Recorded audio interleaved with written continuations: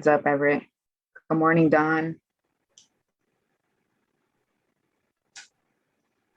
Michael Prado here. My PowerPoint is in Spanish. You're gonna, at the top of your screen, Michael, there should be a green bar that says you are viewing Itzel's screen. It says view options, select view options, then click English PowerPoint.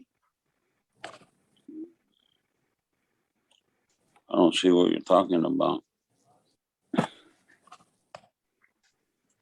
At the top of your screen, there should be a green, do you see a green bar? No. There's a green. The green box, it says share content. But At no, the top of your screen? No. I don't have no green bar. Are you on your phone, Everett? Or Everett, sorry. Michael? No, I'm on my Oh, iPad. okay. You're on an iPad. Yeah. Okay. Should still be able to see it, but All right, final roll call for advisory group members. I see Everett. Everett's screen is on. Gina Mean, good morning. All right, 10 seconds for advisory group members to turn their cameras on, and we'll take a final group photo for the year. Honey, let me have your phone so I can go call my phone. Oh, there you go. We see you, Michael. We see you, Jonathan.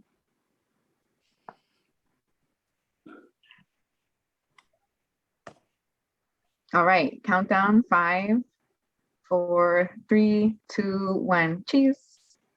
Cheese. Queso. Great. Awesome. Thank y'all so much. You're welcome.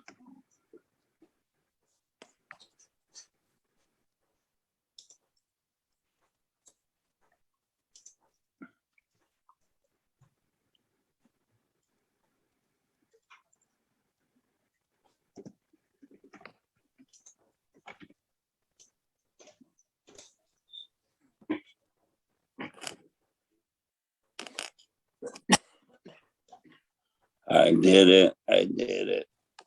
I did it. No, I didn't. Give me your phone. Honey. All right, I hit where it says more, Mm-hmm. and it gives me the choice there to language interpretation. It has the globe. Okay, good. You're gonna want to select that. Okay, so I hit language interpretation for English, and nothing's happened. Everybody can hear you. Well, we can hear you, so it is working. So you are in the English channel. We can hear everything okay.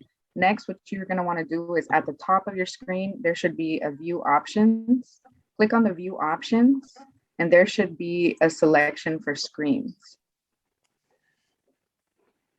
No,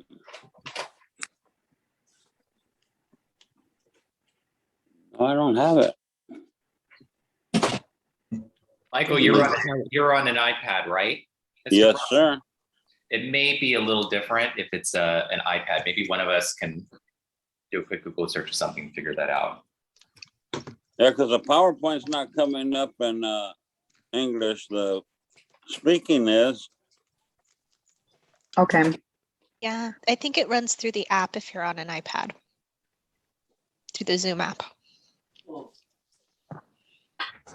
Okay, so maybe in the meantime, maybe Itzel or Ernie, if one of you two can connect with Michael to just troubleshoot this. In the meantime, we'll go ahead and get started. The first part is our introduction. So we won't need to be looking at the PowerPoint for that intro. And hopefully once we get to the part of the PowerPoint where we want folks to review, we'll have that selected. I'm gonna go look for mine. All right, so I think we have most folks here. We're still waiting on a few advisory group members, but we are going to go ahead and get started because it is 9 a.m. So I want to welcome everyone for joining us today to our final Safer Advisory Group meeting of the year. We are going to go ahead and move on to our intro slide. If we could go to the next slide, please. Awesome. Thank you. So before we begin, I want to remind folks that we have this meeting being publicly webcast at video.calipa.ca.gov. We're webcasting this video in English and in Spanish, and we are going to be posting the recording of this meeting as well as our notes on the SAFER website for anyone who wasn't able to join us today. As a reminder to everyone, the Water Board's mission is to preserve, enhance, and restore California's water resources for the benefit of present and future generations.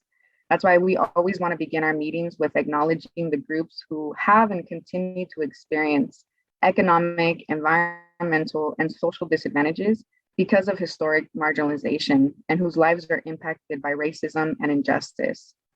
We hope that the work of the SAFER Advisory Group and the work of the SAFER program continues to work to strengthen and empower Indigenous and community voices as we work to ensure that everyone in California has safe and affordable drinking water. Next slide, please.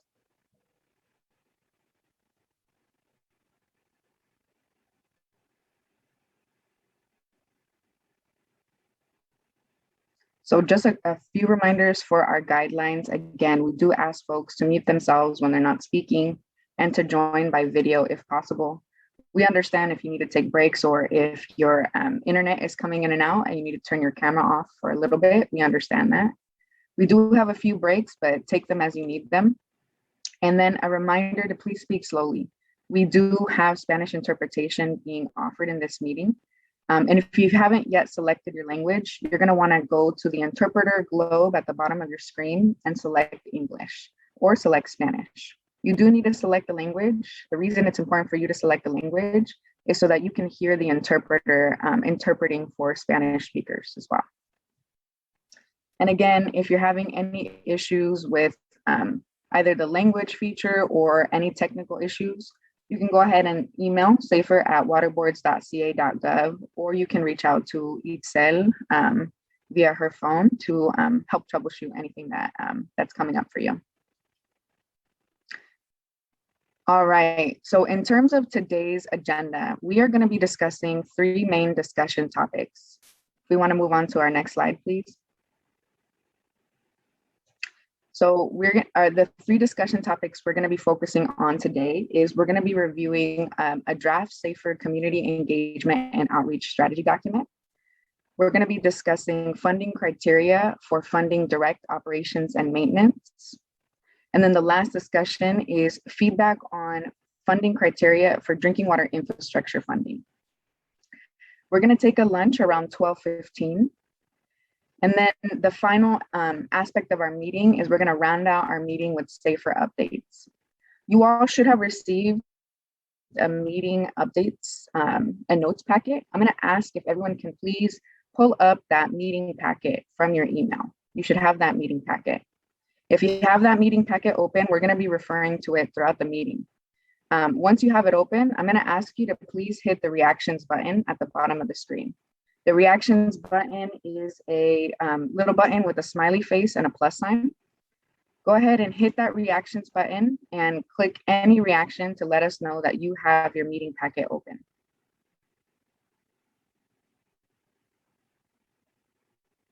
Okay, Gina, I see. Don White has their meeting packet open. Jonathan Nelson has their meeting packet. Maria Luisa. Okay, awesome. Horacio, Sergio. All right, if y'all are having difficulties finding that email, please let us know and we'll resend you that meeting packet, but we are going to be referring to it throughout the meeting. All right, so to kick us off with introductions, I'm going to pass the mic to Jessica, who's going to lead us through our opening. Thanks, Adriana, and good morning, everyone. Since it's been a while since we've seen each other, we thought we could do a quick round of introductions. So when I call your name, please unmute yourself and share your video if you can, and tell us your name, your affiliation, your physical location, and your favorite fall or winter activity.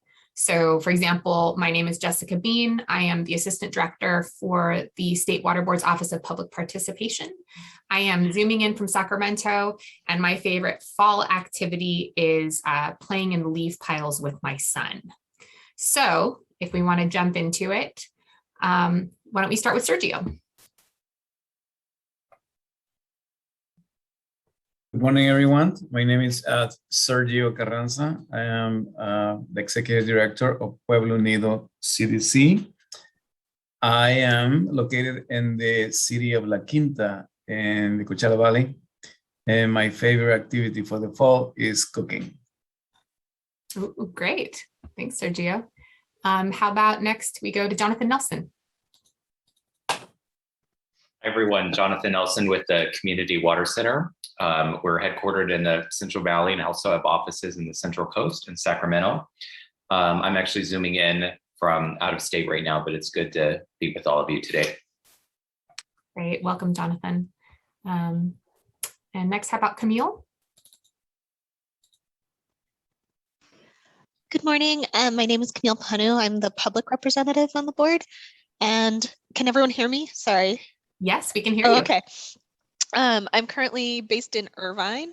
And my favorite fall activity, I really like hiking this time of year. I like how crisp the air is. It's like the perfect weather. I like it much more than spring or summer. I'm with you there, Camille.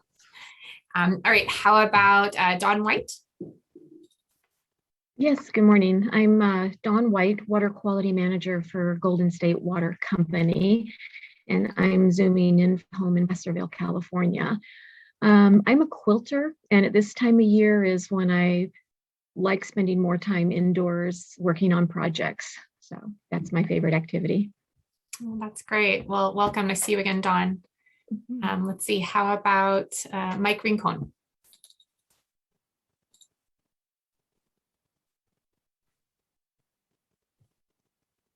Good morning, everybody. Yes, Michael Rincon, policy researcher at Physicians for Social Responsibility, Los Angeles.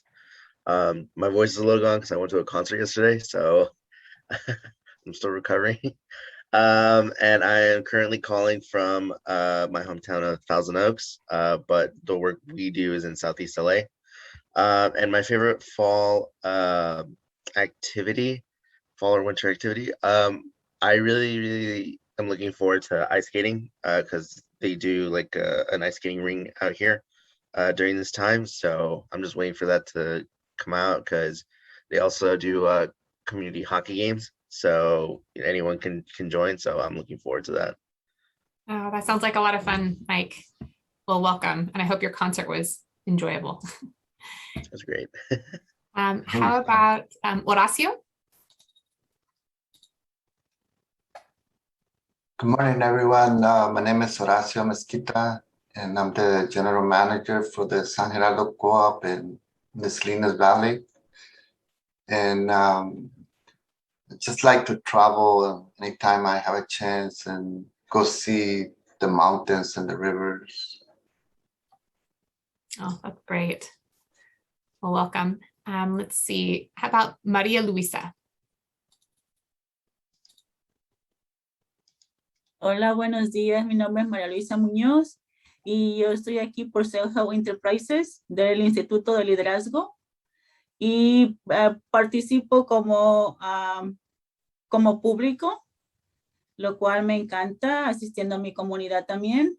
Y en el otoño me gusta estar con mi familia celebrando todas estas festividades, pero en el invierno algunas veces vamos a las montañas o es contradictorio porque a veces vamos a la playa también, algo que me encanta.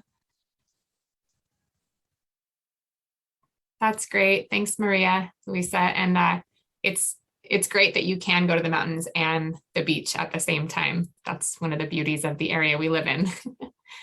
I do also want to remind folks that if when Maria Luisa was speaking, you only heard the Spanish interpretation, you'd also like to hear the English, just go down to your interpretation feature and select that. If you select English, that'll allow you to hear both the interpreter and if you need to.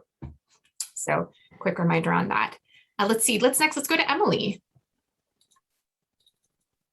Hello, Emily Rooney with Agricultural Council of California. I'm zooming in from my office in Sacramento today, and my favorite fall activity is Thanksgiving.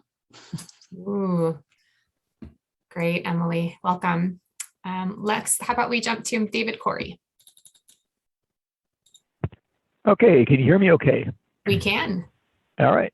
My name's David Corey. I'm here on behalf of the Central Valley Salinity Coalition, participating from Dos Palos, California, on the west side of the San Joaquin Valley. My favorite fall time activity is actually harvest. So finalizing a harvest for the year and reaping sort of the benefits of all the effort you put through in the year and bringing the crops out of the fields. That's great, David. Welcome. How about next? Let's go to Michael Prado. My name is Michael Prado Sr., and I'm part of the, I serve on the Sultana Community Services District, CSD. And my location is the central San Joaquin Valley, northern edge of Tulare County, and the city is Sultana, California, approximately 30 miles east of Fresno. And my favorite fall or winter activity is football, Cowboys, and probably play inside games, board games. Oh, Thank that's you. great. Thanks, Michael. Thank How you. about next we go to Castulo? Hey, good morning. Name is Castulo Estrada. I'm a board director for the Coachella Valley Water District. Here right now in the city of Coachella where I work, so I'm sitting in my office. And I have two kids. I have a 5-year-old and a 3-year-old girl, a 3-year-old boy and a 5-year-old girl. And we like to go to the Disneyland and the Universal Studios just because it turns into Christmas theme, and that's what we do. Really like it. That Thank sounds you. great. Let's see, how about next we go to Jianmin?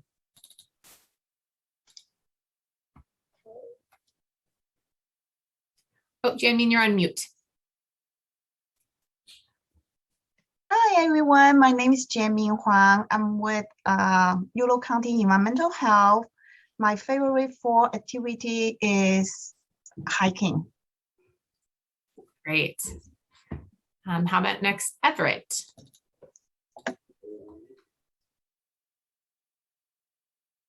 Name's Everett McGee. I'm in Bakersfield. Looks like camera started working. How about that? Yep. Anyway, I'm with 4 Acres Water Company. I'm a director. And favorite activity is officiating football in the fall time. Great. Thanks, Everett. And how about Don James? Morning. My name is Don James. I am here in Smith River, California. Tolohodini Nation is the people I work for. I'm utilities operations manager. My water system is a Hollandquit community water system. Fun thing for me is just slinging some mud around with side by side or quads. So. Great. Thanks, Don. Sounds like fun. All right, and Jonathan Ratch. Good morning, everybody. This is Jonathan Rash from the Indian Health Service. I'm based out of Sacramento, and my favorite activity is spending time with my family. Oh, I think it's a great one to end on, Jonathan. Thank you. Did I miss any of the advisory group members? If I did, if you could raise your Zoom hand. Okay, looks like we're good. So I'm going to pass it back over to Adriana, who's going to break us into our first discussion topic for our meeting. Thanks, Jessica, and thanks everyone for sharing your favorite fall activity. Before we jump in, I just want to remind folks about the option to select the English and the Spanish PowerPoint. Our English PowerPoint, it dropped for a little bit. So if right now you're wondering which PowerPoint you're viewing, you want to go to the top of your screen, select view options, and make sure that you are choosing your appropriate language. So to kick us off, our first discussion for today is a proposed outreach and engagement strategy for the SAFER program. This is a strategy. You're going to be able to find it on page 2 of your meeting materials. So go ahead and open up your meeting materials because we're going to be reviewing it. So outreach and engagement is really a critical tool for the SAFER program. Thinking a little bit big picture, today's drinking water challenges were not created because of technical challenges and were not created because of lack of funding. The root causes of today's drinking water disparities are really rooted in social and political challenges. They were caused because of legacies of historic disinvestment and systemic racism. So if we as a SAFER program are really here to advance equity and resilience, we need to address these root causes. And one of the ways that we do this is through robust community engagement, through a process where the community members who are living with unsafe drinking water are also seen and valued as equal partners in the process of identifying drinking water solutions for their community. There are many benefits to community engagement. It really helps keep solutions on track, keeps projects moving forward. It helps identify potential risks and issues early on in the process. Over time, it helps build local community capacity. And when thinking about water governance, engagement really supports an equitable, resilient, and transparent water governance process. So we have been implementing various levels of community engagement so far in the SAFER program. So currently, our engagement has really been focused on water systems that are currently out of compliance. So water systems that are currently not serving safe drinking water. And in particular, communities that are undergoing a process for the appointment of an administrator or a process of consolidation. That's really where our outreach has been focused so far. Our outreach so far has included having public meetings and sending out meeting materials like flyers, public notices, and postcards with updates on project progress. We've also really made sure that we are supporting language access needs in the community as well. So even though we're doing this engagement, we have encountered some challenges and some barriers. Michael, I see your hand raised, and maybe Itzel, if you can reach out to Michael and just check in with him about his question. And then we have time at the end of this overview to ask any general clarifying questions about the strategy document as well. So even though we're implementing these engagement strategies, we have encountered some challenges. One of the things that you all may be familiar with is that drinking water projects take a really long time. They could take several months or several years. So the gap in between the time when we have a public meeting and when there is an update on a project could span a couple of months. And that gap in communication for people who are living with unsafe drinking water, it can feel really frustrating, right? And it could really lead to feelings of distrust or frustration about the project process. Other challenges we've encountered is that at the State Water Board, we don't have the same capacity to do direct engagement with all communities. So even though we send out mail information through the mail, through other methods, we don't have the ability to directly call all constituents in water systems or have a deeper level of engagement. In some areas and in some communities, we have been able to work with local partners. So for example, Self-Help Enterprise has been a really great partner in many of our communities. They've helped with printing different materials, and more recently, they've also helped with hosting in-person viewing sessions for people who didn't have internet access or who couldn't join via the computer. So those type of partnerships have been really helpful to make sure that people are able to participate and learn about what's happening in their community.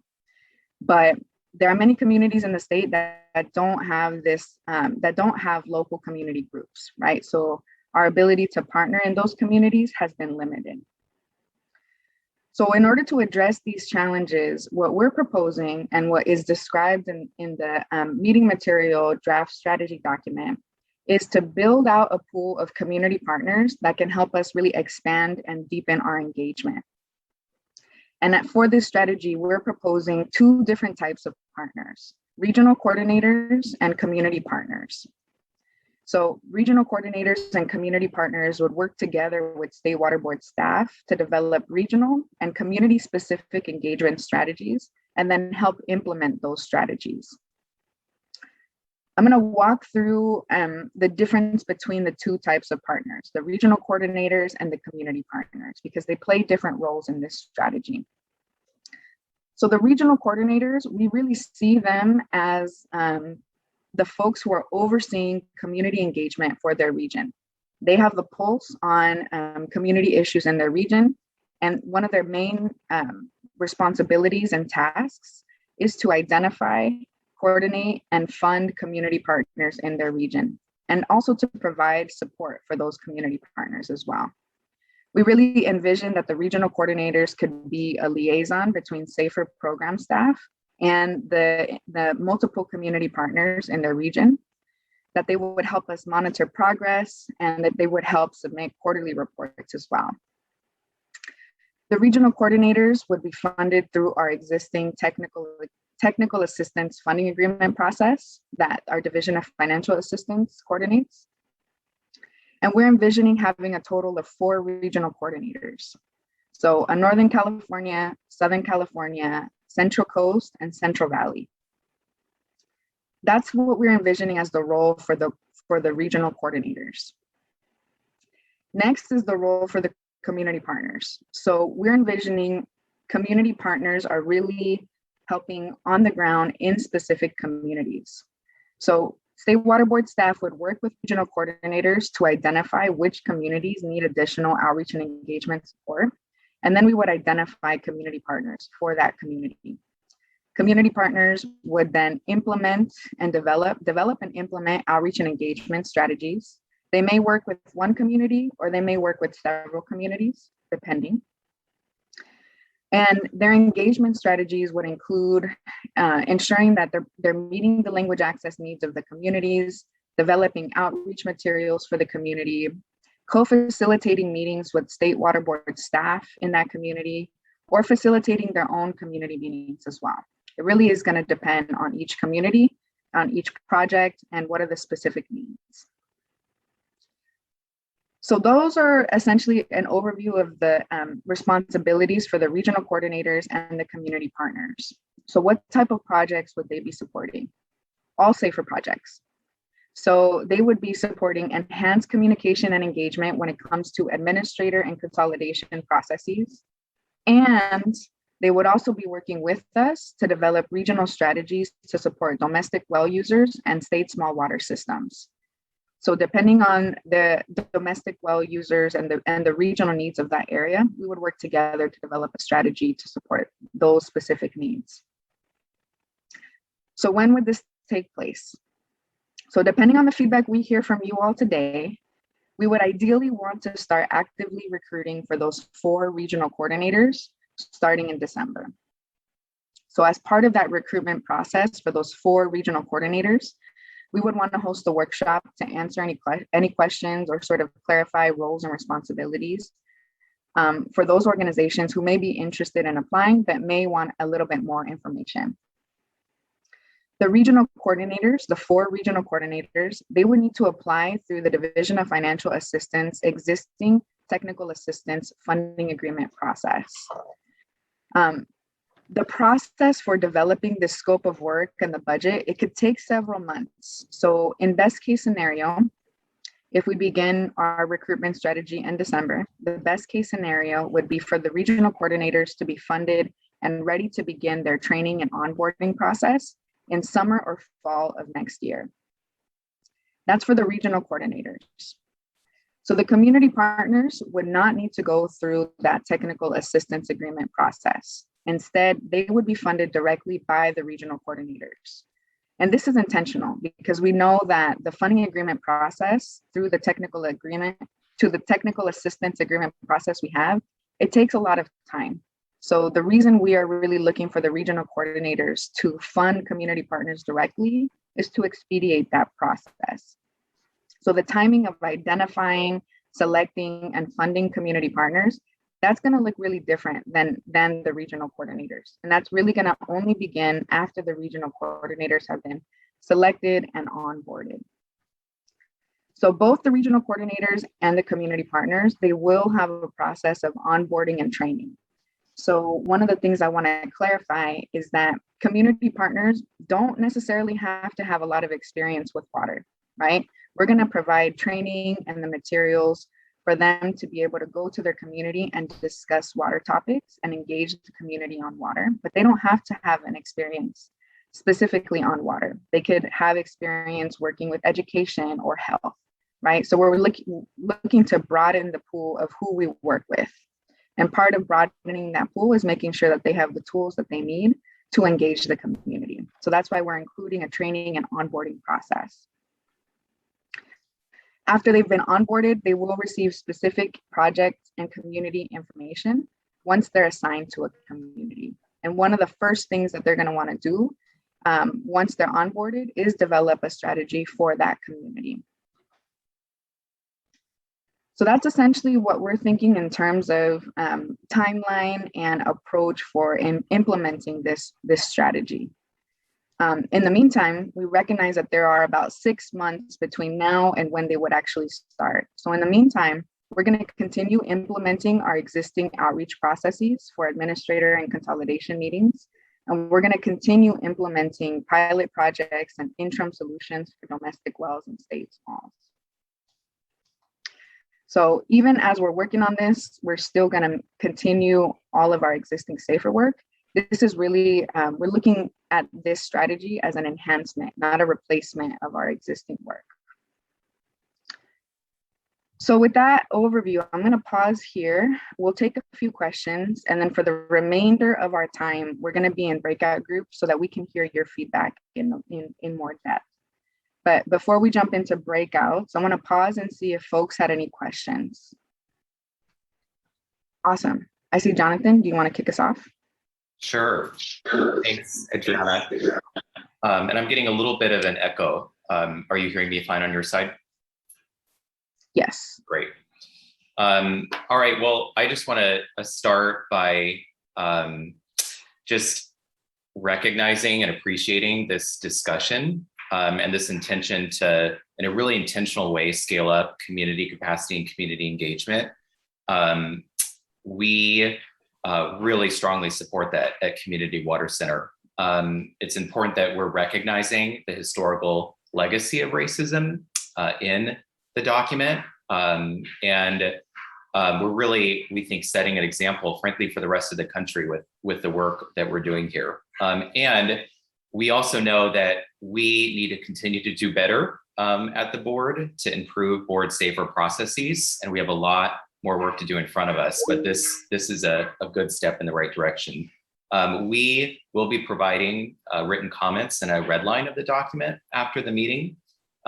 So we look forward to sharing that. We did want to just flag a couple, though, comments just for framing on our side. The first is when on page 2, when we talk about burnout, community burnout, it's really important that we recognize that in a historical context, that many communities face burnout because they've been burned by processes that haven't served their needs and haven't worked for them. So we think there's space to sort of massage that, but there's a lot of really important points on page 2. Just one other point we want to stress is that part of the challenge we run into, and this relates to the project progress bullet, is the inability of the state to commit to project funding until oftentimes years in the process. And that contrasts with, we oftentimes ask communities to commit to the project before there's a commitment to funding. So we've asked for this idea of a pre-approval process, almost like being pre-approved for a home loan, in which the state would guarantee to the communities that that there is funding to support their work. And I know that conversations are happening around that, but it would really go a long way to support projects if the state could, in an even more formal way, come in at the beginning of a project and say, we are committed to see this project through to the end of the finish line with a funding guarantee. With that, we really appreciate the start of this conversation. Thank you for the good work on this. Awesome. Thanks so much, Jonathan. That's super helpful. The next hand I saw raised was Horacio, and then I saw Maria Luisa, and then Gastulo next. Adriana, I just need some clarifications on the 4 regional coordinators, are you talking about the staff within the SAFER program or the State Water Board or other organizations? Can you explain a little bit? Mhm.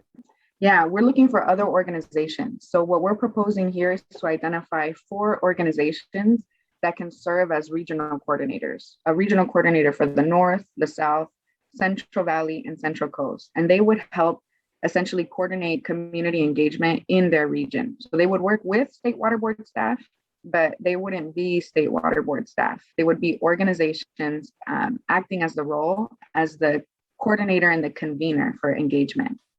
Does that help answer your question? Yeah. And also on the community partners, are we talking about regular people or county officials or just anybody? Yeah, that's a good question.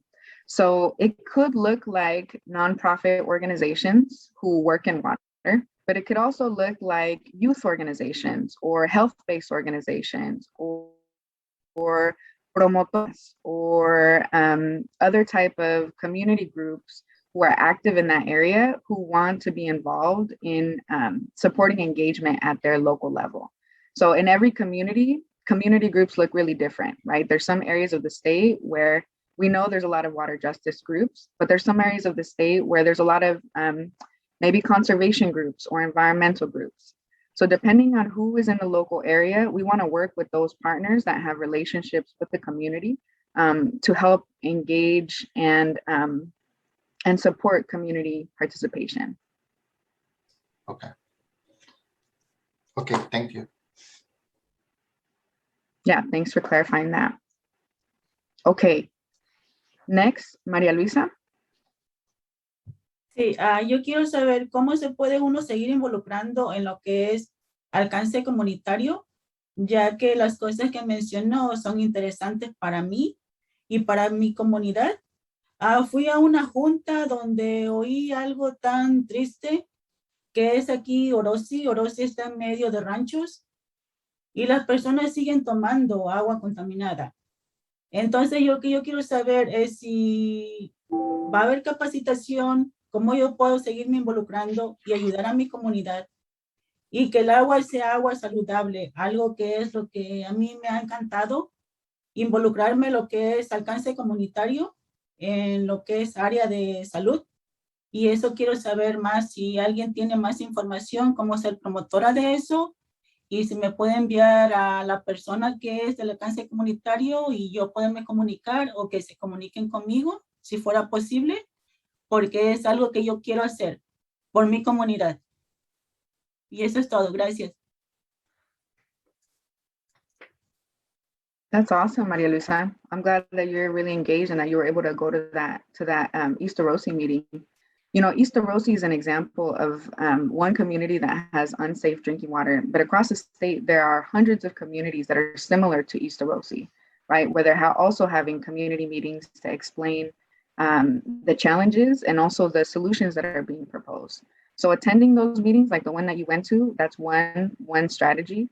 And what we're proposing here is really working with other organizations to build engagement for other communities similar to East Orosi. So if, for example, you're part of a larger group and you'd be interested in having your group be a community partner, we could talk more to see if that's something that you would be interested in. I think another opportunity for members of the public is to just raise awareness that those meetings exist, right? Bringing friends to those meetings, sharing information on social media, or just in general, sharing that knowledge is really important and really, really valuable. So we could follow up with you after the meeting to see if you're part of any organization that may be interested in being a community partner for other communities as well. But thank you. Okay, the next hand I saw up, I think it was you, Castulo. Adriana, I just had some general comments and maybe a question. I was just wondering if you had any thoughts on, or whether there was any limit to the number of community partners per region. kind of had the similar question as Horacio as to whether you were, whether there was any limitations on whether these either regional coordinators or even community partners were limited to nonprofits, or whether you had any thoughts on whether these coordinators or partners could be consultants. And the reason I say that is I know that there's some consultants out there, firms that are heavily engaged in Sigma. They're engaged in the IRWIN process, which in itself requires a lot of regional coordination. And so I was wondering if it was limited to nonprofits, and then just a general comment or question. If you had any thoughts, or SAFER had any thoughts on any role that public water agencies could play in a region, and in conjunction with this effort, if there's any room for that, or if in your mind there isn't. That's just some general comments. Yeah, that's super helpful. I think there's two questions here. So I want to address, the criteria.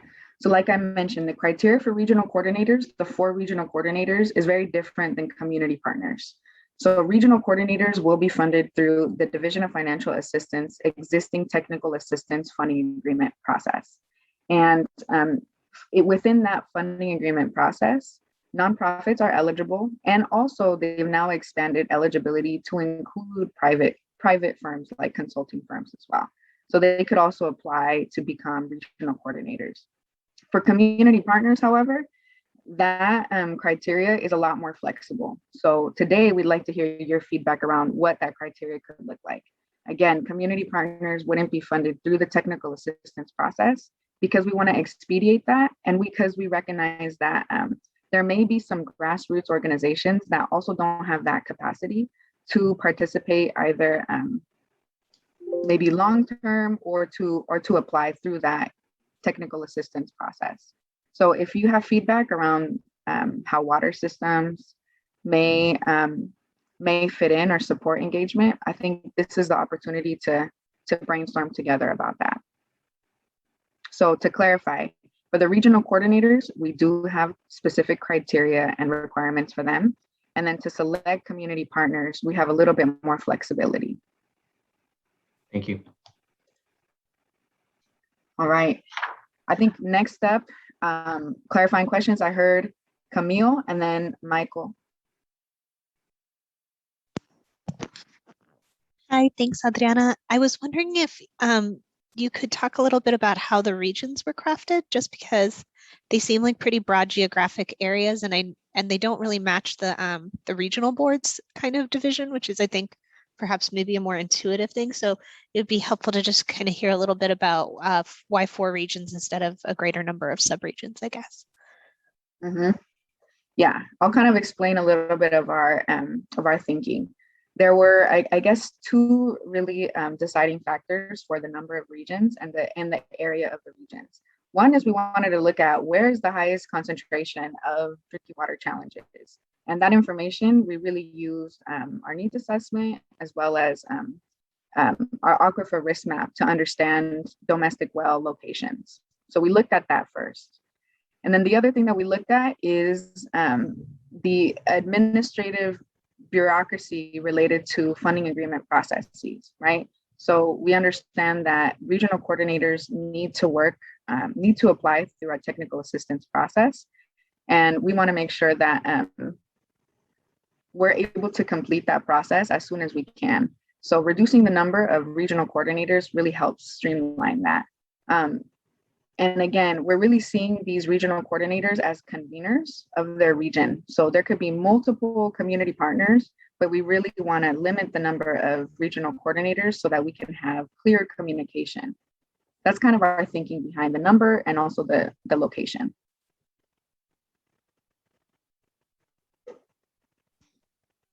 Thank you. Yeah, thank you. All right, Michael, I think you've got the last question before we go into breakouts.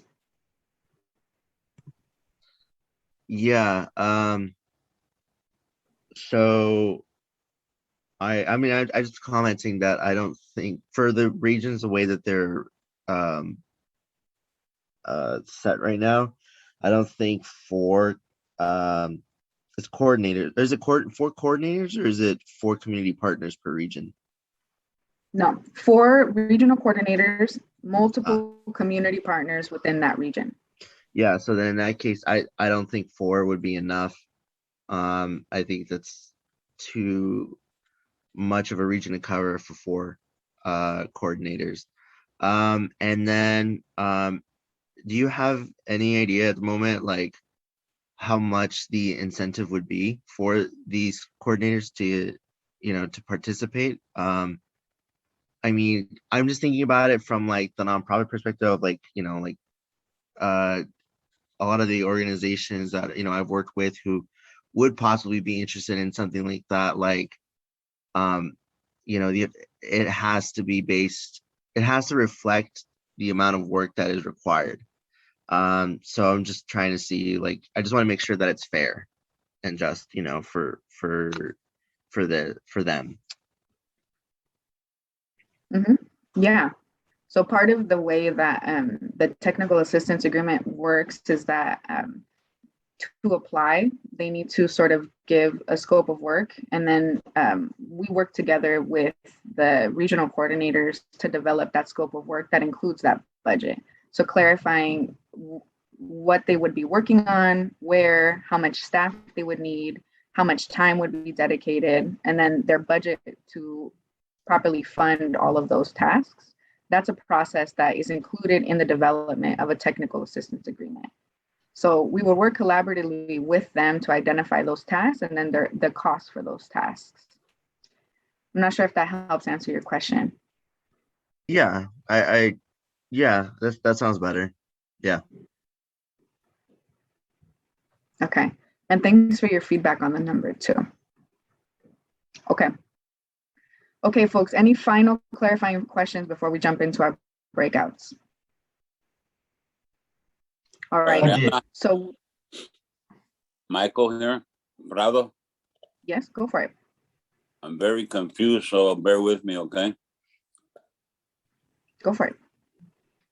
I'm trying to figure out what's going on.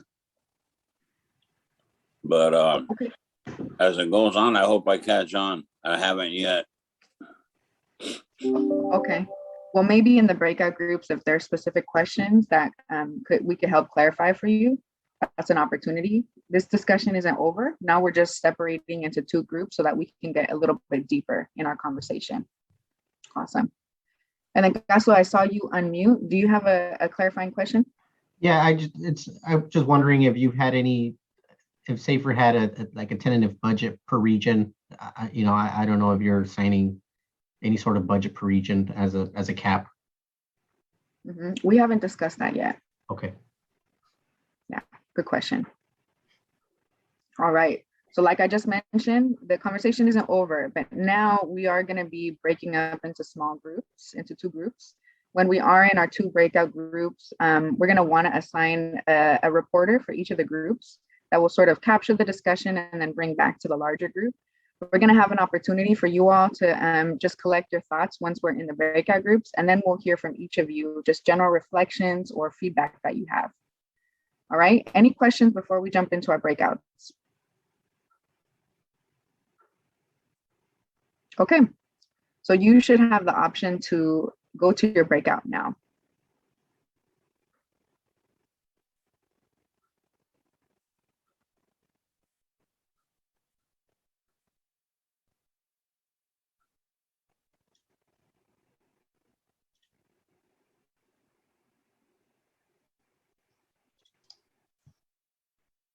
Adriana, I don't think any of us received a prompt to go to breakout. No, you didn't. You're staying right here.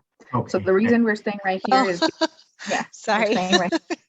We're waiting for everyone to leave. Not everyone has left yet. But the reason we stay in this large group is because we want to make sure we have the interpretation feature here. No worries. I apologize. I was just so confused. We're going to just wait a few moments for the English webcast to go to the other breakout room, and then we'll go ahead and get started. As we're waiting for the English webcast to go to the other breakout room, is there anyone in our group who would volunteer to be our reporter? And again, the reporter would just capture big, high-level thoughts that we talk about and then share it with the larger group. I could do it. I think, Awesome. Thank you for that. Did it last time, so. Okay, awesome.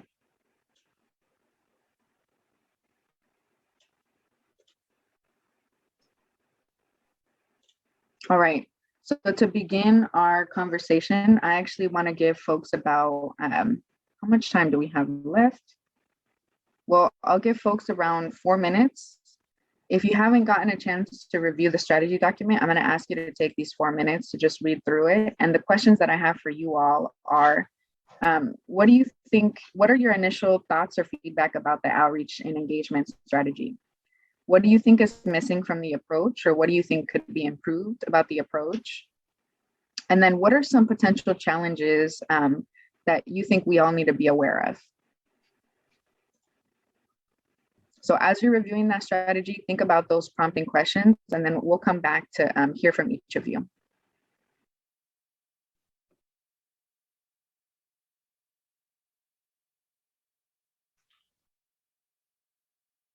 Adriana, what was the first two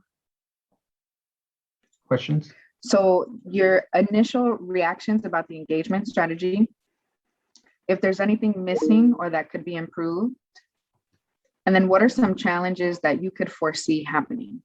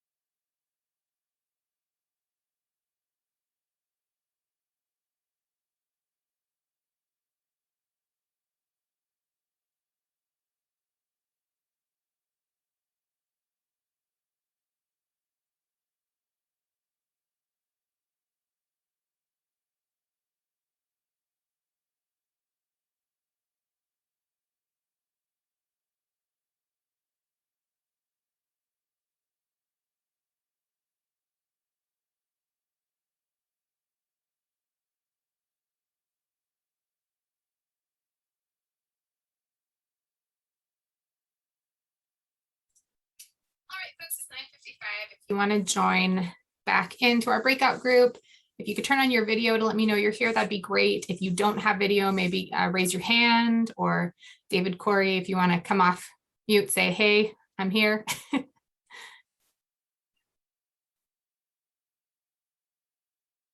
Oh, I see a thumbs up. Great. I'm here. I'm here. Okay, fantastic. Just didn't want to start without you. Great. So again, we're going to be talking about your initial thoughts on the community engagement strategy, and just to kind of wrap this up or ground us a little bit more as a reminder, because there was a lot of discussion that we had on this, and it's a big topic. So I imagine we're going to get into some interesting details here. But in general, the proposed strategy is that we're going to have technical assistance agreements with 4 regional coordinators.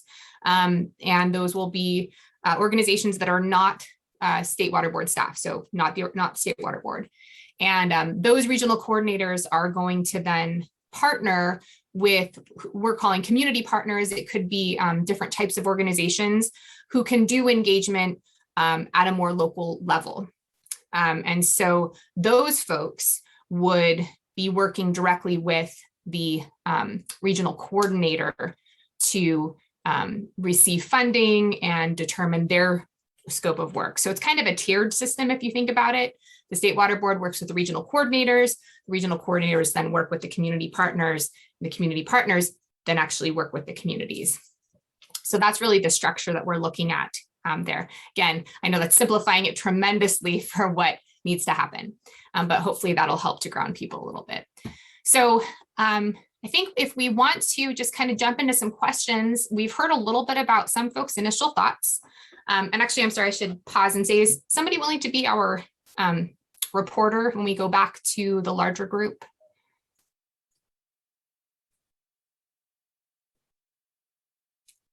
Don, you're smiling.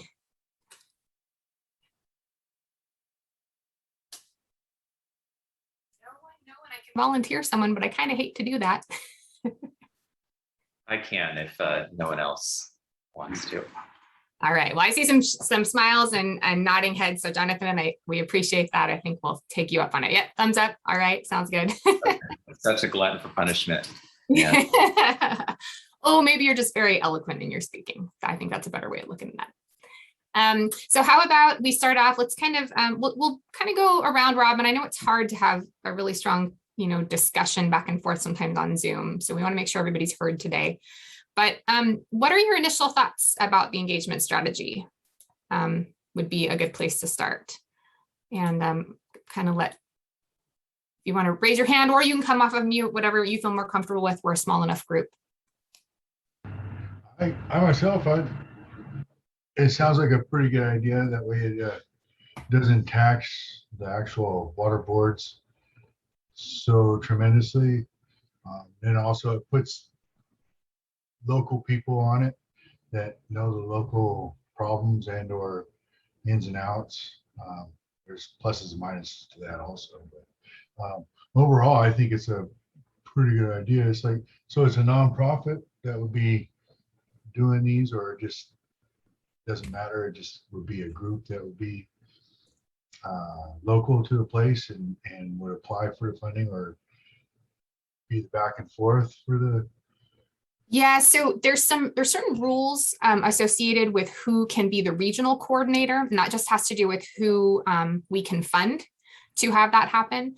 Those could be nonprofit organizations, and it also could be a private firm.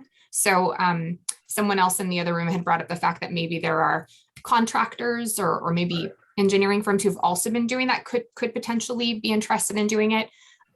Past that, once you get past that piece, those community partners, that could vary a lot depending on what the local organizations, who those community partners might be.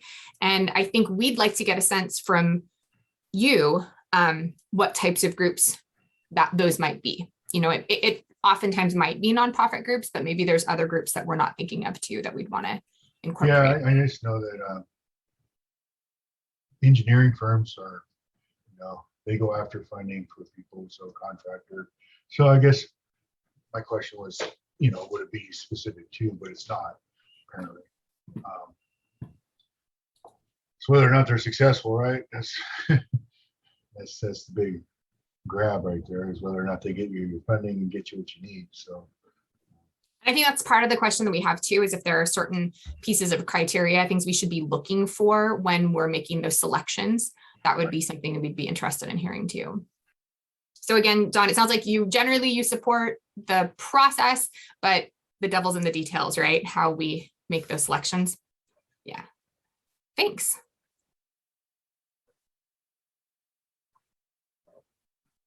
What about you, Jianmin? Do you have thoughts on this?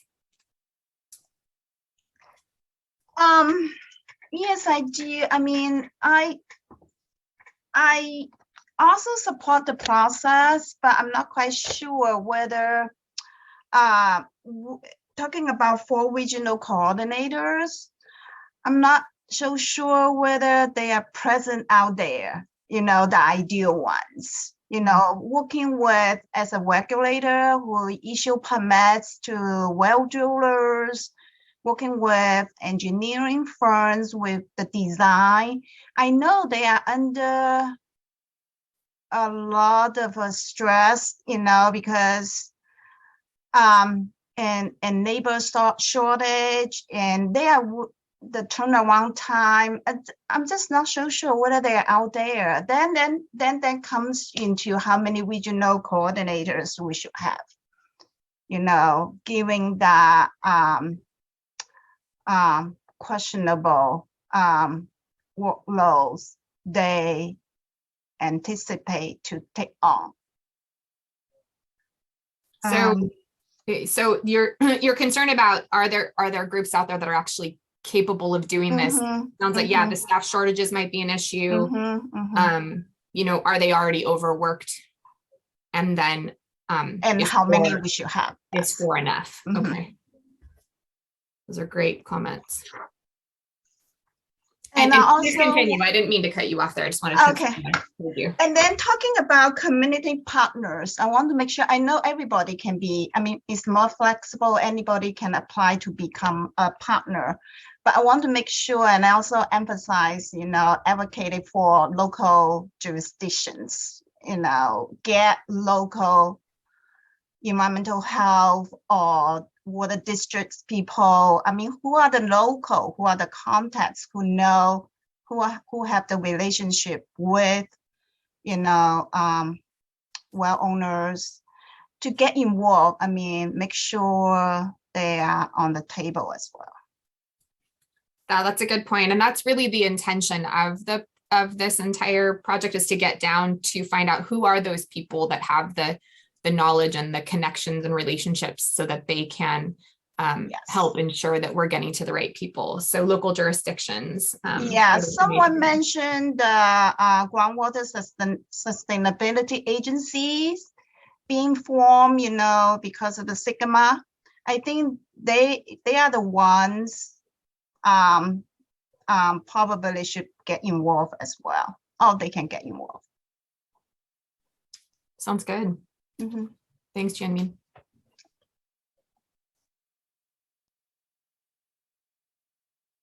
Other folks have initial thoughts? For me, I really like the idea of having community leaders engaged more directly in the process and helping to sort of overcome some of these barriers that you guys outlined here. I have one comment and then a kind of a question, or maybe it's a comment. I would support Castulo's comments or questions around the budget. What is the budget? Like, what is this? I would say cost for the 4 coordinators plus the regional, the coordinators and the community partners, right? What's the total cost we're looking at? Because for me, the way I view the program, externally, there's been some concern brought up about the need to get these projects done quicker. And there is an audit from JLAC right now looking at SAFER, and I don't know what the process of that audit is. And frankly, I think it's premature to be doing anything like that.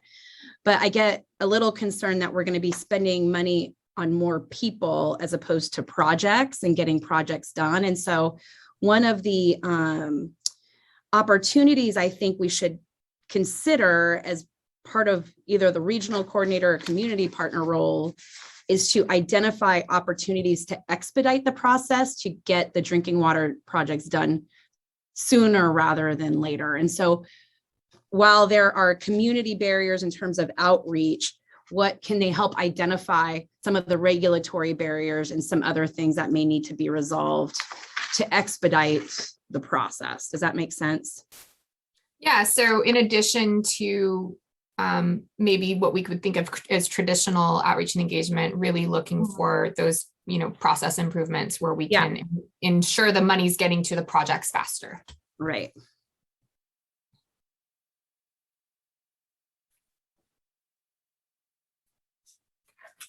And I think that actually seems to connect a bit to, I believe, what Jonathan was talking about in the main room about that timeline for funding. I mean, that kind of relates there too. So Jonathan, do you want to jump in and share some thoughts? Well, I'll just start again by saying that this is really encouraging and positive from our perspective. And we fully support the concept, and there's clearly work we have to do to fill in the blanks. But this is overall really positive, recognizing that for us, the communities that historically haven't had access to safe water haven't had the capacity or the engagement to secure their human right to water the way that other communities with more capacity, more funding have been able to. So having this kind of process is just one of the strategies that is complementary to and in parallel with other strategies that we're working on, like making the safer processes more effective and efficient. For us, they all work together. So this is a key strategy, and we support it. I did have a couple questions. The first is just to clarify, when we're talking about community partners and how the state will support community partners, part of that will be through these regional coordinators, right, which will be coordinating the community partners. But the regional coordinators will also have funding to fund those community partners. Did I understand that correct? That's correct. Yep. For the regional coordinators, several people have already mentioned this, that the regions are pretty large for the idea of having 4 regional coordinators. So we may want to keep talking about what's the right way to slice and dice the state, recognizing that, for example, in the Central Valley, there's a lot of drinking water challenges, and there are a lot of community groups that are on the ground that maybe aren't necessarily working on water. So is it realistic to have one regional coordinator for the entire Central Valley? I think that there's space to talk about that more. As you're thinking about onboarding regional partners, I know you talked about the technical assistance process. Because these roles are really important, are you thinking about having any type of like competitive solicitation process, or just maybe you could provide a little more clarity about how you're going to weigh and pick regional coordinators if you get 5 different applications or 10 or whatever that number is per region? That's a good question. And I don't know that we are at that point yet. I think that's one of those blanks that we need to fill in, is how we would, what types of things we would want to look for in to pick one over the other. Yeah. There's certainly, criteria that we can look at. I'd be interested to hear from you. Yeah. What would be, a weighing factor for you? Like if we were to have folks that were pretty close to equal, what are the types of things that might tip the scale that you would think would be important to tip the scale? We'd be certainly happy to hear about that. Sure. Yeah, I think, that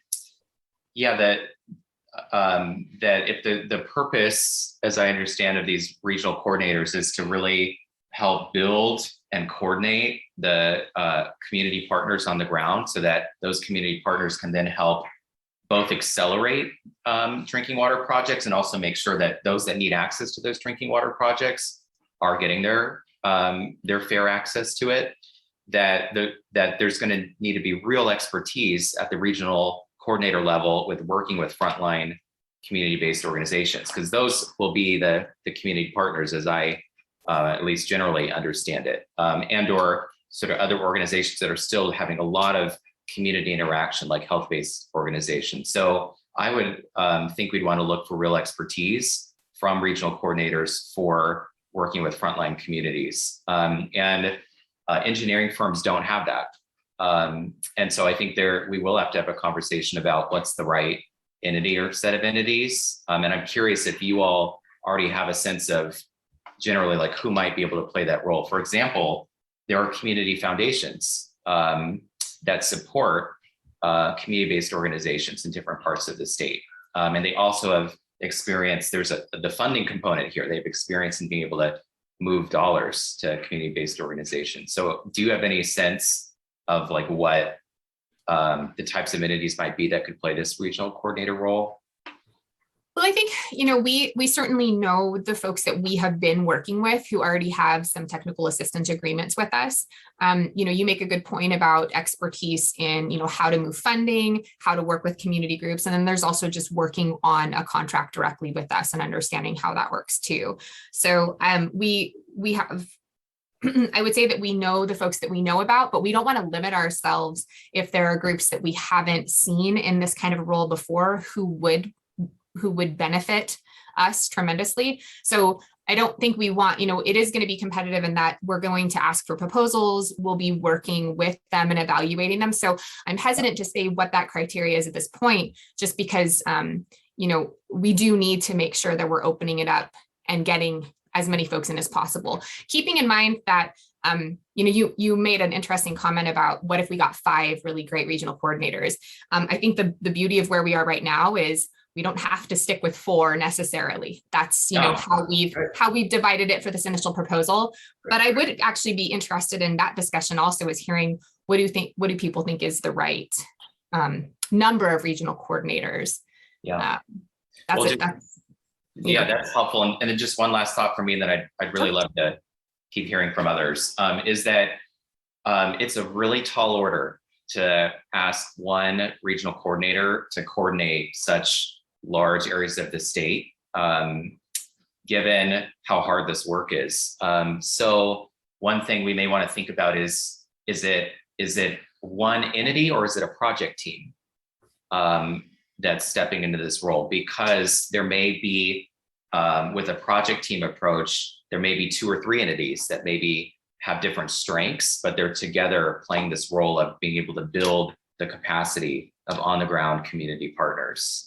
There's entities out there that have a lot of expertise in just being able to move funding around in a way that's quick and effective. And there's entities that have a lot of experience in building coalitions and building the support of community partners. But you may have to sort of piece that expertise together.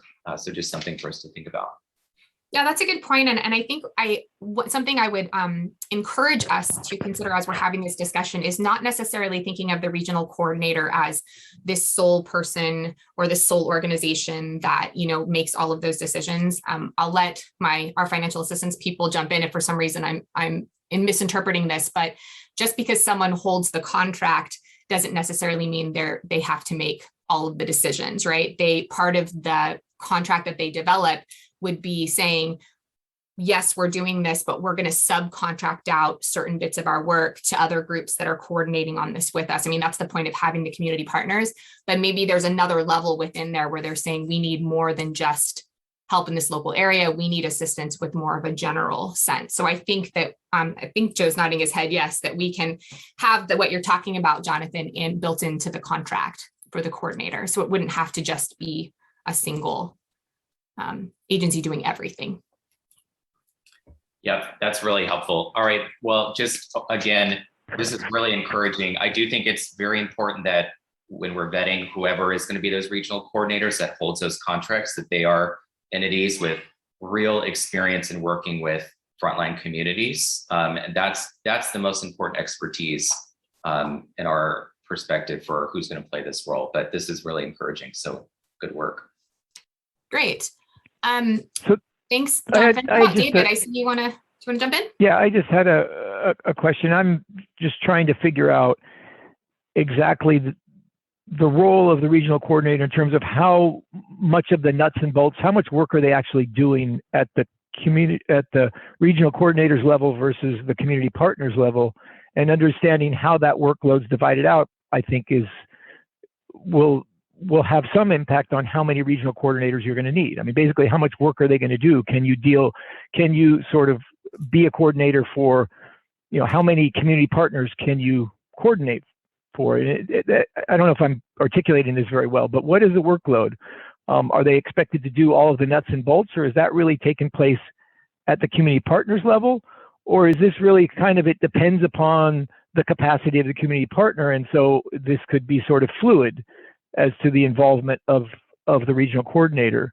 And so I think you have to figure out how you're dividing up that workload, or am I missing the point altogether?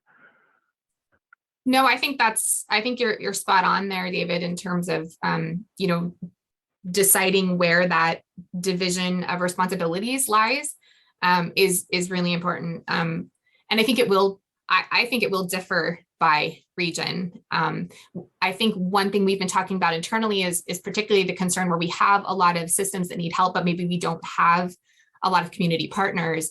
The regional coordinator in that area is probably going to need to be able to do some work to help us find those folks and also get them up to speed and train them. So we do see a pretty large responsibility there for the regional coordinators, and working very closely with the State Water Board team as well. So that's a really good point in terms of what is the division of responsibility going to be to determine how many of these regional coordinators we have. David, did you have any other thing you wanted to comment on, or? I mainly listen and trying to understand, but that was sort of my one sort of just overarching thoughts in terms of how you divide this up. And I do think that as we implement this, we may have to scale it differently depending upon sort of that workload and what the capacity is of the community partners and how we divide this up. So I think that's sort of the vision of the water board as well, that we could add more regional coordinators if needed and sort of adjust this, right? Because it's not all set in stone at this point. Absolutely, thanks. How about Michael Rincon? Did you have any thoughts on either on the strategy in general or this specific topic of, how we divide up the regions? I'm just trying to process it because, like I said, I think that the 4 coordinators are not enough. The regions are too broad, as I mentioned before. I'm just kind of thinking about the communities that we work with in particular, because I would like I would love to have one of the community orgs that we work with, be it like a coordinator, something like that. But then I'm thinking about what are their capacity needs, or what are their needs to be able to be in that kind of position if someone did decide to take that role, And so I'm just thinking that, like, for example, at least in the Southeast LA region, the orgs that we have worked with that work on drinking water issues in particular are still lacking a little bit of capacity to take on a role like this, or even as like a community partner. So I'm just wondering, like, what could the State Water Board provide, not just to those orgs, but like to anyone across the state that would want to be part of this process? What would they need? And part of it is the educational opportunities, that onboarding, that training. If you provide those opportunities, I can guarantee you that more folks will participate, more folks will apply. You can't always exclude folks who don't have that previous knowledge or experience. Yes, that should be taken into account, but I will say that if the want is there, if the energy is there, if they are willing to spend night and day learning to be able to take on this role, I think you can't exclude them. I think if you provide the opportunities for the community organizations, etc., they will show up. And so that's just always something you just have to keep in mind. So I just want to make sure that whatever the process is, that the opportunities are there for everyone to participate, for everyone to apply, that there isn't that kind of obstacle that prevents someone who does want to take on this work, but maybe hasn't had the chance to get there, to show their expertise or to get the expertise. So that's just something that's just in the back of my mind. That's a really helpful insight, Michael, about ensuring whatever education and onboarding we're doing for this, that we're broad enough that we can encourage folks who haven't necessarily been involved up until this point to have that access. And I think that helps with that capacity issue, right? I think I've heard this several times now, that we have a lot of people right now who are interested, but maybe they're just overloaded. And what do we do if we need more people in general? So that's really helpful. Michael Prado, I know that when we were back in the main room, you said that you were struggling a little bit to understand the process. Has this discussion helped you with that? And if so, do you have some thoughts? I'm still lost. Could you maybe help us understand what areas we could help provide additional information on that would help you understand? What is it that we're doing there? So what we're doing is that we recognize that we need to do additional community engagement with the water systems and communities who lack safe drinking water, and that the state water board staff don't have capacity internally, our staff, to go out and engage directly with every community, because it takes time and relationships that we don't necessarily, that we don't necessarily have on the local level to be able to really help people understand and participate in ensuring that they receive safe drinking water solutions. So what we are looking at is building out a process where we can provide funding to some larger, what we're calling regional coordinators, and they would help us to identify the local groups that would be able to do that work. And then those groups would get funded to engage. So it's kind of creating a bit of a structure where we can have a lot of different folks at different levels, zeroing in on the target areas that we need to provide assistance. So those community partners, is what we're calling them, would be doing work to maybe hold meetings or develop information and provide information to residents. Door-to-door knocking?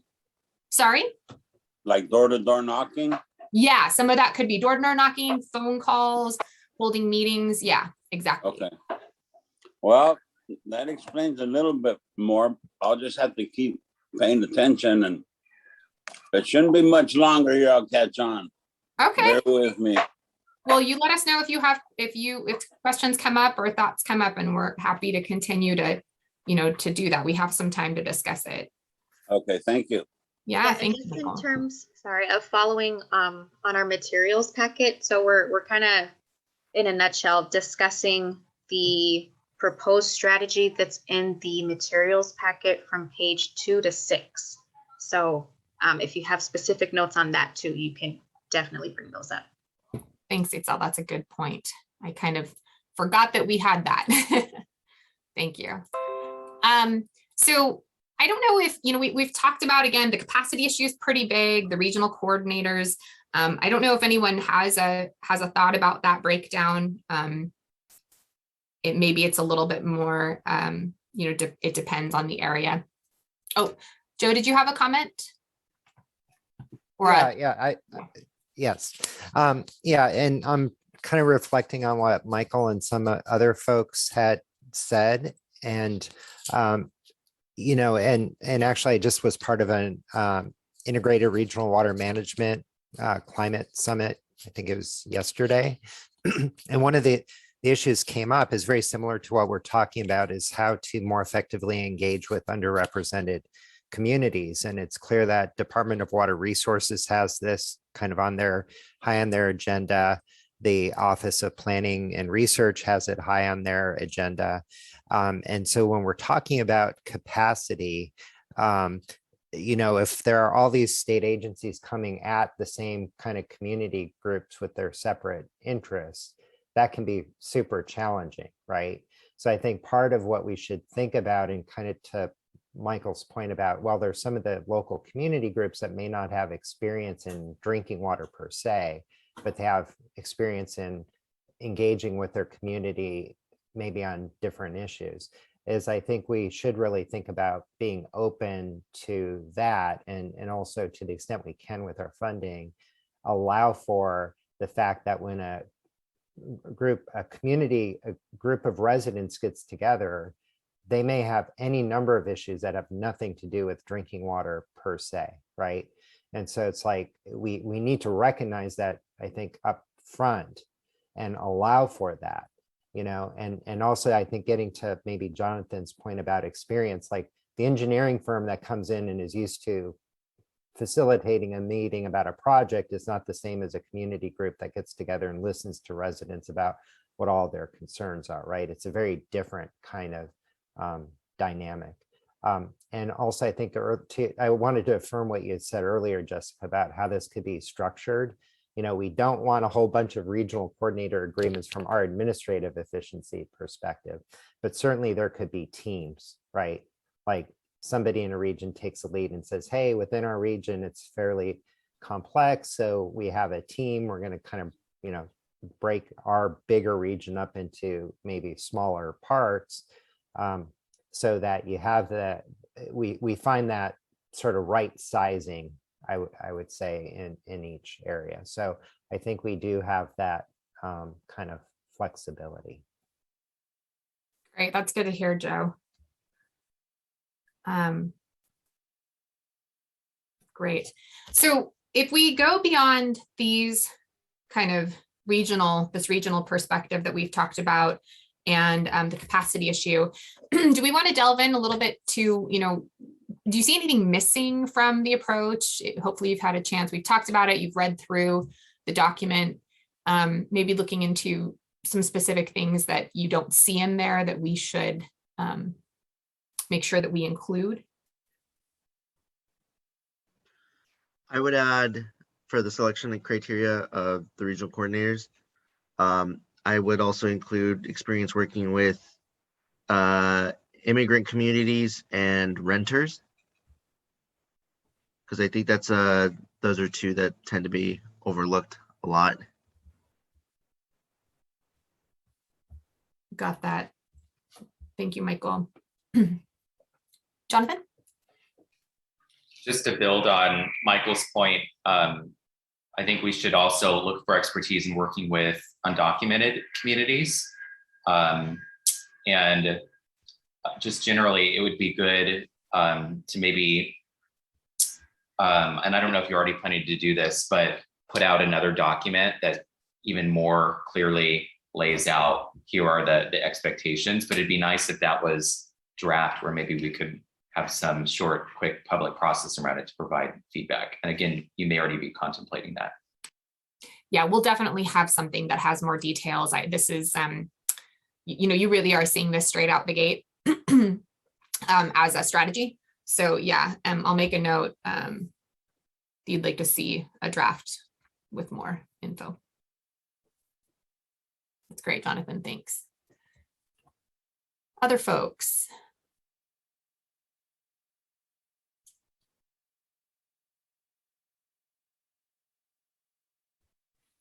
And again, we're still kind of open to moving that in with maybe what may be missing or strategies. One of the questions that we have is, again, going outside of maybe the capacity issue, do you have thoughts on what could potentially go wrong with this strategy, or some of the challenges that you see that we should be highlighting to make sure we're, thinking about as we move into implementing something like this?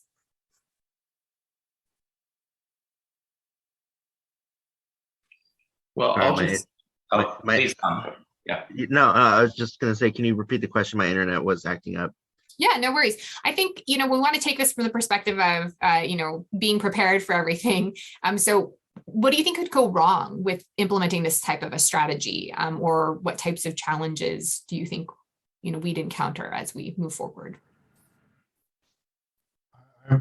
Myself, I would kind of want to look at the markup that these groups or whatever engineering firms or whatever may make sure that the more money will make it to the actual project as opposed to getting caught up in between there. So unless So there's a looking at separate, the costs yes, that these groups are charging versus, yeah, okay. yeah, that's where I'm at anyways.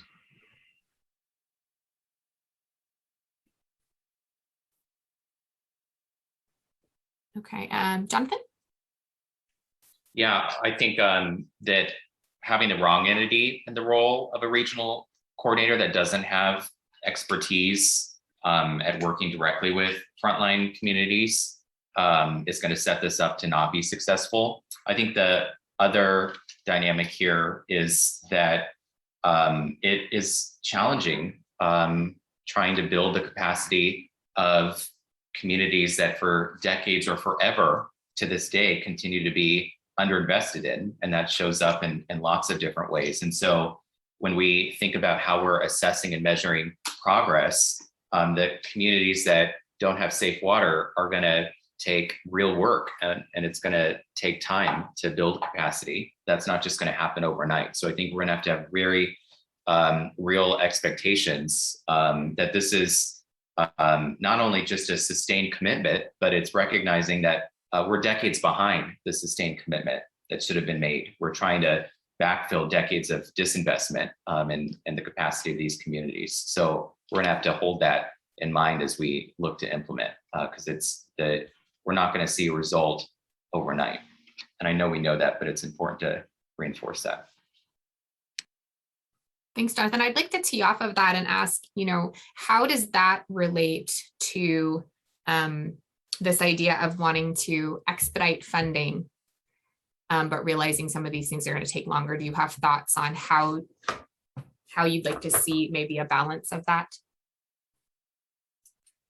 Well, it's not an either or from our perspective. The communities that we work with haven't been on things like SRF lists, and just there. So it's not an either or. Like they don't have safe water now, and they haven't. So this is a strategy for us. It's not a replacement for other strategies, though. It's one strategy, but it's a really core one. So we wouldn't see it as an either or. We think it'll help accelerate getting safe water to those that haven't had it historically. Okay. Michael? Rincon, sorry.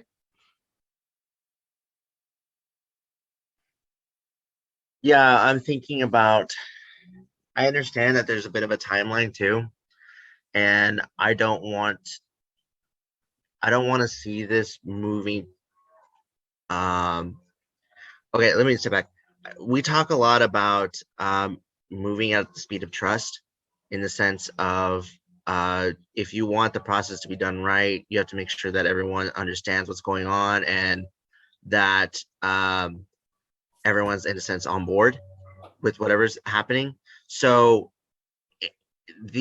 I understand, yeah, that there's a timeline for this, and I'm just wondering if that timeline is too fast to the point where you don't get enough applicants that represent these communities, and because of that timeline, that maybe at this moment they don't have the capacity to get involved, which is going to be a barrier for them to apply. So yeah, I guess my concern is is it too fast of a process? And you're referring to looking for groups, or Yeah, starting looking for to the do outreach now and coordinators, then having yeah. them set up by maybe 6 Yeah. months or 8 months from now. Okay.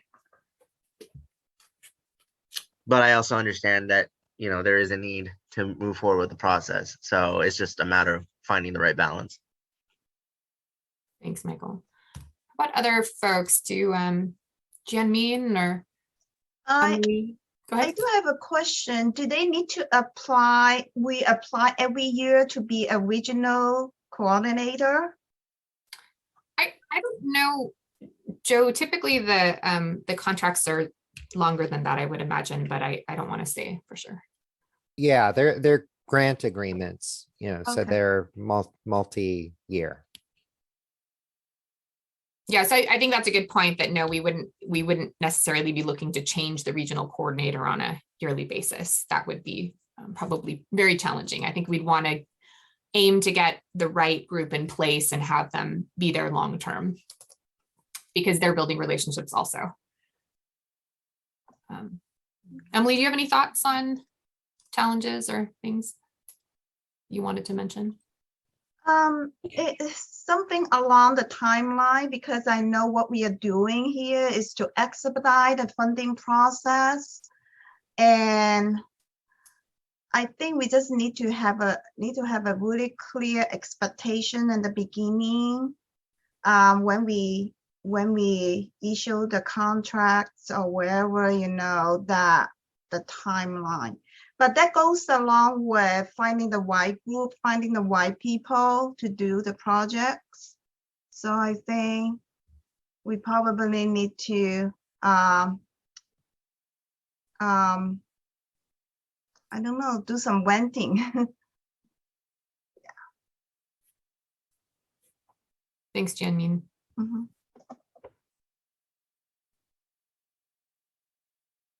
Other folks want to jump in? Oh, Michael Prado? Michael,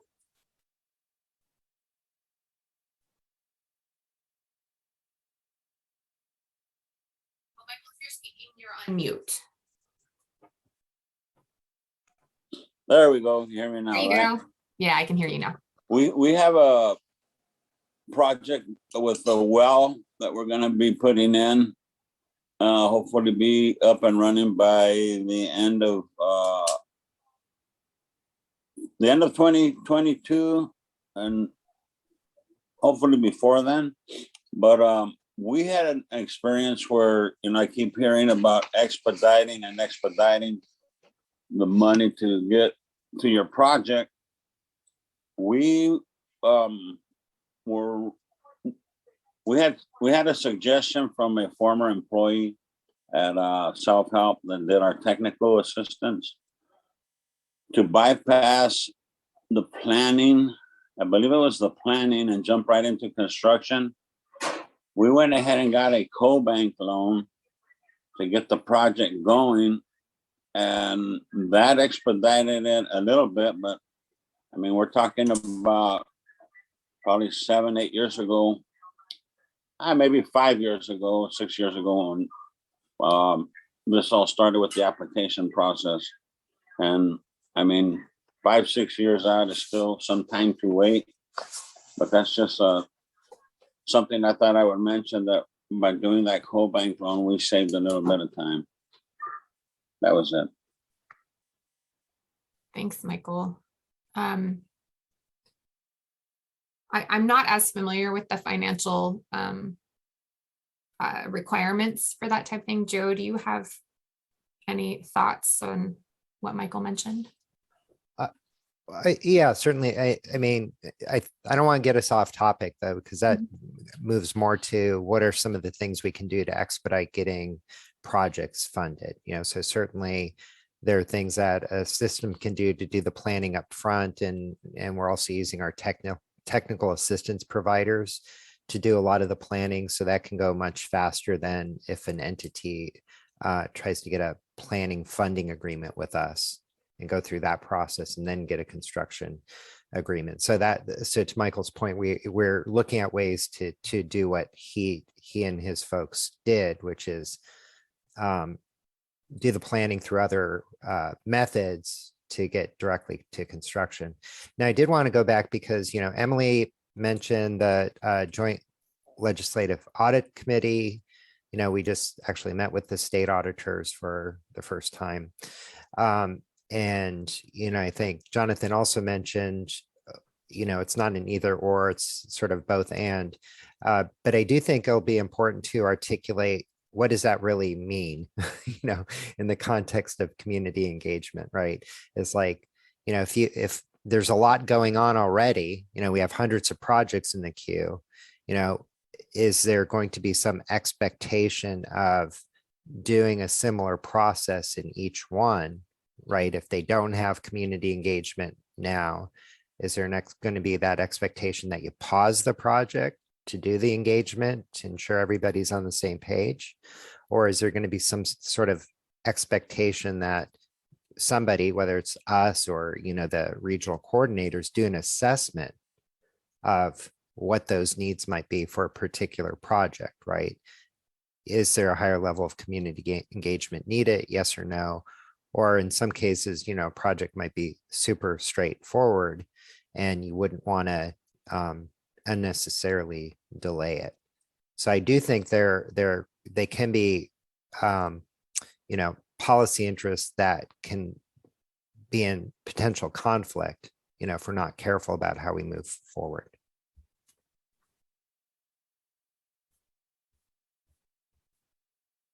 Thanks, Joe. And I think, that also reminds us that going back to some of the suggestions that those regional coordinators really do need to be well versed in a lot of things. I think it's going to be important that we communicate all of these things, and we're working in parallel as state board staff with them to make sure they understand where, where project improvements or process improvements, are possible, and the options the communities can use so that when they're engaging or at the community partners, those can be options that are, relayed to the community as well.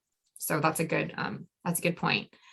Sounds like what I'm hearing a lot too is, just general transparency about what we're doing and how it's going to work so that everyone can ensure that we understand how to move forward. And so these are things that I think we're going to need to make sure we detail in further documents going forward as well, and conversations.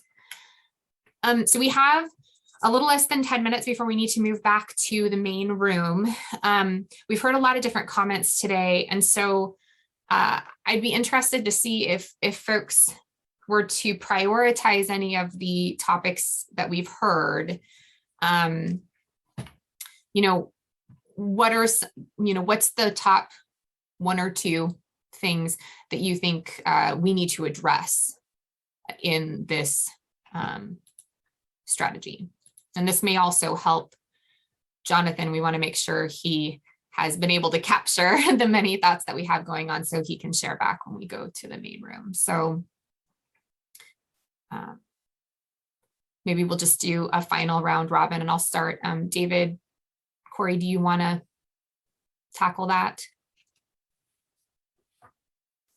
And again, it's, what are if we were going to prioritize, what are the most important things for the State Water Board to address today?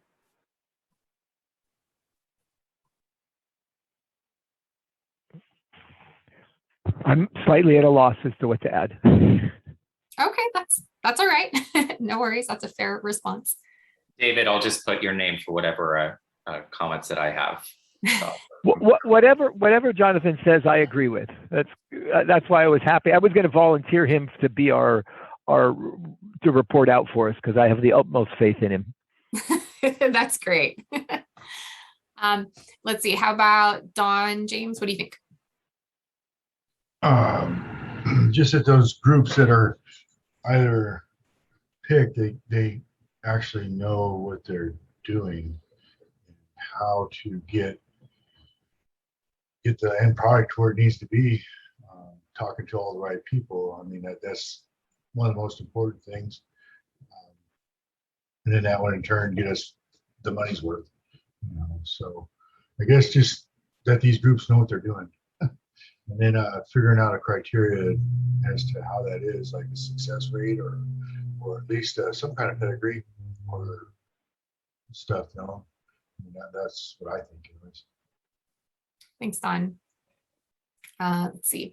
Jianmin? I think, again, I want to make sure that we have enough regional coordinators, I mean, qualified regional coordinators out there ready to roll. So I know that you mentioned earlier that you have worked with someone or some entities who might be acting in this role. So not quite sure whether you can share the names and things like that. It's really just that we've worked with technical assistance providers who have done subcontracting for us, and they've done various types of projects. And I could envision some of those technical assistance providers being interested in something like this. But we don't have a list or anything, even like a draft. It's really going to be a matter of when we open up the proposal, who submits information to us. And so I don't have anyone to share just because we haven't got to that point yet. Okay, thank you. So maybe Jessica, just quickly to answer the question. I mean, we do have, like, you know, Jonathan and his group, Community Water Center, have certainly done this kind of work in certain regions on the Central Coast and the Central Valley, you know, as well as like self-help enterprises, like Michael mentioned. They worked with him and a lot of communities in that area as well, and you know, Leadership Council has. So you know, so I think we do have, and I don't know if this is where some of the questions are coming from, I think we do have some sense of that kind of work, and we've had those relationships, and where it can be, you know, effective, and it's been effectively deployed, and we're looking to do that in other areas of the state. Right. Thanks, Joe. Okay, thank you. Let's see. Emily? I think I'm going to try to needle a thread here, but Joe brought up a point about having potential policy conflicts here between the need to increase engagement in some areas, and then also expedite projects. And I think if we were to create these positions so that ensuring that projects are going to be as expedited as possible, or looking for those opportunities, I think that would help deal with the situation at JLAC and stuff like that. So I think just making sure we have an eye to getting projects funded and out the door while staffing these positions should just remain a priority, if that makes sense. Yeah. Thanks, Emily. Michael Rincon? I think I'm good with what everything's been said. I said what I had to say. Yeah, I think I'm good.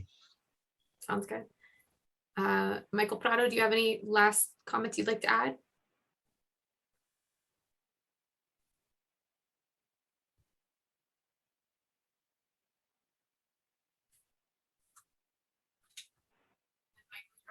Mute if you're speaking.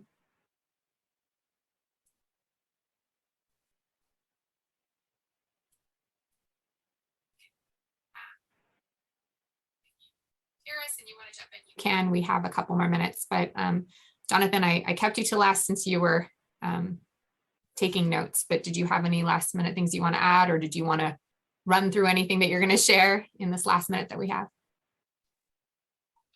Well, or Mr. Prado, are you about to come off of mute? Did you want to share anything? I got lost. I don't know where I was at. Well, you're here now. I was trying to hit unmute, and I went back to my calendar and looked like, and no, I don't have nothing to add though. Thank you. Thanks, Michael. Okay, well, I would just say everyone should feel really empowered to jump in and add anything that I miss or I get wrong. But it seems like, you know, we all share an urgency to get communities access to safe water as quickly as possible. That's why this program exists. And that this community capacity building strategy, community engagement strategy is a complementary tool in the toolkit to achieve that. And we know that we're at the very front end of a process. This is a discussion document. I think it's great that we've had an opportunity to talk about it today at the beginning of this process, and that it will be really helpful to see a more fleshed out draft document that we can react to it and share feedback on. It does seem like that there is some, that more thought needs to go into what's realistic in terms of how many regional coordinators. And it seems like there's also space to think about regional coordinators working as a team or teams. So this all seems to lead back to that this is generally on the right track, that this is positive, and that we all have a lot of urgency to get communities access to safe water, and that underserved communities haven't had access to safe water, and we need to particularly focus our strategies on engaging them. So I'll say something along those lines, and others can then jump in. All right, sounds good. Well, thank you everyone for the conversations. I think we'll probably get the note to go back to the main room shortly, but I encourage you to maybe take a quick break and just keep your ear out for when we start back in. Thank you, everyone.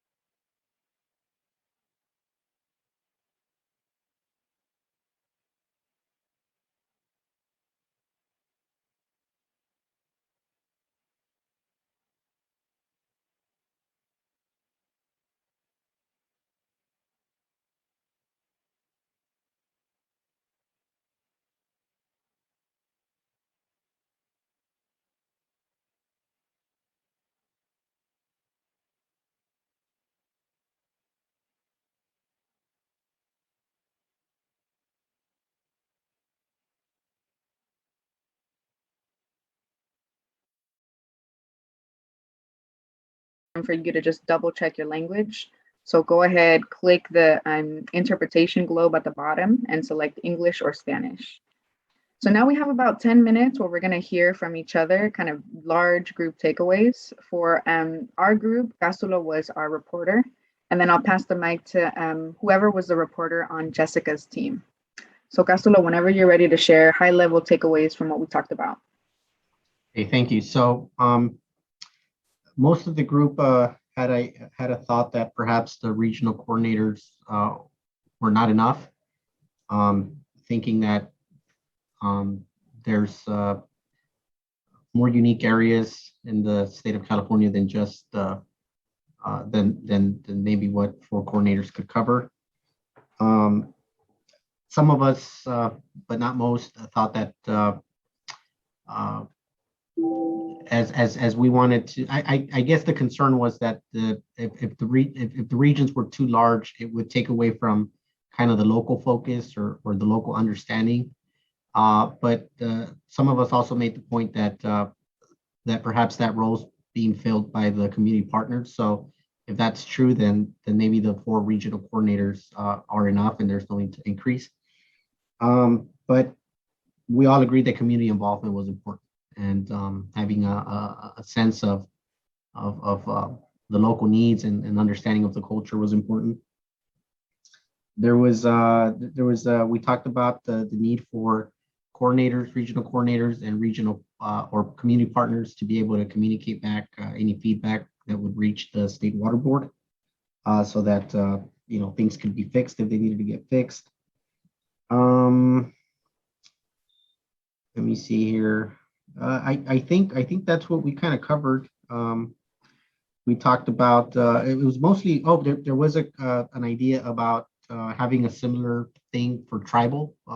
So there was a recommendation for a tribal coordinator that would kind of serve the same as a regional coordinator, kind of the same approach.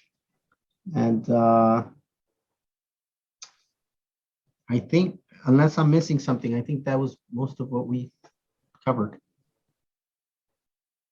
Thanks, Casulo. And as a reminder for folks, we have been taking notes. So in the notes for our breakouts, we have more detailed, but thank you for capturing those high level points. So for the other group, we have Jonathan Nelson. Jonathan, if you want to share key takeaways from your group. Sure. And others in my group should jump in, particularly if there's anything you feel strongly about that I miss. So overall, we all feel urgency to get drinking water to communities that don't have it and haven't had it. And so that's just shared sentiment. And so when we think about that urgency, having an intentional strategy around more community capacity building and engagement is a tool, one of the tools in the toolkit to help us achieve it. So overall, I think we felt positive about this proposal. We also recognize that this is early in the process. You came to us with the discussion draft, which we appreciate. And one thing that we would also appreciate seeing is a more detailed document, maybe the actual proposal that you're going to invite regional coordinator applicants to apply to, or something along those lines that will still be draft that we can all react to and provide feedback on. A couple other things that came up. It sounds like there's some common themes between the two groups. The first is just thinking about, again, the size of the region. And it sounds like there may be some flexibility to revisit. Is 4 the right number? Is it a little, is it 5? Just based on also who's applying, and that who serves in these roles of regional coordinators is going to be really important, and thinking about the expertise of the coordinators. For example, if the role of the coordinators is to support community partners on the ground, well, we want to make sure that that regional coordinator has real expertise in working with and partnering with community-based and frontline organizations. And lastly, that there's space to have a team-based approach with these regional coordinators. Again, wanting to have real expertise in that regional coordinator itself around community engagement, but that can be complemented with other types of expertise. I would say to pull it full circle, again, the goal is to get safe water to communities that have been underserved, that haven't had access to safe water, and recognizing that there's going to be, that we have to have a real intentional outreach and engagement strategy to reach folks that otherwise won't get their fair share of funding, and that this can be one strategy to do that if done right. So I'll stop there and invite others to jump in if you'd like. Awesome. Thank you so much, Jonathan. We have about 2 minutes. I want to see if there's any reflections from State Water Board staff, either Division of Financial Assistance or Division of Drinking Water. You've heard a lot. Anything that you all want to share, or any final thoughts from other advisory group members before we transition to a break? Adriana, I just want to add that we did have a conversation about making sure that what we're doing here is consistent with what's already happening in the region, so that these coordinators don't reinvent the wheel or perhaps create issues with things that are already happening.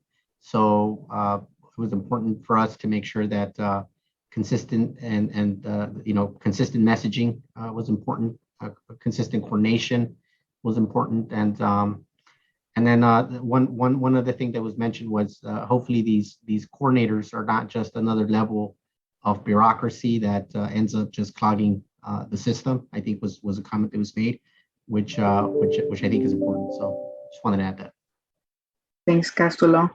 Michael and then Andrew.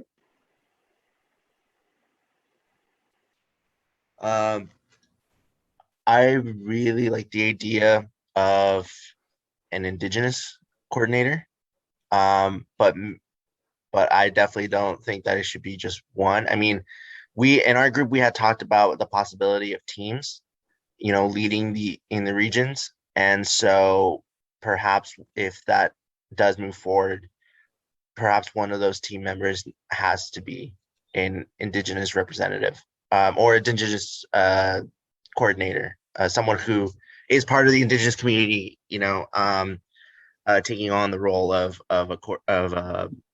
a regional coordinator. I think that's really, really, really important. So I like that the other group brought that up. But yeah, I just want to build off of that.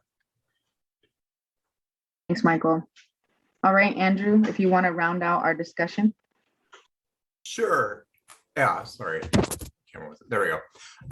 Yeah, I just wanted to say, I mean, I think there are a number of comments about, related to like timelines and things like that. And I just wanted to kind of reiterate that, if we get this, if working right, it should help everybody, right, to make solutions happen faster. And so that's in terms of as folks are thinking more about comments and ways that we can improve it, part of this, the engagement, the goal of the engagement is to get things moving faster. So if we're doing engagement right, then communities are understanding things and better and able to engage with us on our sort of more bureaucratic side better, and that we can all work together to make things happen faster. And so I just wanted to, just reiterate that that was really one of the goals, is to sort of make the program more successful in that way, and also to bring more communities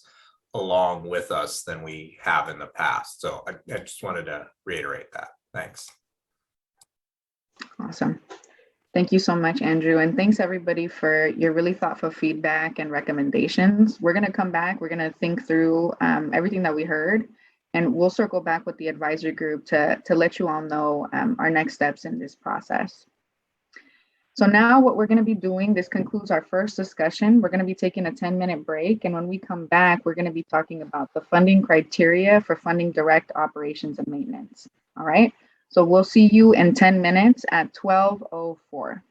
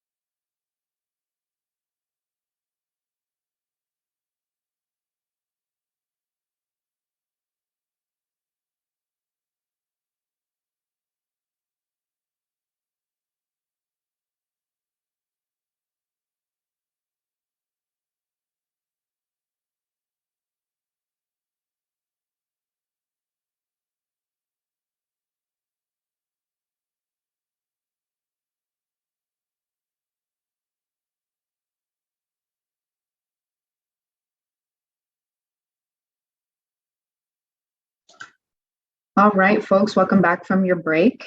If you stepped away from your computer, I invite you to come back and turn on your camera and let us know you're here with us.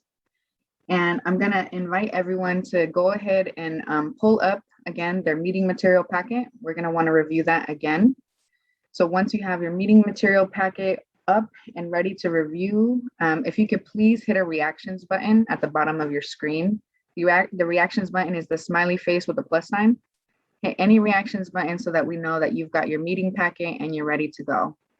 Some people are showing smiley face. Don James is excited.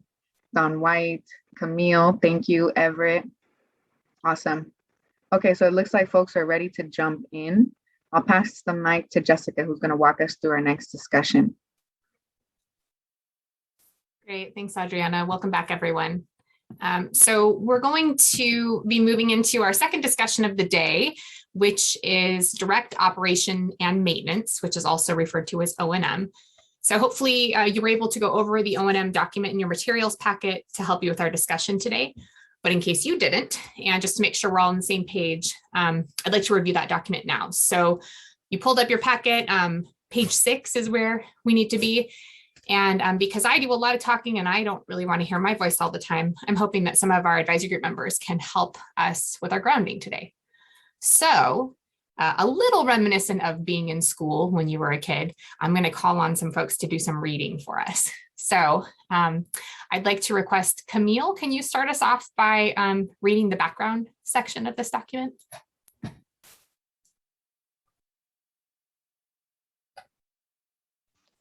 I can. Let me get to the right page. I believe it's page 6. Yes, it is. I was on page 5. Okay. Background. O&M includes all activities needed to run a water system except construction of new facilities. These activities include replacing equipment, treating water so it meets safe drinking water standards, training operators, sending out water bills, and more. O&M activities are critical for a healthy water system and can impact a community's access to safe drinking water. Some water systems defer O&M activities because their water rates do not accurately account for O&M costs. The Safe and Affordable Drinking Water Fund is the only state or federal program that provides direct financial assistance for O&M costs. Great, thanks, Camille. I appreciate that. So let's go ahead and move on. And Don White, could you please read the first paragraph under the direct O&M support and then the pilot project section for us? Sure. The fund expenditure plan separates financial assistance into indirect and direct O&M support. Indirect O&M support includes funding for technical assistance, administrator services, and project planning. Direct O&M support provides funds for maintenance and repairs, treatment, or revenue shortfalls. The section for the pilot project reads, the 2020-2021 fund expenditure plan included $3.2 million for an O&M pilot project that will investigate how different types of water systems benefit from receiving direct O&M support. The pilot will focus on 2 or more water systems that comply with drinking water standards, but have to charge high rates to pay for treatment. 2, cover existing debt, and 3, purchase expensive wholesale water. The pilot will begin in late 2021 and last for about 3 years. Results from the pilot will help inform how future O&M support is distributed. Great, thanks, Dawn. And I want to take a pause here to give you a little bit more information on the pilot. That's not what we're going to be discussing today. Our focus is going to be on the next section, which is case by case. But I did want to give you some details on this that wasn't included in the information you received. So staff plan to select the systems for the pilot by the end of this year so that we can begin funding projects in 2022. And we're looking for different types of systems for the pilot so that we can get a good sense of how different types of funding and different issues systems are dealing with can respond to receiving O&M funding. So the criteria that we're looking at for that is that the system is on the Safer Needs Assessment at-risk list. The system has received board funding for a construction project that is complete or will be completed within the pilot timeframe, which is looking to be about 3 years. The system's water rates are above 1.5% of the median household income for severely disadvantaged communities, or 2.5% for disadvantaged communities. The staff have recently reviewed the system's financials or water rates, or we anticipate this information will be readily available. And then the final thing we're looking at is that the system has already taken some steps to reduce O&M costs. So maybe they've installed water meters or replaced leaking or aging distribution lines, installed solar energy, replaced inefficient pumps, things like that. So I want to take a pause, go ahead and take another pause here and see if there are any questions so far before we move on to the case-by-case section. Are these water systems that are just brand new, or water systems that are being in operation for 5-10 years? So the water systems that we're looking at for the pilot study Yes. are systems that have already received, they have a need, they're on the at-risk list, and they've already received some funding for construction, I believe. Sorry, let me go back to my notes. I'm switching between screens. Here we go. Yeah, they've received funding for construction that they've either completed it or not. So these are systems that have already been in existence and had issues that they needed assistance with. Okay, thank you. Sure.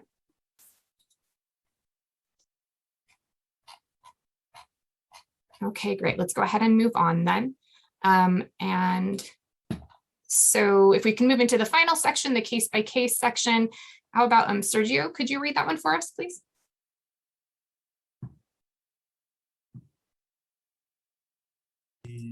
With me. Okay, case by case. The 2021-2022 FEP provides $7 million for direct O&M support on a case-by-case basis. The FEP prioritized direct O&M support for consolidation projects where a smaller system with deferred maintenance or revenue shortfalls are joined to a larger system. Direct O&M support ends when required maintenance is completed and water rates are adjusted to adequately cover future O&M costs. The FEP also provides direct O&M support for 1, smaller water systems where consolidation is not a realistic solution, or 2, water systems with a state-appointed administrator that do not have enough revenue to cover O&M costs. Great, thank you, Sergio. So in a moment, we're going to go ahead and break out into our groups again to discuss the 4 questions that are also included in this section. Those sections are: what criteria should staff consider when selecting systems for the case-by-case support? What types of O&M activities should be funded? How long should financial support last? And what should the reporting requirements be for direct O&M support? So we're going to have, again, staff joining each of the discussion groups to help answer questions that come up, because we anticipate that throughout the discussion. But I do want to take a moment here in the larger group to see if people have questions. And it looks like Michael Rincon, you have your hand raised, so go right ahead.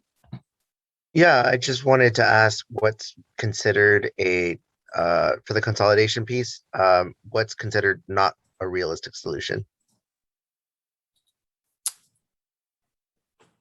Do we have maybe someone from DDW who wants to, or DFA who wants to answer that question? I'm seeing Andrew's camera potentially coming on. Sure, I'll give it a try. I think really, I mean, it's partially based on funding, but that's really is linked quite strongly to the technical feasibility. And so a lot of that has to do with the distance away from, from between the systems. The distance between systems is really what we're talking about when we're thinking about that sort of feasibility. But it could also be other things related to the complexity of the project or the cost of the project and how that relates to other options over the long term. So hopefully that helps. Does that help, Michael? Yeah. Great. All right. Do we have any other clarifying questions before we move into our breakout groups to continue our discussion? Yes, quickly, which is related to the what Michael was referring. There will be some communities that will not be able to consolidate due to the remote location, which what Andrew was actually making reference. So what we are noticing is that they are going to end up relying on on-site wells, but also if they have water contamination, they will have to rely on a permanent, point of entry or point of view situation. That's what we're seeing in some cases here in the Coachella Valley. So the question for you is this OM&N can help families to cover those expenditures when it comes to this type of point of use or point of entry that is more likely to become permanent due to the remote location? I think that is part of the discussion that we're having today is we want to discuss what those options might be and what types of solutions we could be funding with O&M. I do also want to mention, I believe in your updates packet that you received, we talked a bit about the point of use, point of entry pilot project that we're doing separate from this pilot. And so we understand though that they're related. Really discussing what you have there. So we see there being actually a pretty big connection between both that pilot, this pilot, and our community outreach strategy, because we recognize that there's going to be systems that need that. There's going to be communities who that is one of their alternatives. And so while we're looking at that separately, I think it's certainly something we can talk about in this discussion as we talk about, particularly that first question is, what criteria should we consider when we're selecting those systems? Is that helpful, Sergio? Absolutely. Thank you. Yeah.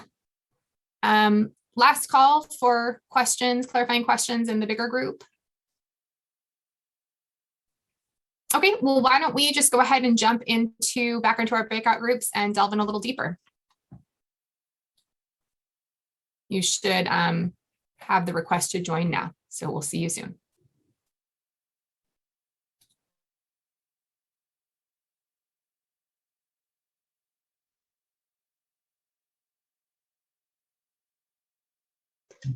All right, welcome back, folks. So for this breakout session, we're going to do similar. We're going to take about 3 minutes for you all to just review the discussion questions in your packet. And then we're going to do a round robin. We have a little bit of less time this time around, but we still want to make sure that we hear from everyone. So on page 6 and 7 of your packet, you have the discussion questions. You have 3 minutes to sort of think through your answers, and then yeah, my mom used to tell me, don't ever offer it or else you're going to be leading the project, right? So yeah, thank you. We do appreciate it for jumping in like that. That's great. And I'm sure you'll do a great job. Great. Yeah. So again, I kind of briefly mentioned the 4 questions we have. I apologize if I'm looking away from my camera, trying to decide which screen to have my notes on and which screen to have my video on, and I keep going back and forth. So apologize for that. But let's start off with the first discussion questions. Again, these are all listed in your materials packet. So I do encourage you to keep that up to kind of help us have the discussion, particularly for this first question where we have some examples in there. So what criteria should staff consider when selecting systems for case-by-case support?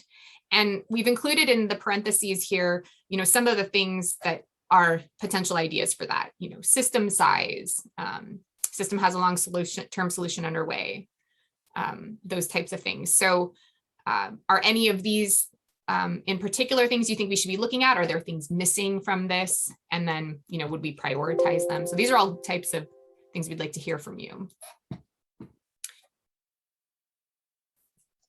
We'll see if anyone is first eager to jump into the discussion before I use my teacher skills to pick someone out. I'm going to start talking about system classification. Is that also a criteria? I mean, in other words, is that only available to community water system, or how about TNC and NTNC?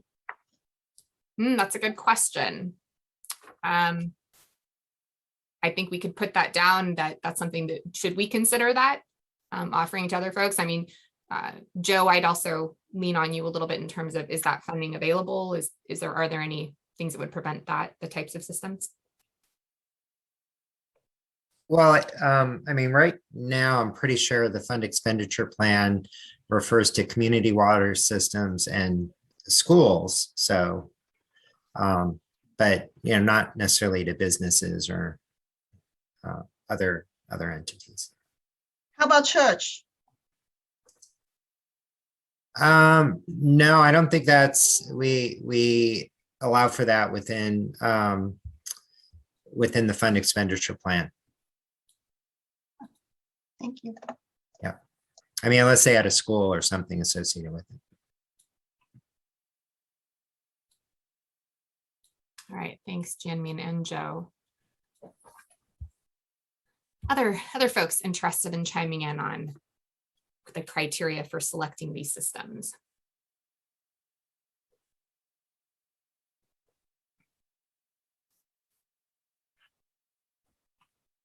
Oh, Jonathan, you have your hand raised. Go ahead. Yeah, maybe just a clarifying question. Are non-consolidation projects eligible to be considered for O&M support on a case-by-case basis? I will then lean back again to Joe on that. I think that we realize that some systems can't consolidate, so that would be a yes, but I want to confirm. Yeah, so we're already saying that we're going to provide support for consolidations. So that's you know, that's not necessarily part of this. So we're you know, we're doing what we can both on the capital side and the O&M support side for consolidations. So this is more like where we wouldn't have a consolidation, but they've got, you know, high O&M costs. So how would we sort of prioritize funding on a case-by-case basis? Okay, great. That's helpful. Yeah, we didn't necessarily read it that way. So that's helpful. Because I think for us, we just want to continue to reinforce, and it sounds like we're on the same page, that there are definitely systems that will need O&M support that aren't necessarily in a position to be consolidated just because of remote location. Great, thanks. Michael Prado.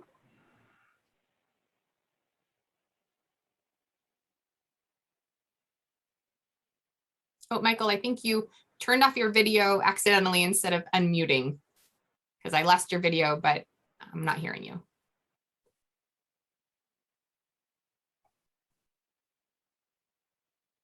Michael, how about we, I'll go to John James while you get that. Oh, maybe you just came back on.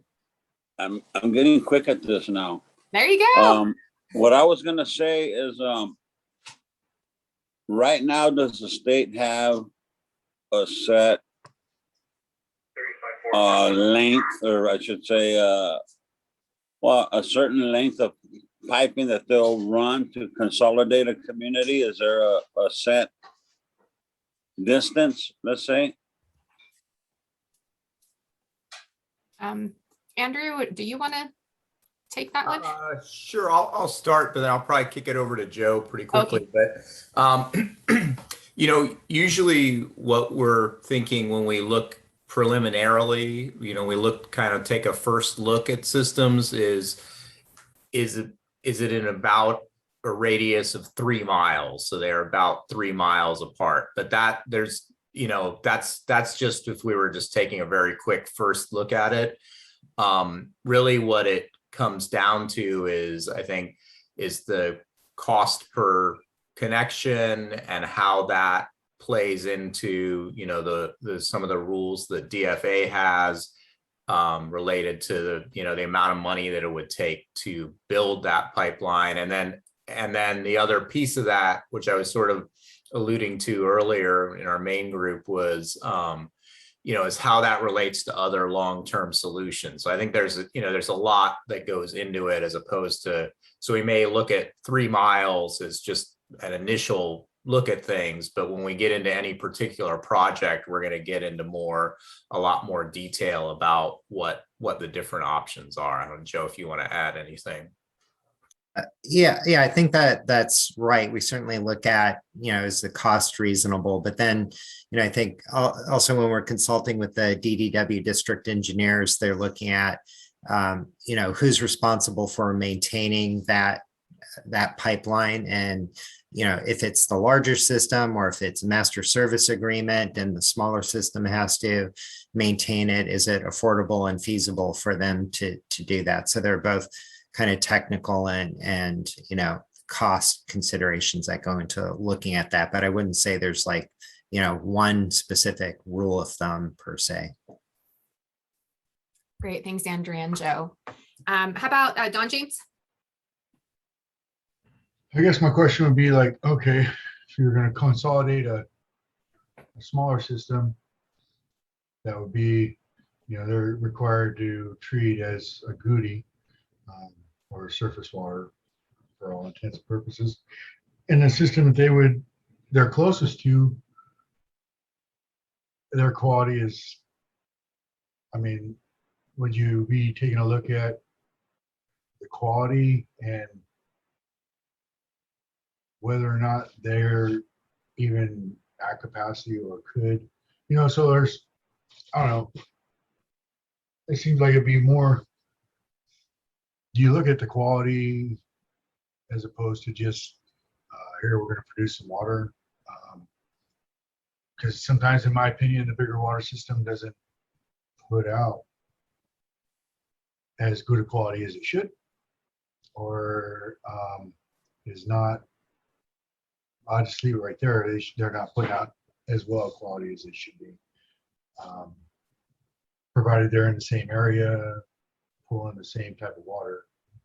So I don't say your system has to do 5 log removal, and then this other system that's pulling basically from the same type of deal just has to pull groundwater quality or pour it on. So I guess a TNC would help to know what kind of waivers are available or not available, and then I just, it brings up a whole bunch of questions as to,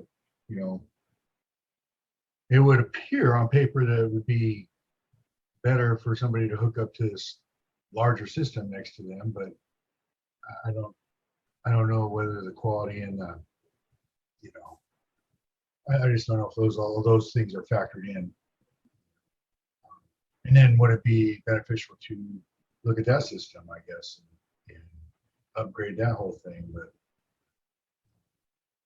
so Dawn, it seems like your question's related to maybe what goes into the criteria for determining if a system should be consolidated or not. That would be it. I saw Andrew maybe go off mute. Did you want to? Yeah, again, just as with the answer to the previous question, I think it's complicated and, really case by case, as you mentioned, there are a lot of things that can go into it. Certainly one of the things that we'll be looking at is the water quality of the receiving system and where it's at, its capacity, and all of that. There certainly is the potential, depending on the circumstance, to fund improvements for the larger system that'll then kind of benefit everybody as a part of a project. That certainly does happen, and I think it really depends a lot on what the particular circumstances are, what the history of violations might be, what the, how, as you mentioned, what the treatment that each system has currently and what they need in the future. So I think there's just a lot of things that would need to go into that on a case by case basis. And, and as it relates to, to the O&M piece, like we want to be setting it up, right? So if we're doing that so that, that we're not creating O&M problems, right? I mean, that we're making it easier for O&M, hopefully, by, by doing all of these things. Is that helpful, Dawn? Okay, great. Michael Rincon? So kind of building off of what Don was saying, I was also trying to figure out the water quality piece and what would be the best way to kind of take that into account. And perhaps maybe what we could do is prioritize systems that are within a high Calum-Virus screen region, because Calum-Virus screen does take into account groundwater quality threats and water contaminants, etc. And I mean, I'm thinking about it again from the Southeast LA communities that we work with, because there was a networking workshop that actually the Water Board had hosted, where we were able to connect like the community groups with some of the local water purveyors. And one of the things that they highlighted was one of their biggest struggles is trying to provide that safe and clean drinking water. And it's obvious that in that particular region, there's a lot of different sources of contaminants, etc., and a diverse amount of contaminants, even though that most of these systems are technically haven't had any violations recently or anything like that, but that struggle is there. I mean, sure, yeah, we have also cases where people are actually receiving brown and dirty, smelly water occasionally, even though that the water purveyor is meeting those standards technically. I mean, that leads into a whole different discussion of what could be causing that. But one thing that I would like to make sure is that we are looking past MCL, the current MCLs that are already set, that we are addressing this kind of like from a broader perspective. So I think that making sure that the systems that are within a high Calum-Virus screen region should be prioritized in as a criteria. Thanks, Michael. Let's see, David Corey.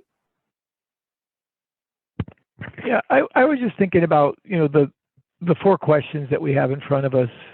And I think that the answer to question 2 and maybe 3, but certainly 2 might actually influence what criteria we come up with. So if we're looking at, what types of O&M activities should we fund, if we sort of limit it to certain ones, that's going to impact the criteria that we use. So we may want to look at these in a different order, at least understand the relationship between the 2 or the 3 of them. And also this issue of how long should the financial support last fits in a little bit. I mean, it seems like one of the suggestions looking at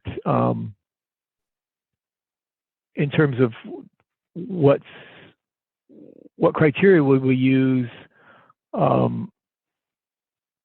the customer rates as a proportion of median household income is important. But if these funds go away, I mean, you're really sort of delaying that rather than solving it. So anyway, I think we might want to just figure out, are there constraints on how long this can last, or do we want to constrain the O&M activities? Sure, that's a really good point. And I think that we can certainly talk about the O&M activities and like you said, how does that apply to a longer term strategy? We don't necessarily want to delay, right? The hope would be to try and help solve the problem. So if folks are amenable, let's do that. Let's jump into the types of O&M activities that should be funded. Do you have a thought on that, David? Putting me on the spot again here. Hold on, let me switch screens. No good deed goes unpunished, right? Exactly. No, I mean, these are just sort of my preliminary thoughts. I don't know that I have a definite opinion on it, but some of the issues of just helping with deferred maintenance and those sorts of things, or certain larger cost O&M in terms of maintaining a system that would maybe put them up and running, and then the community can afford the ongoing O&M after you did that, certainly would put a community on its, being able to pay the rates internally, and sort of it would last longer, I think, than looking at other types of projects. So I mean, when I was looking through the list of projects, looking at those sort of, they're similar to capital improvements, right? But they're just deferred maintenance. I mean, that could set someone up for, another decade or at least several years of the ability to continue to deliver water. So I think that would be one of my priorities that I would have, but I'm interested in hearing what other people think. It's great, David. Yeah. What do other people think? Folks haven't heard from Emily or Jonathan yet. Do either of you want to jump in?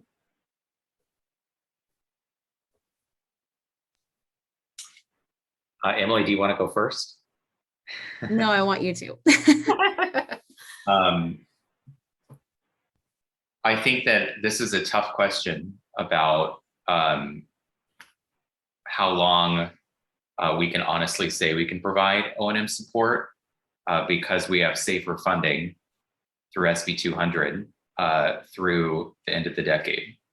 And ideally, every system in California by the end of the decade has safe water that is also affordable to that community. And it seems like the reality may not fully be that because we know that there are communities that are going to struggle to be able to afford and operate their water infrastructure. So Community Water Center would say that part of the answer is, well, we may have to secure more funding. And I know that may not be, and that may be hard to then think about how we bring that kind of statement into this implementation conversation of the funding that we currently have, but that just may be the reality, is that we may get to the end of the decade and there may be communities that continue to need support. And hopefully we can do everything we can to have that number be as low as possible. And I don't know that we need I think we would struggle to think about tapering down support that a community needs just because we're getting close to the end of the decade. So we may need to start talking about longer term funding sooner than 2029 or 2030. So I don't know how satisfactory that is, but it's something that we have started thinking about. Thanks, Jonathan. I would just say, I feel like I'm a little bit out of my area of expertise on this and sort of rely on the folks that are doing the on the ground work to weigh in on this more. But I would also echo Jonathan's comments about long-term funding and that outlook as well. Great. Thanks, Emily.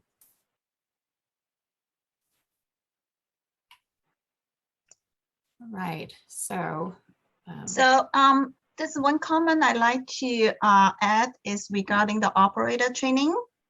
Sure. Because at the local jurisdiction that we work with small public water systems all the time, and we do keep a list of available operators, and yet that we always have a hard time to keep the list long enough, how to say that, a lot of time, operators either retire or they already have enough work to do.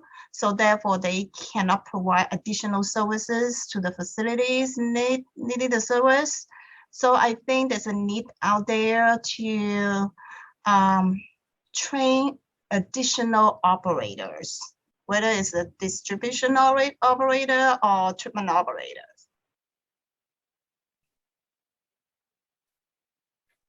Thanks, Jianmin. Do other folks find that as an issue in their areas in general as well. I think that's something we've definitely heard from other folks. I'd be curious from folks representing. Yes, Michael, here, there's a shortage in those kind of people. Wastewater and drinking water, both.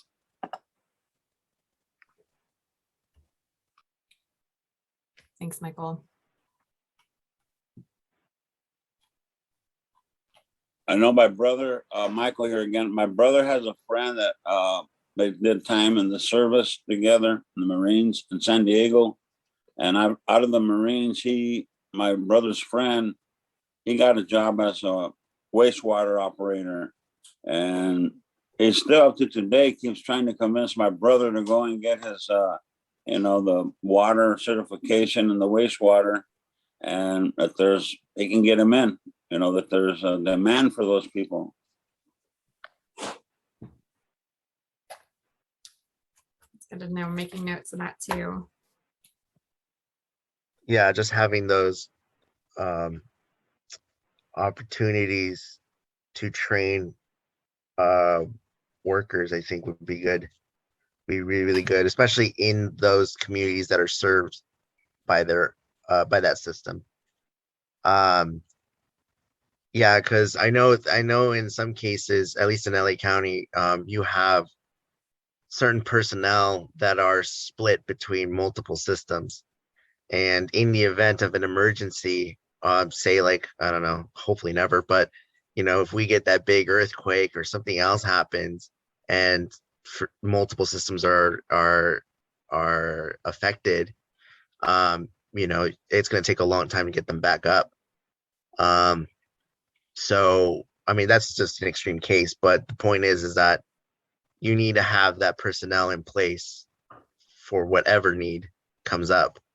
And I think it's just a good investment in those same communities to have, because communities thrive when you provide them the resources that they need and that they ask for. So yeah, if you provide, if we could do funding for that, that'd be great. Okay, so operator training, but also some additional training in general for personnel, it sounds like. If we take a closer look at the examples for the O&M activities that we have here, let's on question 2. If you want to look at that, we have monitoring, permitting, staffing, operator training, facilities and billing system upgrades, asset management planning, capital improvement planning. Is there anything that you're seeing that jumps out as missing from that list that you'd like to add?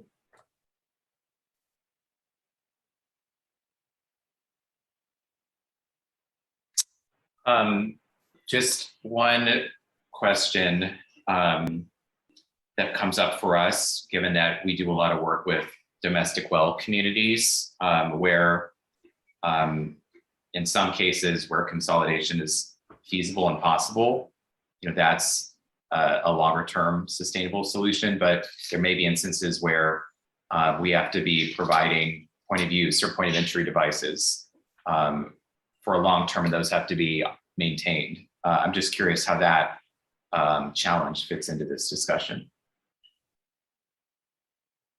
It's a good question, Jonathan. And I would say, Andrew or Joe, would either of you like to speak to that?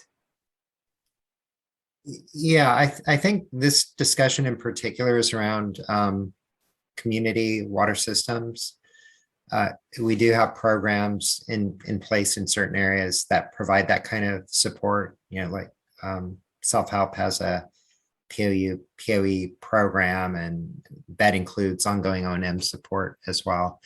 I mean, certainly I think, as we move forward, I think where you're going, Jonathan, is we start working more strategically with small water systems and domestic well communities, that will need to be more explicitly highlighted, right? How to provide that ongoing O&M support, not just sort of changing out the filters, but making sure, everything is maintained properly.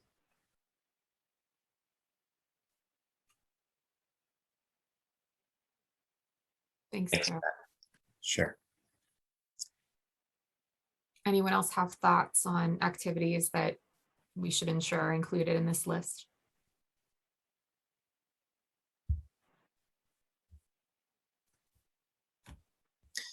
So, Jessica, maybe a different way that folks can think about this too. I don't know if this is helpful, but there are certain kind of baseline costs to operating a water system, right?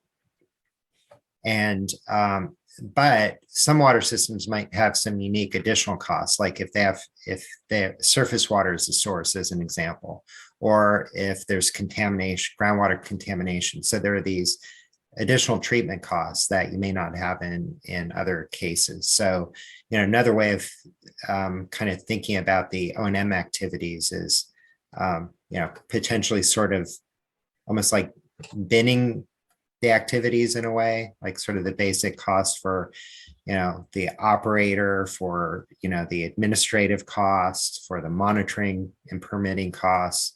Then there's some additional costs that might be unique to a system.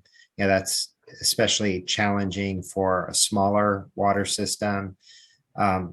If they do have to have treatment, or if they have to have an operator with a higher grade certification. And then some of the other costs we've identified are associated with maybe some planning that a larger system just does, right? But a smaller system may not do.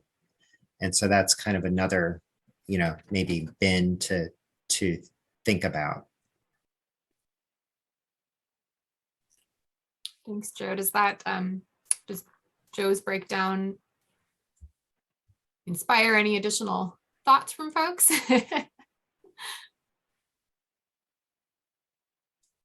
Reporting probably is also necessary because, there's a EAR, there's a CCR requirements that the systems need to do. So monitoring and reporting.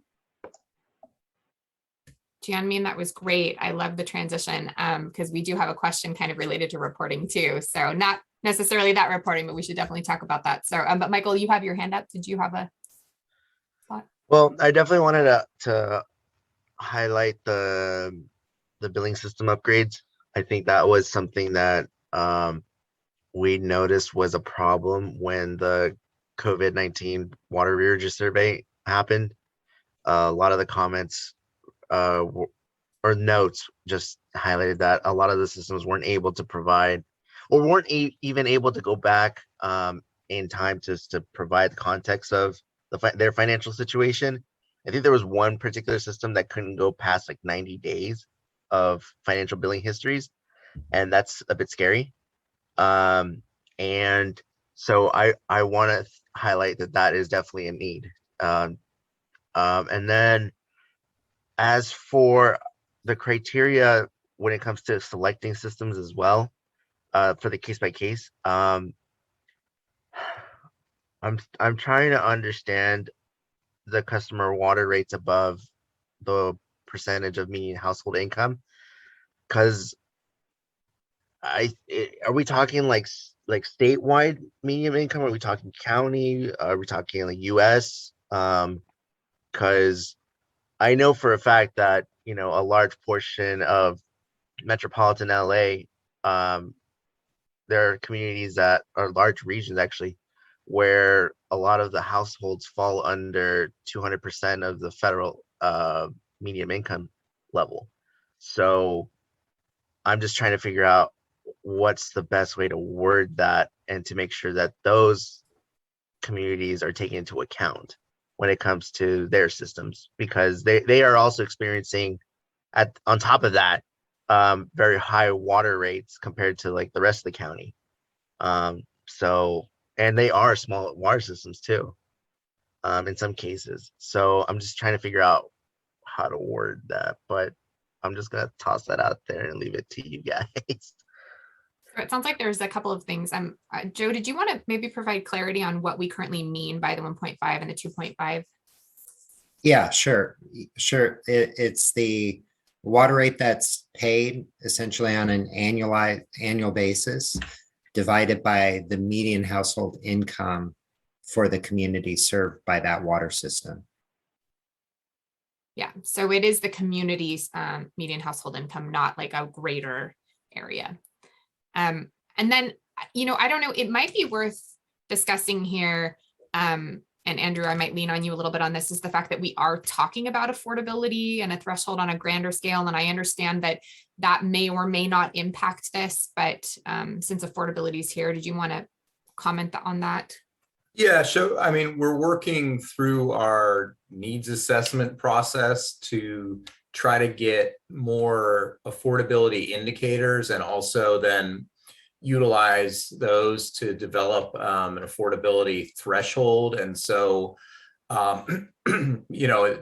this past year, past the first needs assessment, we had 3 indicators in that category, one of which was the MHI, one of which was percent shutoffs, and one of which was, I think, extreme water bills. And we're looking at basically redoing those and including some new indicators in there that would be drawn off of some of the data that we got from the arrearages study, where so we have data for this past year, or through the COVID time, emergency time, and then we would propose collecting some of that data on a more ongoing basis. So we're looking at changing that, and we're going to have a workshop in January where we'll discuss sort of the particulars of that. But we know that the affordability and how we assess it is something where we haven't been able to do a super good job of it thus far. And so this is going to be sort of the next step in improving that. And just, I think there's a lot of room for continuous improvement when it comes to figuring out affordability and what it really means and how we utilize it. Thanks, Andrew. I don't know, Michael, if that is helpful in helping you kind of word your thoughts. Yeah, I mean, it provides a bit of context, so yeah. Okay, great. Well, since we have about 5 or so minutes left, maybe we should jump into the reporting requirements again. Kind of, Jianmin mentioned support for reporting, but I think there's a question that we have is if we are offering direct O&M support, what type of reporting should we require of the systems when we are doing that? I don't know if folks have initial thoughts on that.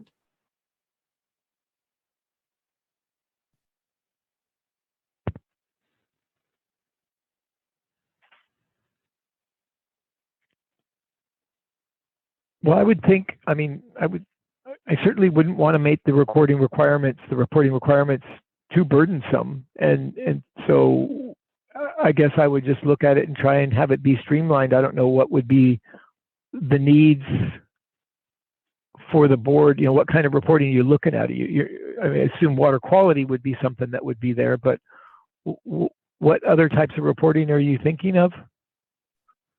That's a good question. And Joe, do you have thoughts on, what the typical reporting is for folks that receive the funding versus what we might be thinking of asking for?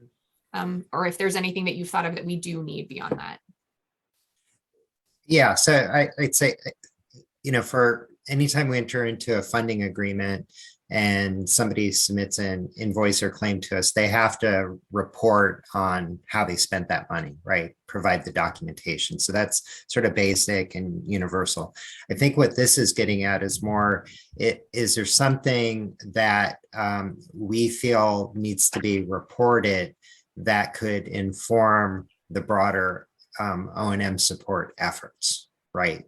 So for example, like, were they able to delay an increase in water rates or actually reduce water rates, or were they able to put more into their reserve accounts, like capital reserve, O&M reserve, or emergency reserve?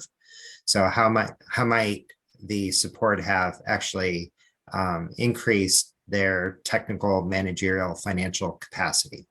So those are examples of, things that we could ask for in terms of reporting to see what the benefits were of providing that direct O&M support. And getting to Jonathan's sort of earlier comment, it's like if we need a more sort of in perpetuity funding source, then thinking through what kind of data and information could support, asking for that additional support, sort of documenting that, yes, on the one hand, we did everything we could do to reduce O&M costs.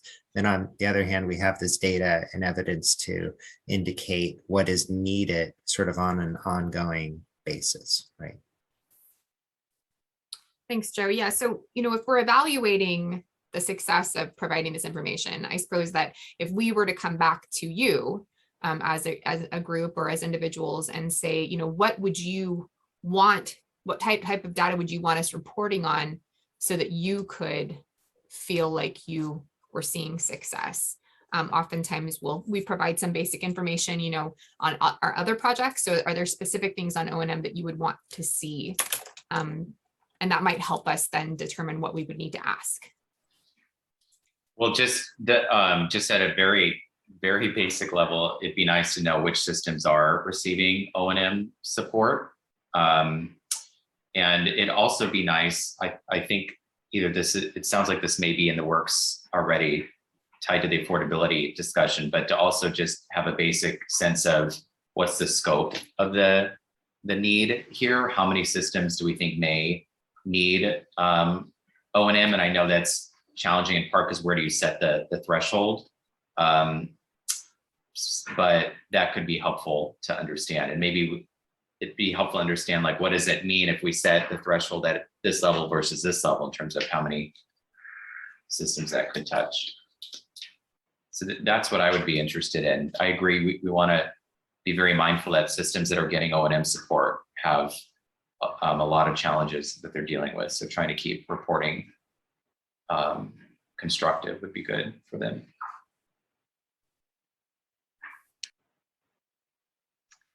Well, one of the things I probably would look at to see whether the overall success would be the drop in the complaint cases in the system filed by the water users, and a list of deficiencies or violations that we don't want to see any of those, right? So we want to see the trend of complaint cases and violations.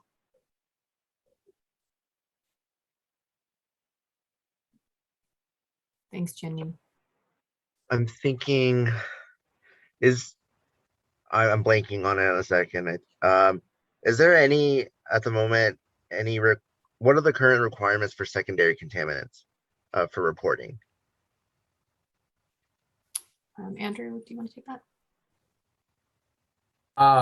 Yeah. To be honest, I'd have to go and check that. I'm not as familiar with that. I mean, you are required to report, the MCL compliance for secondary MCL, but the data as it relates to secondary MCLs is not nearly as good because of, as I think you're aware, because of the fact that they're reporting it at the source and not necessarily in the distribution system, right? And so a lot of the issues I know that you see, like down in your area, Michael, are things that happen in the distribution system, and so that that makes it a little more difficult for us to get the data to address some of those issues. And so we would have to kind of figure some of that out in terms of how we could best do that as it relates to sort of secondary contaminant issues. Does that help? I don't know that I I mean, overall, I think I'm just gonna comment generally, like we should really start looking into that issue in particular. But overall, and in the sense of this conversation, because I was thinking, because primary MCLs are more focused on the public health side of water, while secondary contaminants are considered more as a factor of quality of treatment. So there could be something there. I don't know exactly what, and maybe someone else could weigh in on it. But because that's the only that would be one way to look at it. Yeah, because if there's no secondary content, well, I don't know. There's just a little bit too much to it, but yeah, I don't know. There's something there. I just can't put my finger on it. But yeah, because I'm just trying to figure out what's the right way to look at the quality of the treatment if it's improving. Thanks, Michael. And we're down to about a minute before we're going to go back into the main room. So David, did you want to take a moment to? Well, I need some help definitely in terms of what it is you want me to report out, because I mean we had some broad discussion, but I don't know that we had any particular agreement. And do you want us to report out on each one of these questions? I don't necessarily think we need to report out on them one by one. If there were some key takeaways, maybe we can ask everyone to take a moment to think about what we've discussed and what key points do we want to bring back, and can we put those in the chat to help David out? One thing in the criteria, we did talk about affordability, and that, you know, sort of for the end water user is being an important factor. At least I felt like that was. There was some other discussion of it. Is that something people are okay with putting that in as, I don't know if that's the right terminology we use, but is that reasonable to add as one of the criteria? I don't know if folks. I'm taking silence as consent. David, you know, the other thing is other folks are welcome to join in as well. I don't think it has to be solely on your shoulders when we get back in there. I think a big takeaway, David, is O&M is really important, and we may need to think about securing more funding for it because we don't have it forever. Yeah, I definitely had that on my list of basically saying that we need to realize that we're going to need long-term funding to deal with these O&M challenges, and that you know that the current pot of money we have isn't going to resolve the issue. So that was sort of the other thing that I think that I would report out, sort of the affordability and the long-term need for it. Is there anything else that you would want me to report out on? David, I'll just run through a few notes that I had from folks. Operator training was a big key thing that folks, and maybe we had some votes for the billing system upgrades being really important. We also talked a little bit about the point of entry, point of use need as related to this in the long run. There was also a discussion, I think actually you brought it up, about the deferred maintenance versus other ongoing O&M. Is that something, a way to break it down? Early on, I think Michael mentioned prioritizing systems that are high.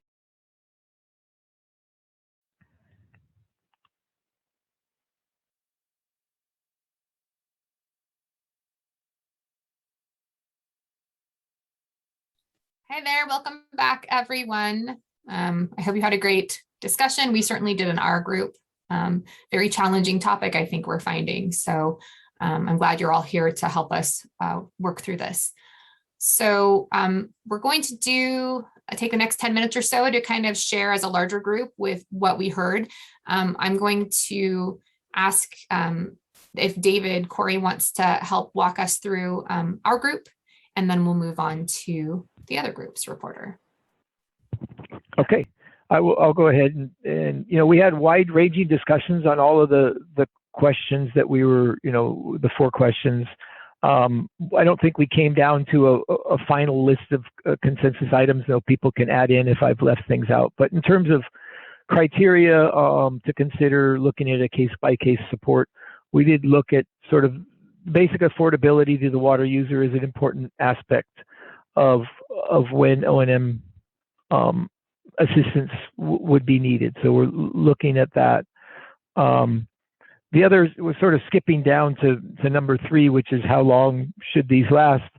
A realization that some of these O&M challenges are going to be long-term, and the current funding that's out there won't be able to deal with that. And we need to start looking at longer term funding sources to help backfill and deal with these O&M challenges within communities right now, so that we don't get caught without those funding sources going forward.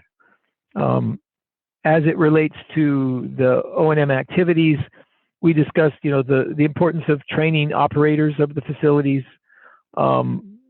Some significant discussion about point of entry and point of use systems and how you ensure O&M of those.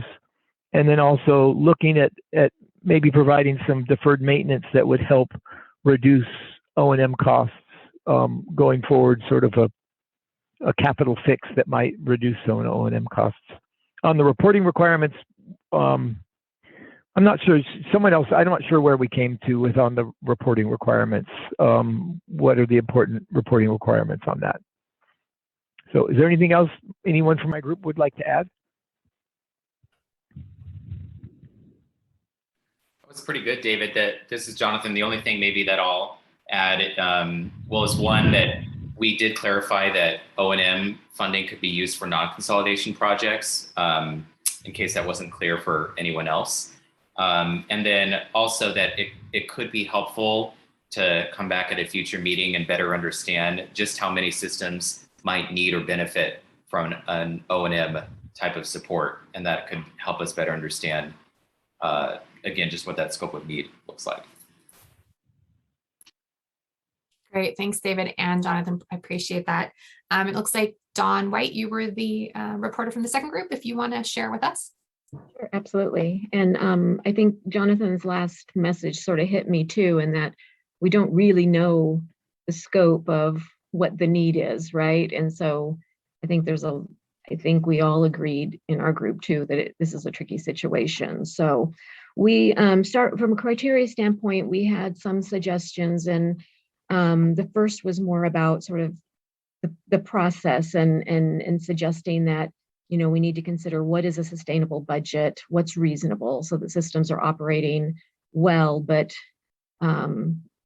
not with extras. And then what can the community pay, and then the difference. And that's a strategy that's important to consider. But I think the other part of that, though, is, and several folks mentioned this, was, that the funding should prioritize or at least include systems that can't consolidate. And there was quite a bit of discussion in our group too about POU, POE, and those remote systems that can't be consolidated, and recognizing that ongoing support was going to be needed. Certainly where there are water quality components violations, where treatment is needed, it's important that communities have safe water. So that seems to be part of the either priority or criteria. I think we mostly agree that all funding, all O&M should be included. A couple of interesting ideas about using nonprofits as circuit riders. So that's sort of ongoing maintenance, our operations for these small systems, that may be all spread out, and seeing if we can't use this kind of funding for that.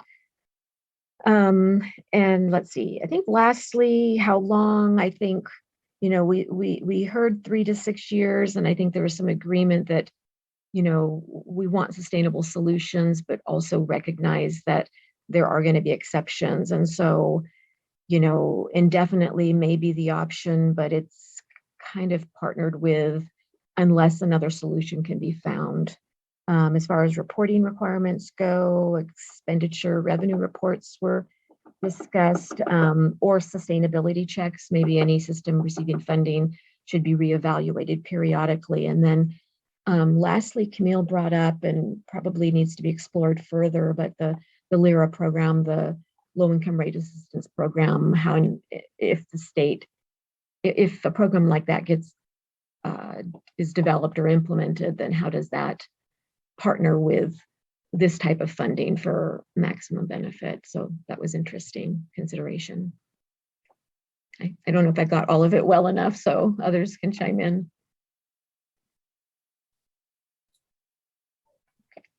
Thanks, Don. Yeah, if there's anyone else here that has any final thoughts, you're welcome to join in. Yes, I have just another comment. Whatever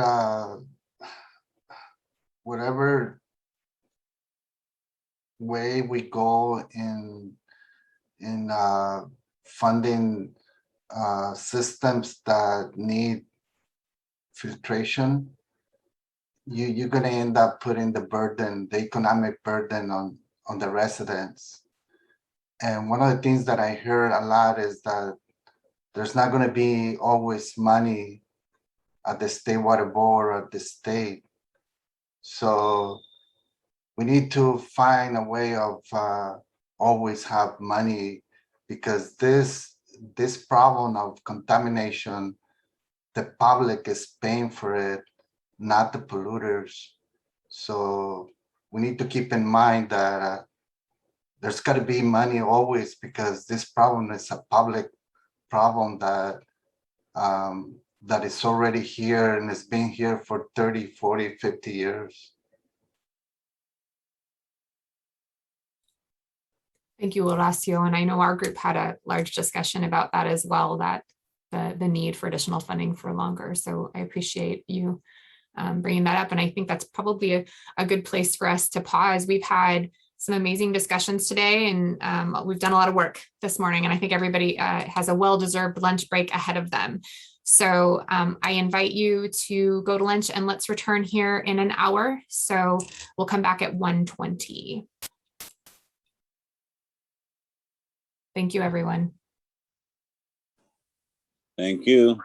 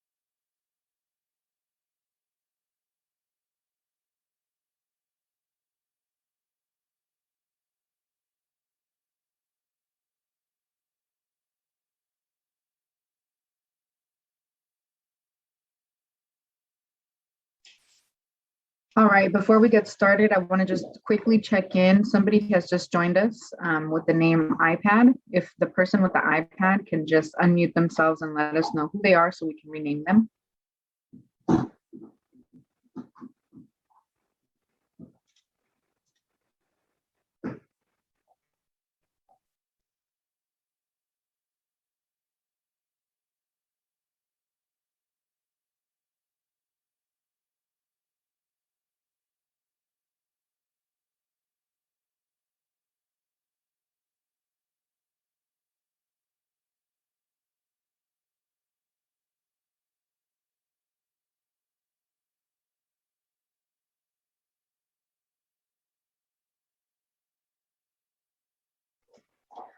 All right, for other advisory group members, if you want to go ahead and turn your camera on to let us know that you are back with us.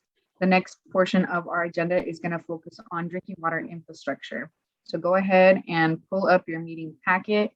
Whenever I see that we have the majority of advisory group members here, either with their cameras turned on or by letting us know using the reactions button, we're going to go ahead and get started.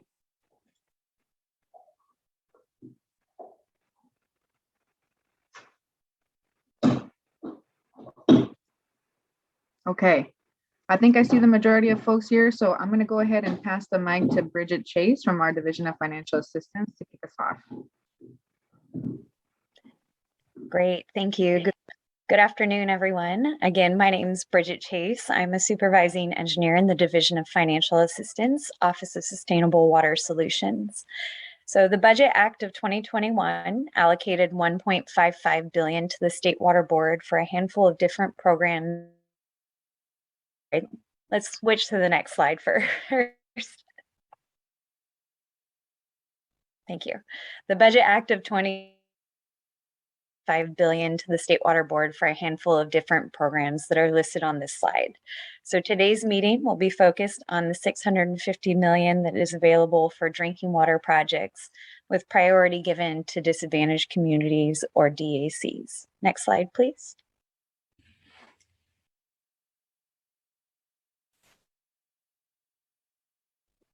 Today's presentation will start with a summary of the funding that is available for drinking water projects.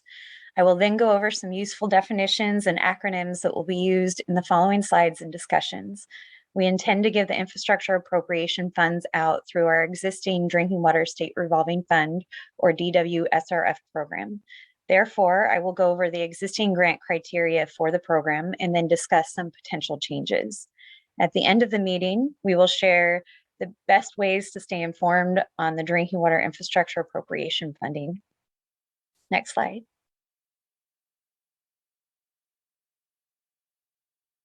So there are a few provisions tied to the drinking water appropriation. Because 5% of the allocation can be used for administrative costs to run the program, $617.5 million will be available for grants.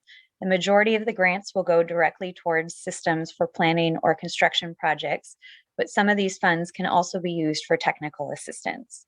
Up to 10% of the funds may be used for technical assistance and capacity building in disadvantaged communities. The funds need to be committed to projects by June of 2024 and then fully dispersed by June of 2026. So we have a pretty tight time frame on the funding.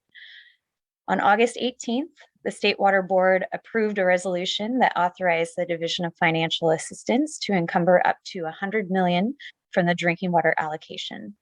The initial $100 million may be encumbered to projects consistent with the Drinking Water State Revolving Fund Intended Use Plan, or IUP, except that the funding caps in the IUP may be waived.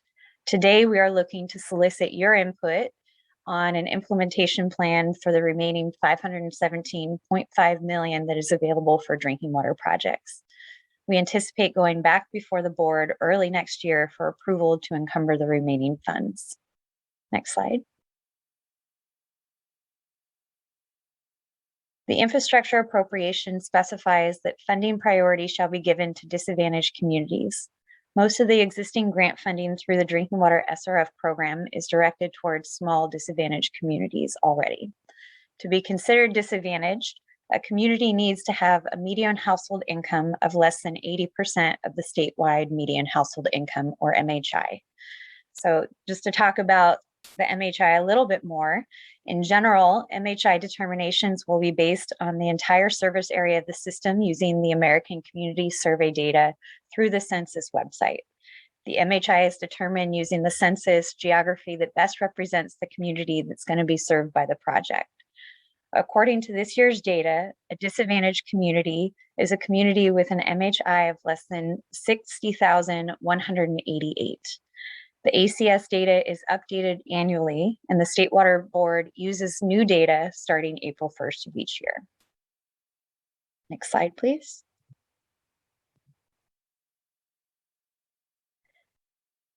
Oh, actually, could you go back? I thought I was on the next slide, but I'm not.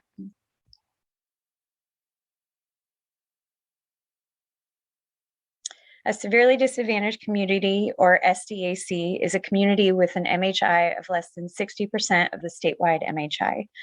The 2015 through 2019 ACS data shows that a community with an MHI of less than 45,141 would be considered an SDAC. Small communities for drinking water funding are those that have a population of no more than 10,000 or 3,300 connections. Then when we talk about an expanded small community, we're talking about a community that has a slightly larger population. So between 3,300 and 6,600 service connections, or a population of up to 20,000 people. And then lastly, the following grant criteria mentions eligible non-transient non-communities, or NTNCs. An NTNC owned by a K-12 public school district is deemed to serve a severely disadvantaged community. For all other eligible non-transient non-communities, the MHI of the small community they serve will be evaluated on a case-by-case basis based upon the intended customer base. So for the following slides, most of the time I'm going to be talking about public schools when we're talking about those eligible NTNCs. Now for the next slide, please. Planning and design grants are currently available to small disadvantaged communities. Projects may receive up to 100% grant funding with no planning grant cap. Rather, the planning funds awarded to a community count towards the total amount of grant funds available to the community within a 5-year period. Our current grant caps are based on the cost per residential connection, and all planning, design, and construction and technical assistance funds that system or community receives goes towards that overall cap per connection. At this time, the State Water Board isn't currently proposing any changes to the planning grant criteria. Next slide.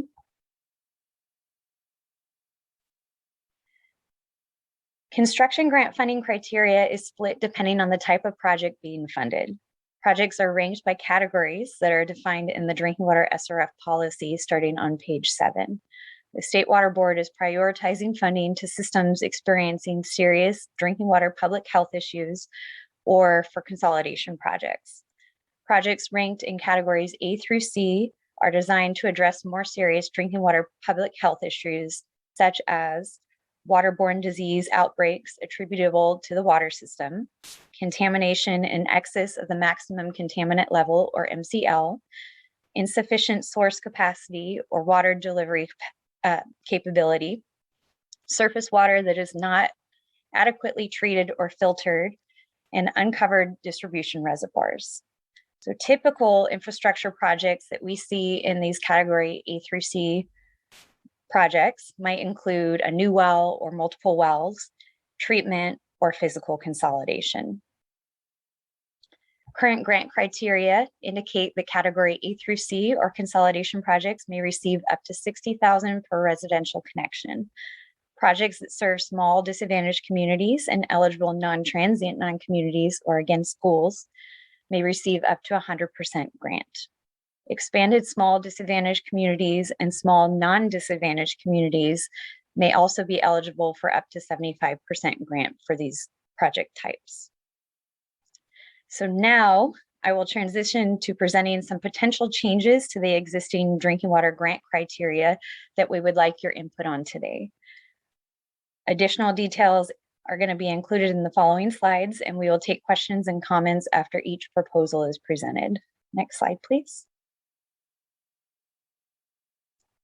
So as a reminder, an expanded small community is one with 3,300 to 6,600 connections, or a population between 10,000 and 20,000 people. Currently, expanded small disadvantaged communities and small non-disadvantaged communities are only eligible for up to 75% grant for a category A through C or consolidation project. Should we change the criteria so that these communities could be eligible for up to 100% grant? By increasing the grant portion to 100%, less application documents may be required as a loan would not be necessary. This would also reduce the potential need for a community to raise rates to complete a project. Another question is, should we further expand grant criteria for these priority projects to make medium-sized systems with up to 100,000 people eligible for grant funding? This could potentially make some grant funding available to slightly larger cities such as Atwater, Reedley, or Yuba City. And then to provide a recent example of a community that may benefit from this additional community type that's been in the news lately, the Arvin Community Services District recently completed a project to address their arsenic MCL violations. When the district received their funding agreement, they barely qualified as an expanded small disadvantaged community. But if we were to expand the funding criteria to also include a medium disadvantaged community, they would now be eligible under that because they would no longer be eligible as an expanded small. If you agree that we should expand grant funding to medium water systems, should they also be eligible for 100% grant? Should we require a medium system to have higher water rates to be grant eligible or fund regardless of their water rates? To ensure adequate funds are reserved for smaller disadvantaged communities, should we have a maximum grant per project if we include these medium systems as eligible? An example of a project cap might be 20 million max per project. We could also change that.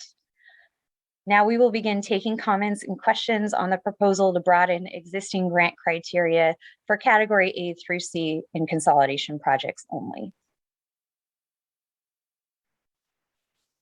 Thank you, Bridget. Before we jump into here, I just want to remind folks, if you haven't yet selected your language, you're going to want to reselect after we came back from break. You should now have the option to choose English or Spanish. So please pick that so that we can hear and understand one another. And we can first start off with clarifying questions. If folks have any clarifying questions for Bridget about what she presented on, you can raise your hand using the reactions button, or you can raise your hand on Zoom.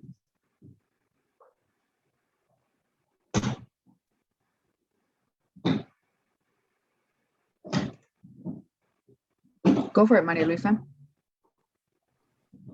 El dinero que se va a entregar a las comunidades, ¿ellos lo tienen que pagar o es únicamente una ayuda como una grant que va a ser para ellos?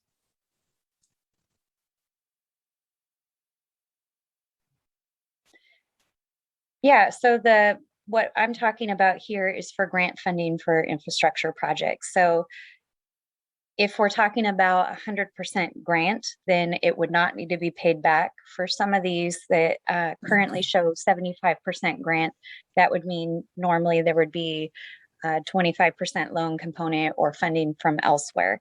So it would depend on if it was full grant.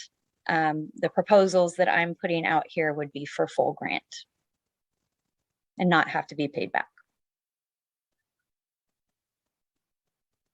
Okay. Gracias.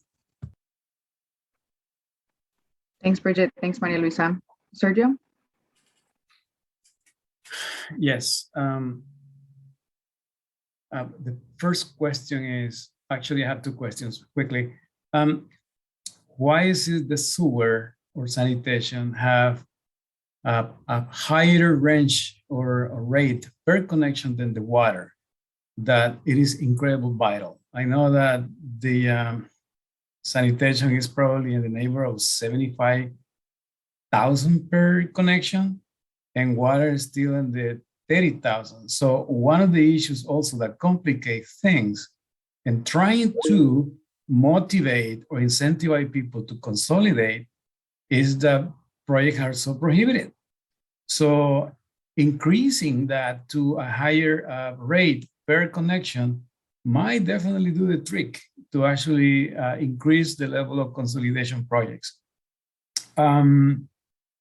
So that's pretty much, oh, and the second thing is that can we somehow here in this safer program include who will qualify? Because we still have a problem in the Coachella Valley, and I'm going to be specific. There is no issues when it comes to fund the main pipeline on public right away. That's never been the issue. Everything is fine. But when you go from the main line into a particular Polanco Park, that's what the problem is. We still don't have an answer if these families can qualify for a grant or not. We still, after so many years, there's still an ambivalence. It's like a gray area. We're trying to figure out how we actually help these families. These families are super low income. They are DACs. And why still debating? Why are we still debating if this can be grants to those people or not? There are several years already in the discussion, and we still don't have an answer for that. So perhaps it's time to actually include or clarify somewhere in this program how the qualification for lateral connections into the issue is that from public right away going into a private parcel is what the confusion and issues are. It doesn't matter if they are private or not. They are farm worker families, and they're struggling to actually get access for drinking water. Thank you.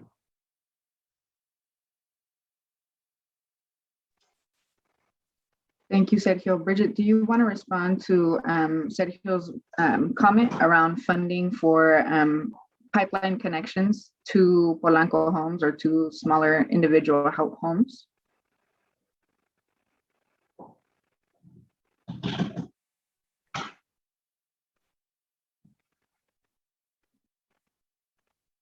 No, I might pass that over to Megan to see if she has any input on that, actually. Sure. Let me get my camera going. So it is something that we're trying to kind of put a finer point on in upcoming guidance, and in particular, in the next update to the IUP that we're going to be looking at doing early next year. In general, our criteria to date has been that if that infrastructure will be owned and operated by a public entity, then we may, or not necessarily a public entity, but like the public water system, then we may have some latitude to go ahead and provide it as a grant, even if it's on the private property. Beyond that, we typically are needing to look at the financial status of the owner of that particular site to determine eligibility. But I hear your comment, and we'll kind of think about that some more as we're looking at making some of these refinements going forward. I guess the only other thing that I would add. Anything particularly with the increasing of the cost for connection from 30,000 to a higher level? Thank you. Yeah, and one thing to clarify that, there's a lot of notes on these tables in the IUP, and we didn't want to bog you guys down with too many details, but there is currently an allowance in our intended use plan for the deputy director to approve up to 80,000 on a case-by-case basis. So we do have a little bit of latitude to make case-by-case exceptions on that.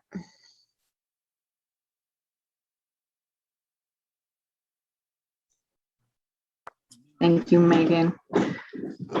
Sergio, did that help answer your question, both of your questions? The second one, yes. Thank you, Megan.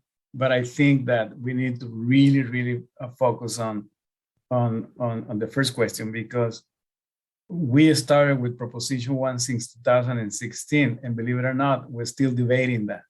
That's one of the reasons why all the conversation about equity about actually trying to definitely provide more access and more support to those communities pushes us to discuss these issues and to resolve this for once and all. Otherwise, I can assure you, we're going to continue discussing this for the next 5 years, almost a decade, when we have these projects moving super fast and with a lot of community engagement. So thank you. Yeah, thank you. All right, next up for clarifying questions, we have Jonathan Rash and then Michael Prado. Thank you. I had a quick question. I understand the request seems very reasonable, but maybe I missed it. What's the context behind this request? Are there not enough projects for a small, fully, let's say small, as opposed to expanded small, not DACs and non-DACs? Or have you seen some really compelling projects for these expanded small type of systems, but they can't handle the 25% match? What's the context behind this, the background behind this request?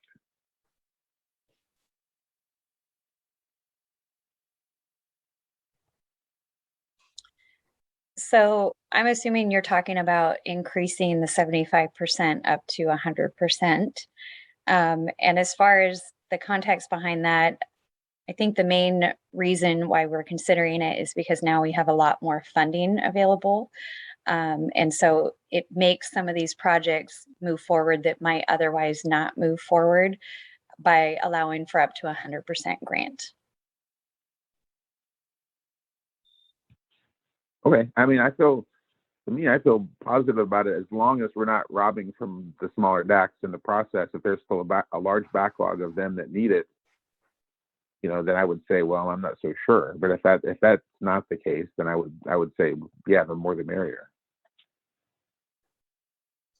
Thanks, Jonathan. It also looks like, Joe, if you want to add any clarifying points to this too.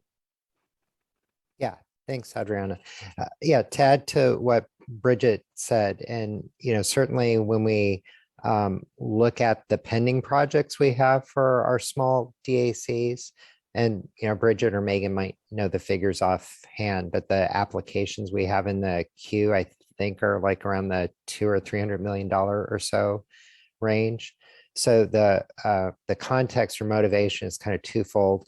One is what Bridget mentioned before, is when we go to 100% grant, we can get funding out much quicker because we don't have to scrutinize whether the entity can repay the loan, right? So that's sometimes where we get hung up and delayed quite a bit.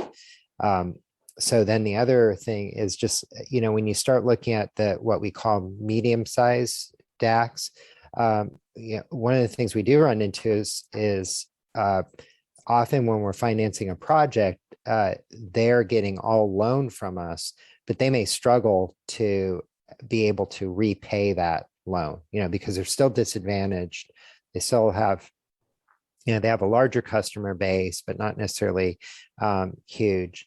So that's where, we have this kind of proposal. So it's twofold. One is speed up some of the smaller water system projects. And then the other is to help support and make more financially viable projects for medium DACs. So I hope that provided some additional context.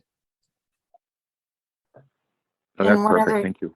thing that I'll add on to, I don't know if it's, that obvious to you guys already, but, as Bridget described, we're really focusing here on those systems that have significant compliance problems. So, there are medium-sized DACs on the human right to water list, and funding for them would potentially help move some of them to compliance too. Thank you, folks. Really great clarifying question. Okay, next we're moving on to Michael Prado for your clarifying question. My question is, out of this money, they say infrastructure money that's available, right? Is that does that cover the infrastructure of the distribution water line side?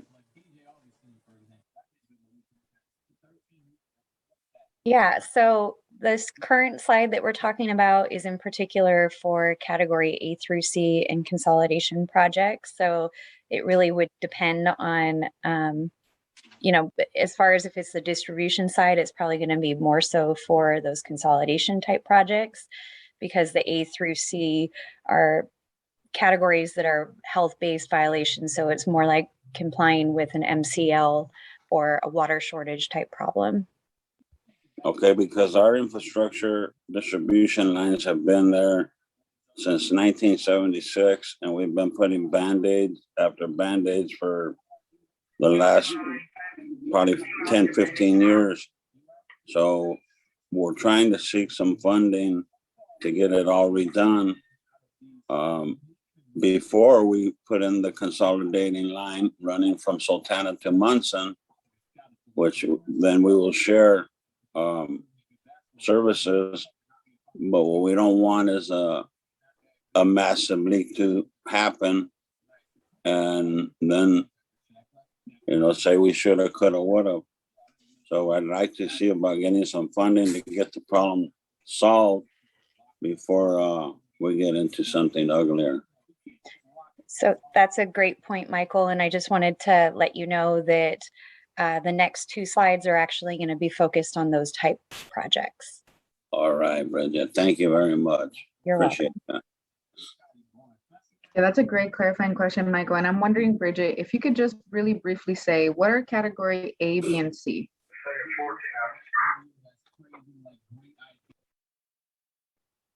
Yeah, so category A, B, and C, again, it's spelled out in our drinking water SRF policy, but those would be projects that are going to address waterborne disease outbreaks attributable to the water system, maximum or contamination in excess of the MCLs, insufficient source capacity or water delivery capability, and then surface water that is not adequately treated or filtered or uncovered distribution reservoirs. Thank you. So category A through C is really health-based and kind of emergency projects, as well as consolidation projects. Is that correct, what I'm understanding? Correct. And we Okay. will talk about other projects in the next couple slides. Okay, great. All right, Cástulo and then Horacio.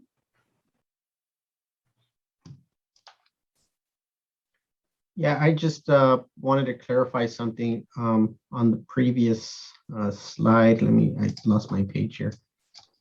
I think on slide 15, where it talks about the 10% for technical assistance for capacity building and DAX. Is that, you know, and I know I keep asking this question, and I don't know that I'm sure what the answer is, but is that available for public agencies, public water systems? That's one question. And then the other one was, I really like the idea of the this new eligible category medium DAC. As an example, here at the city of Coachella, the community, it's a community of 45,000 people. We have 6 wells.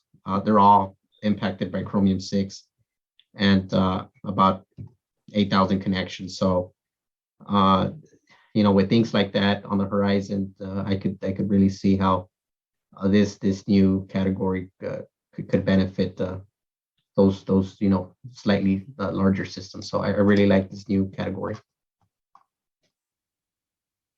Do you want me to take that question about TA? Sure, thanks, Megan. Sure.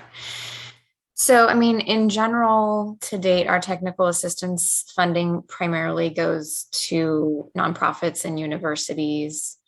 You know, I guess my question is your question whether a public water system could be a TA provider or whether they could receive assistance under a technical assistance agreement?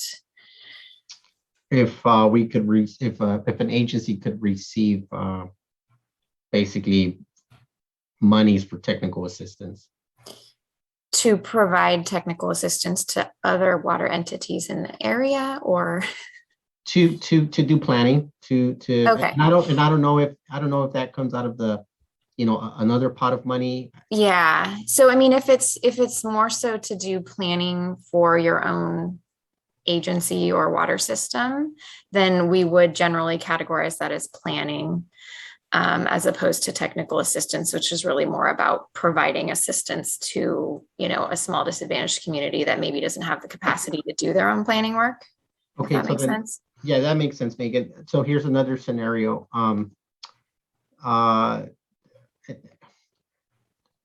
Sergio has a list of projects that he's working on that encompass several small water systems trying to get consolidated. And he has a technical assistance grant for that.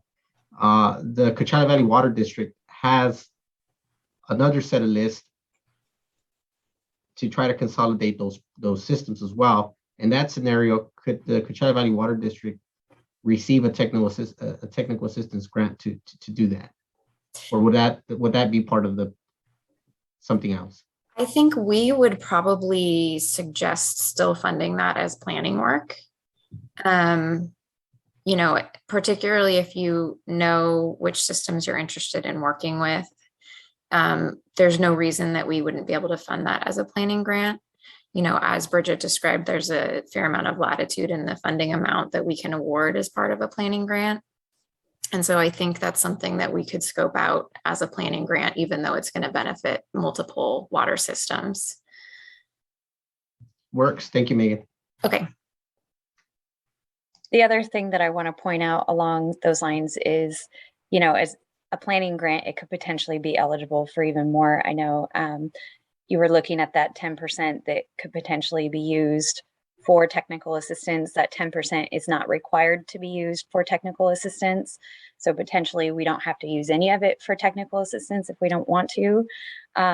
So then we're talking about 517.5 million available that could go towards these other types of projects that you're mentioning, planning or construction. And we don't have a statutory limit on planning. So that's part of why, in a case like yours, I think it makes sense to fund it as a planning grant. Thank you. That's helpful. Horacio, do you want to share your question next? Yeah, on the new category of medium DAX, is that going to affect disadvantaged communities, or you have enough room for having medium DAX? So I could address that. We looked at the medium disadvantaged communities that we think might be eligible for this funding. Just quickly, we looked at like how many might qualify, and there's really not that many that would have a category A through C type project that are within this size. So I don't think it would take away too much money from the smaller disadvantaged communities. But just that's part of the reason why we're also proposing maybe we have a cap on the medium systems of possibly 20 million per project, just so that it doesn't eat away from the small disadvantage. And what is the amount of money for the medium? What is it? Is it 80,000, 90,000? As far as, are you talking about the median household income? Yeah. They would still have the same disadvantaged cutoff as, Bridget, what was it for DAC? So a disadvantaged community is currently 60,188. But the medium is a different amount? So the medium is just referring to the population of the community. Okay. Being larger than what we've currently funded. Okay, got it. Thank you.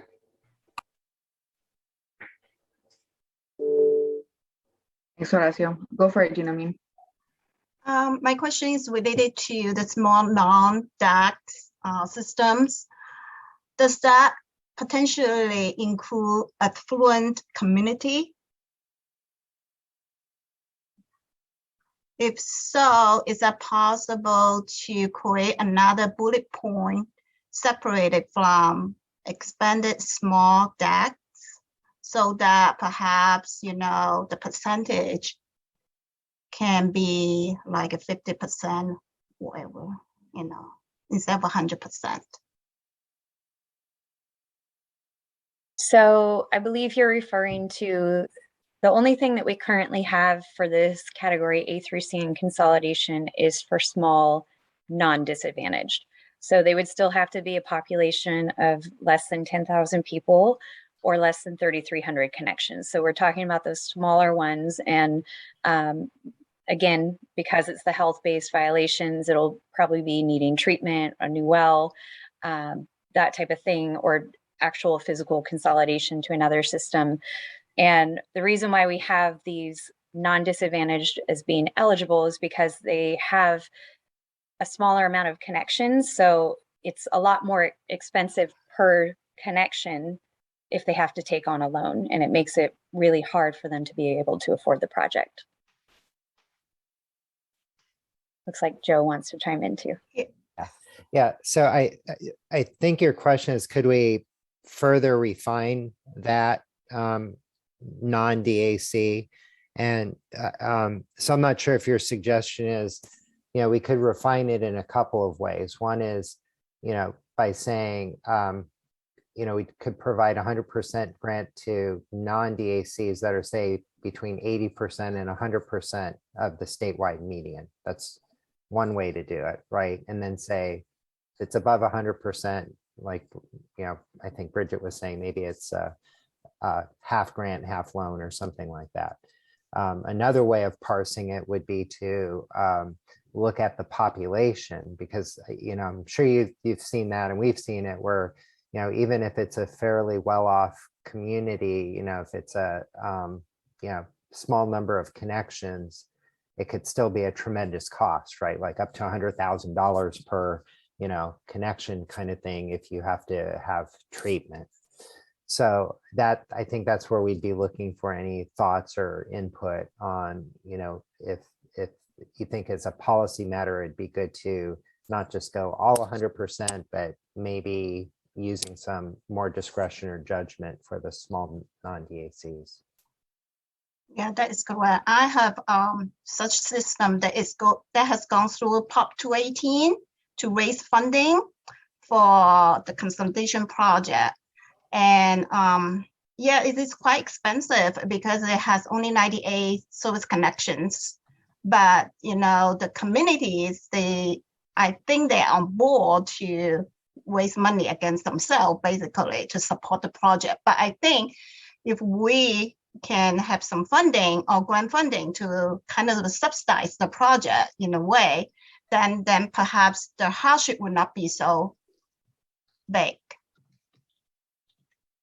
to them. Thanks, you too. Michelle, do you want to add anything to this discussion?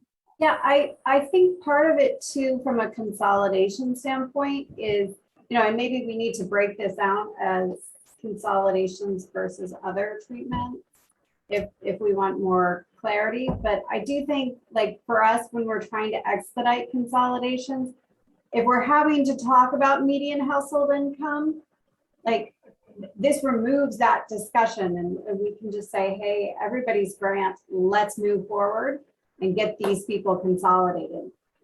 So we don't have to do that step. I think it also decreases the need for a lot of the financial documentation, and Megan, you can correct me if I'm wrong there, but that's necessary around a loan. So part of this too is trying to get those consolidations expedited. And Jimmy, I think I know which system you're talking about. And so, yeah, trying to do as much as we can to get it through, but I do recognize there are other factors, but it can be very expensive even for affluent communities to consolidate where there is a long pipeline. And if there's if they're on the human right to water list, they are having a health crisis as well. So that would just be all I have. Thanks, Michelle. Jianmin, did that help answer your question? Yes, it is a good Okay. news. For sure. Awesome. Awesome, thank you. All right, next we'll go with Michael Prado and then Jonathan Nelson. My question is, there's a community, Yedem Seville, that's in Tulare County. They are gonna consolidate. Now, they are seeking USDA funding. USDA goes by the MHI as we're talking. And the census is what they go by, USDA. But the census that was done for that community being a disadvantaged community, maybe even severely disadvantaged, the MHI is like 80,000 per household, and there's no way.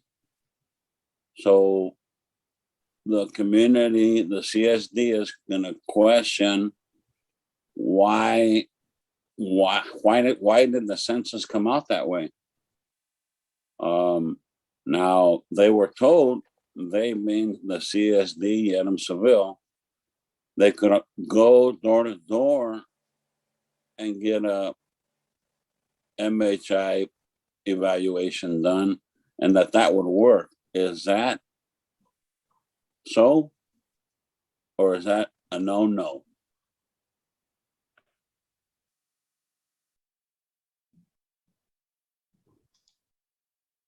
Yeah, so I could answer that as far as if the MHI data is very close to being disadvantaged, but not for sure disadvantaged, and the community is questioning that, they could definitely do an income survey, and we have income survey guidelines available that they would need to comply with for that. And we also have technical assistance we can provide to conduct the survey. Pardon me? Hi, this is Joe. Okay, yeah, hi, Joe. Hi, Michael. Yeah, we have technical assistance that's available to conduct income surveys when necessary. Okay. Yeah. So by them having, let's say, self-help or community water center do that, that would be okay? Yeah, that's part of the scope for our technical assistance providers. For sure, self-help, I can't remember if Community Water Center has that in their funding agreement, but yeah, it's something that can be done.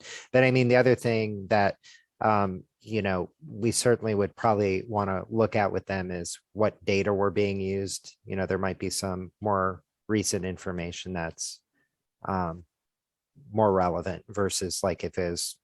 I mean, I think you've been to Seville, haven't you, Joe? Yeah, I saw you there. Yeah. So I went, I toured with Paul, so I certainly understand. Right. Like, yeah, the visual survey confirms what you just said. Okay, well, thank you. Yeah. And hi, Bridget, I've talked to you many times on the phone too. Thank you. Oh, yes, good to see you again.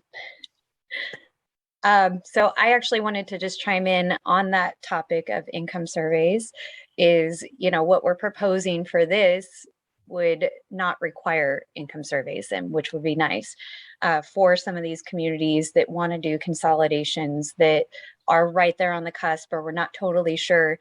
Typically, we've required those income surveys, but if we ended up making small non-disadvantaged communities eligible for up to 100% grant for consolidation projects, then we would not need to do an income survey in order to qualify. You know, while you're still here, if I can ask one more question, Adriana? Yeah, go for it, Michael.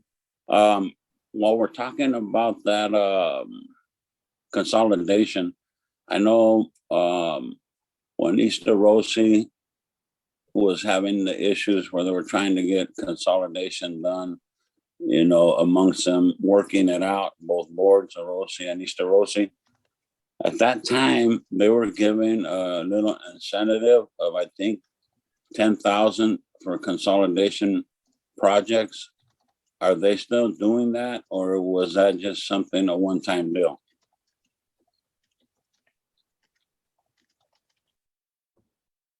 So our Drinking Water State Revolving Fund program does still have a consolidation incentive available for the receiving water system to receive after the consolidation is complete. I believe that's what you're referring to. And so currently what we have in our intended use plan is that receiving water system, so the larger water system, could get up to $10 million in 0% financing for an incentive project. So that would be a project that is entirely different than the actual consolidation project itself. It would be something special for that system that's taking them on.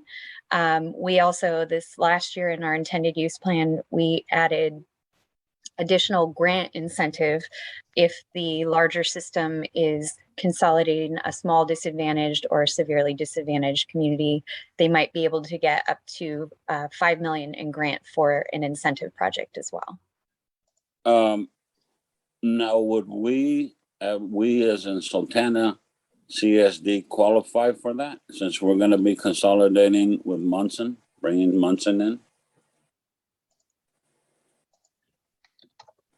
So I believe you would, and I would suggest working with your project manager for that particular one to find out details. And in our intended use plan, it does say up to 10 million and then up to the 5 million. So definitely look at those details in there. Work with your project manager. Typically, we want to see at least general application for this incentive project that the larger system, the receiving water system, wants to do at time of the consolidation, but there's a little bit of flexibility in there. We just don't want it to come like 10 years after the fact or a long time after the fact. We want it to be shortly thereafter the consolidation project. That would be sweet. Okay, well, thank you. I'll do that. Thank you so much. Thanks, you too. All right, our last clarifying question is Jonathan, and then we'll come back to the questions that Bridget posed to us.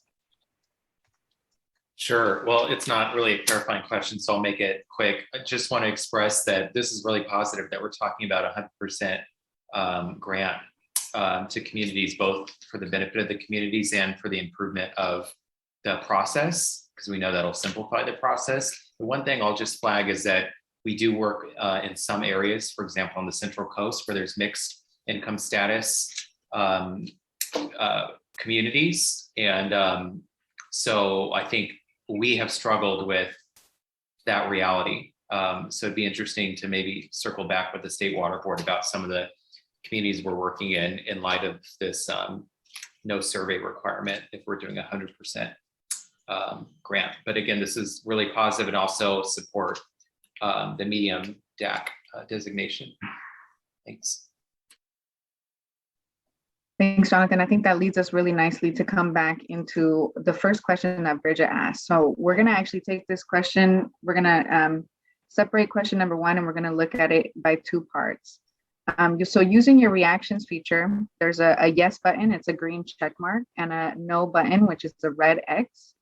I'm going to ask, given everything you've heard today in our discussion, do you agree with having expanded small disadvantaged communities be eligible for 100% grant? So they do not have to repay a portion of that grant. If you agree with expanded small disadvantaged communities receiving 100% grant, go ahead and click the yes green check mark. If you disagree, go ahead and click the no X. Go ahead and do this now. I've seen a couple of people. Where's the option to do that? You're going to go to the bottom of your screen. You're going to hit the reactions button. It's a smiley face with a plus sign. And then you're going to click either yes green or no red. Thank you. Adriana. Hola, soy Isabel. Adriana, hi, this is Isabel. I can't find that little bow. I logged in a little bit late, but I've been listening to the conversation. I'm Isabel Solorio. Okay, Isabel, if you are joining by iPad, I'm not sure if you have the same reactions button. So how about you can add your feedback in the chat. You can say yes or no. in the chat. Bueno, yo digo que sí, nomás. Very well. I say yes. Okay. I just don't know how to use this, so let me figure it out. Okay, thank you. All right, so it looks like we have 11 people who have said yes of the advisory group, 12 people who have said yes. Is there anyone who disagrees with having expanded small disadvantaged communities receive 100% grant? Okay. So now let's look at the second part of this question. So the second part of this question is focused on small communities that are not disadvantaged communities. So again, we've heard some benefits in this conversation, right? Sometimes there are mixed income communities, and sometimes we've also heard barriers with income verification surveys, either census tract or surveys not really reflecting the actual income of the community, and also being a barrier to access funding. So with that in mind, using your reactions button, let us know, do you agree that small non-disadvantaged communities should be eligible for 100% grant? So green, yes, and then red, no.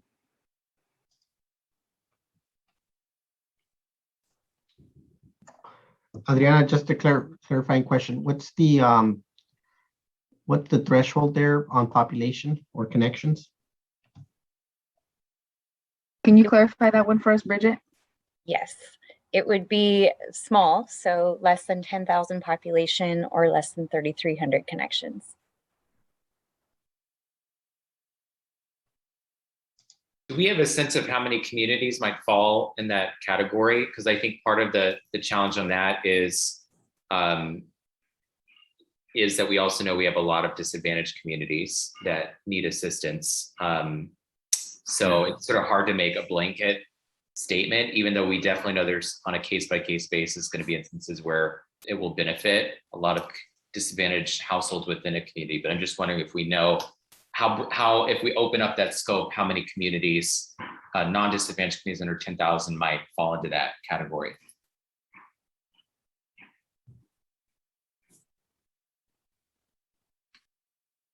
You know, I'm not sure. I'm not sure if Megan, if you have an idea or. No, and I think it would be, I mean, we could potentially look at trying to estimate it, but it'd be a little challenging to, I don't know, we'd probably have to coordinate with Michelle to try to determine which are potential consolidation candidates would be the one part that I don't know if we have a real strong handle on that, but we can definitely, you know, try to crunch some numbers to be able to share, to give a little more context on that.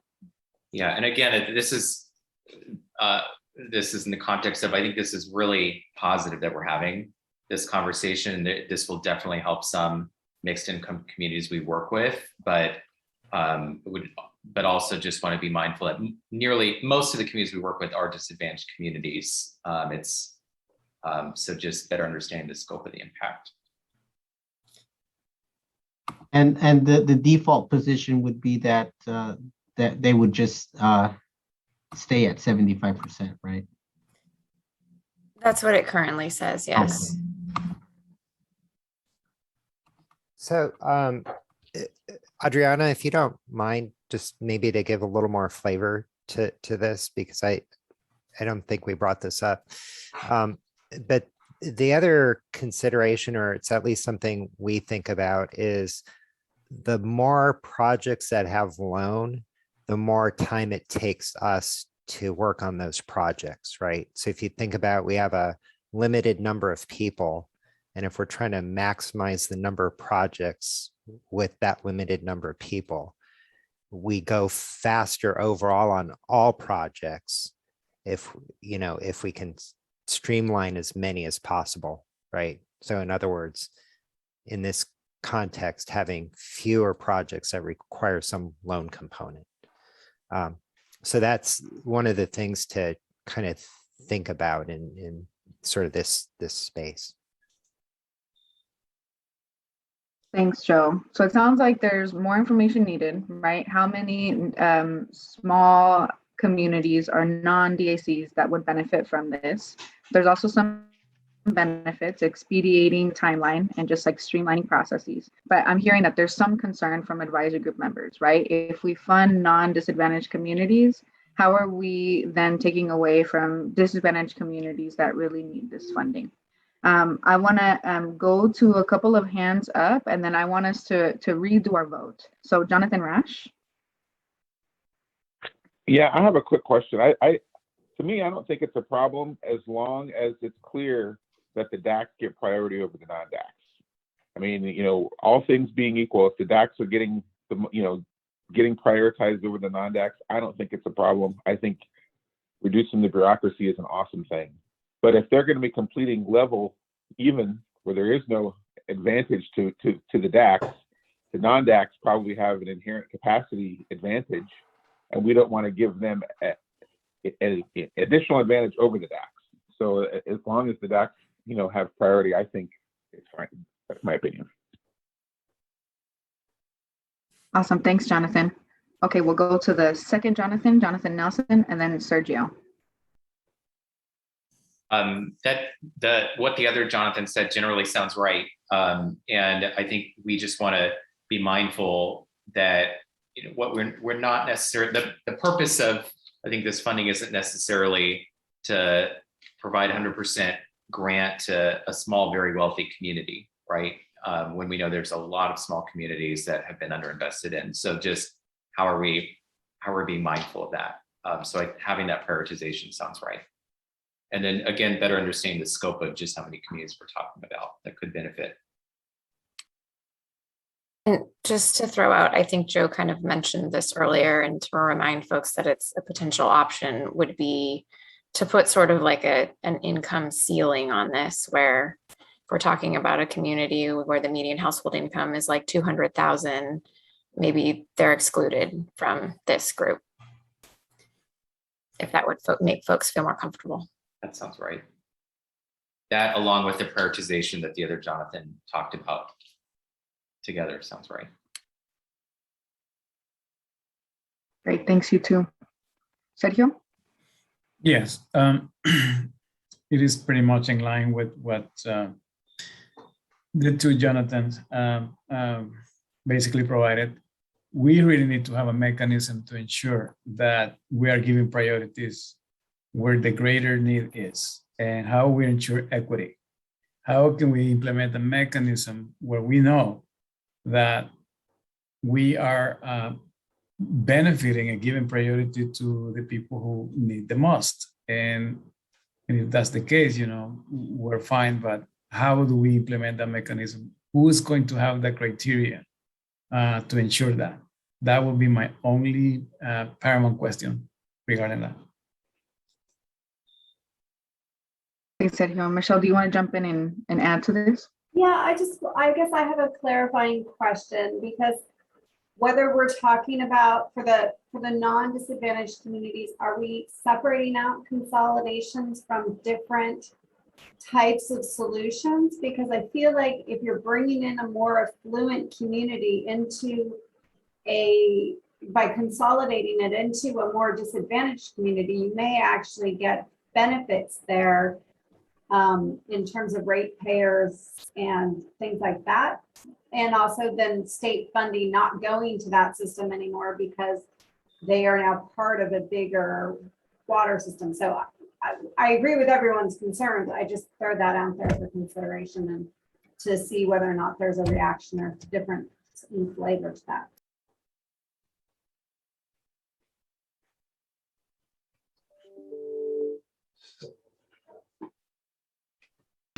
Thanks for adding that additional clarification, Michelle. So I'm hearing a couple of different things. I'm hearing that we want to make sure that if we're providing 100% grant, that we're prioritizing disadvantaged communities. I'm also hearing that if small non-disadvantaged communities are eligible for 100% grant, then there might be a benefit of having an income cap. So let's go with that proposal and see, and just kind of do a feeler for how the room feels about that.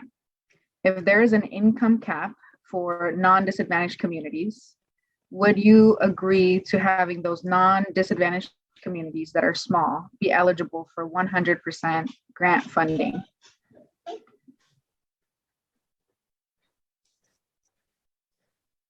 And if you agree that small non-disadvantaged communities under a certain cap of income, do you agree that they should be eligible for 100% grant funding? If you agree, go ahead and click yes in the reactions button, yes check mark, or no X. How about if it's a maybe? You got a maybe? Okay. How about if you've got a maybe? I think some of us may just have to see the proposal and like sort of talk about what that income cap is, but that broadly sounds right. Just have to have a lot more conversation about that, at least for groups like CWC. All right, so I'm hearing two maybes. I'm seeing a no from Sergio. All right, a question, Maria Luisa. Sí, ¿cuál sería el Yes. What would be the medium term or the medium income?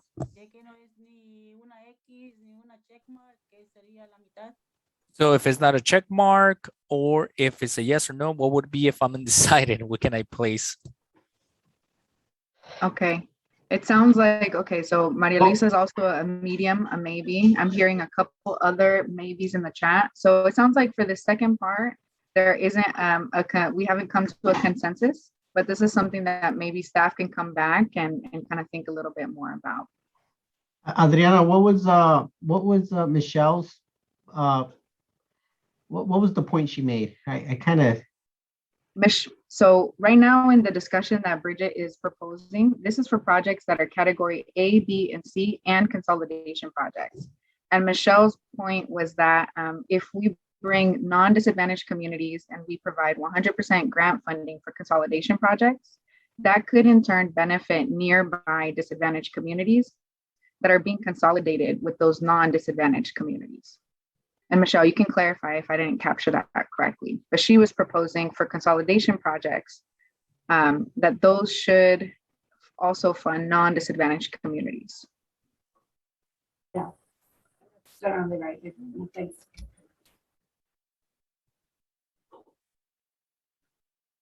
Okay. Well, that's all right, folks. We don't have to come to a consensus or a conclusion here, but this was really helpful. Thank you for helping us brainstorm a little bit more. It's a lot of food for thought for our financial assistance folks. So maybe we can circle back to this. So now let's come back to Bridget's second question about the medium disadvantaged community category. What are your general thoughts or concerns about this, creating this medium disadvantaged community category? Before we vote on it, I just want to hear people's general reflections about it.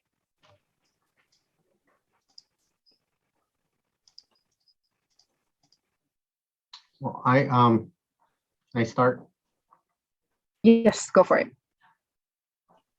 Well, I think in general, for me, we're dealing with the same type of population. These are folks that are economically disadvantaged. They just happen to live in a bigger community, but in essence, it's the same type of people. It's people, struggling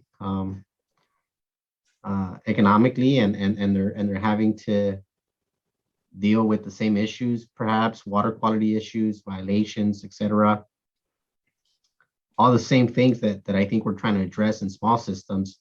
It's just a bigger system. It's the same type of economic status. So, to me, it's the same thing, and I think it's a good idea.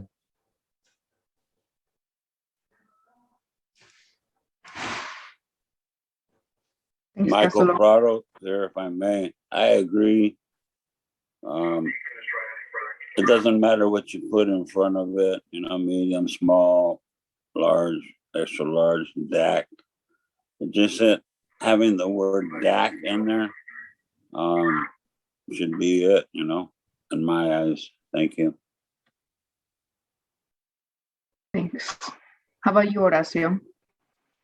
I don't know. I see a lot of problem with people that are disadvantaged living with people with medium incomes, because the first generation of farm workers, their income is about $22,000 a year. And then if their kids go to school and become professionals or they get more money, then they don't qualify to be as a disadvantaged community. So, and the kids cannot move to an apartment because they're so expensive, $1,800, $2,000 a month. So it's kind of difficult when you have people that are very disadvantaged and medium, and sometimes you have the three of them together, and you qualify them as a non-DAX. So it's a difficult question. Adriana, Yeah. could you clarify? I think there's a misinterpretation of what that medium means. Yeah, thank you for bringing that up, Horacio. So in this second question, in the first question, we were talking about non-disadvantaged communities, so regardless of income. So that example that you're bringing, Horacio, with people who are severely disadvantaged, and non-disadvantaged, that's what we were discussing in question number 1. In question number 2, we're talking now about the size of a community. So when we say medium, we're talking about the size.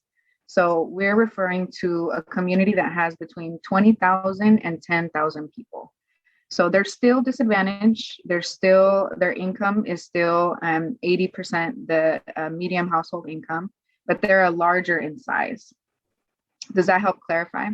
Yeah, I think as long as they're disadvantaged, they need to get help.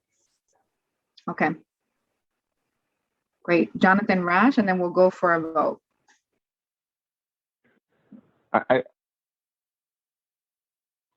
Sorry, I just muted myself. I think there's the other factor here is, if you have, particularly if you're at the high end of that, 33,000 connections, you've got a lot more economy of scale to, compared to a small system.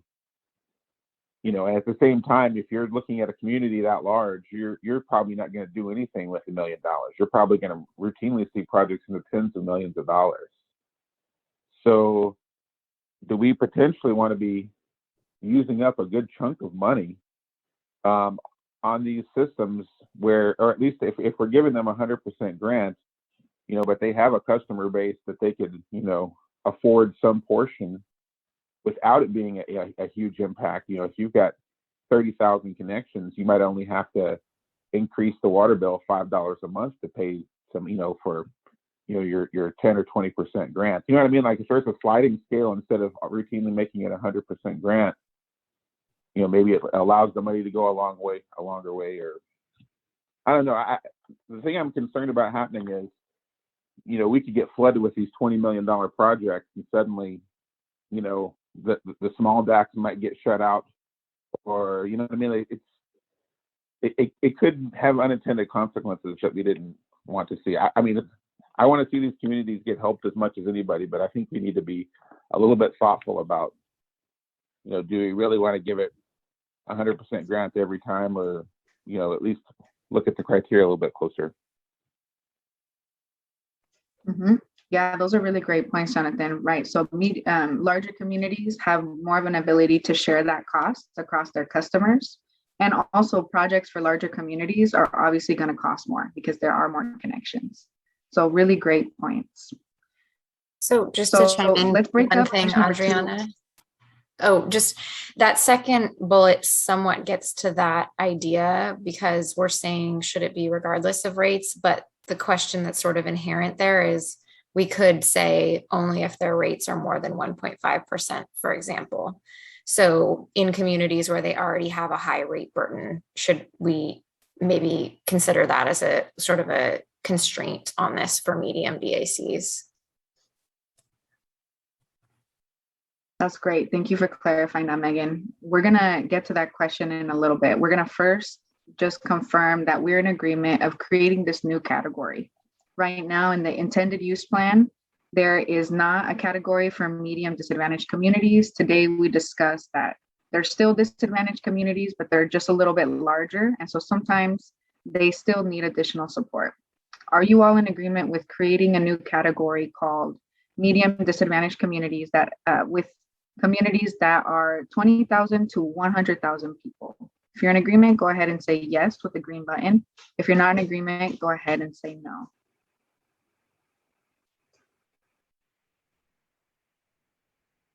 All right, I'd like to hear from Sergio. If you'd like to share, oops, I saw you turn green, never mind. Adriana, excuse me, before you go on, can you repeat that again for me, please? Right now in the intended use plan, there isn't a category for medium disadvantaged communities. So communities that are disadvantaged but serve between 20,000 and 100,000 people. And so they're proposing, should they create this new category, medium disadvantaged communities? I'm seeing most people say yes. Horacio, I'd like to hear your thinking behind no. Thinking that if it's going to take a lot of money away from the small disadvantaged communities, you're going to leave a lot of disadvantaged communities without money if there's not enough money in the future. So it's kind of like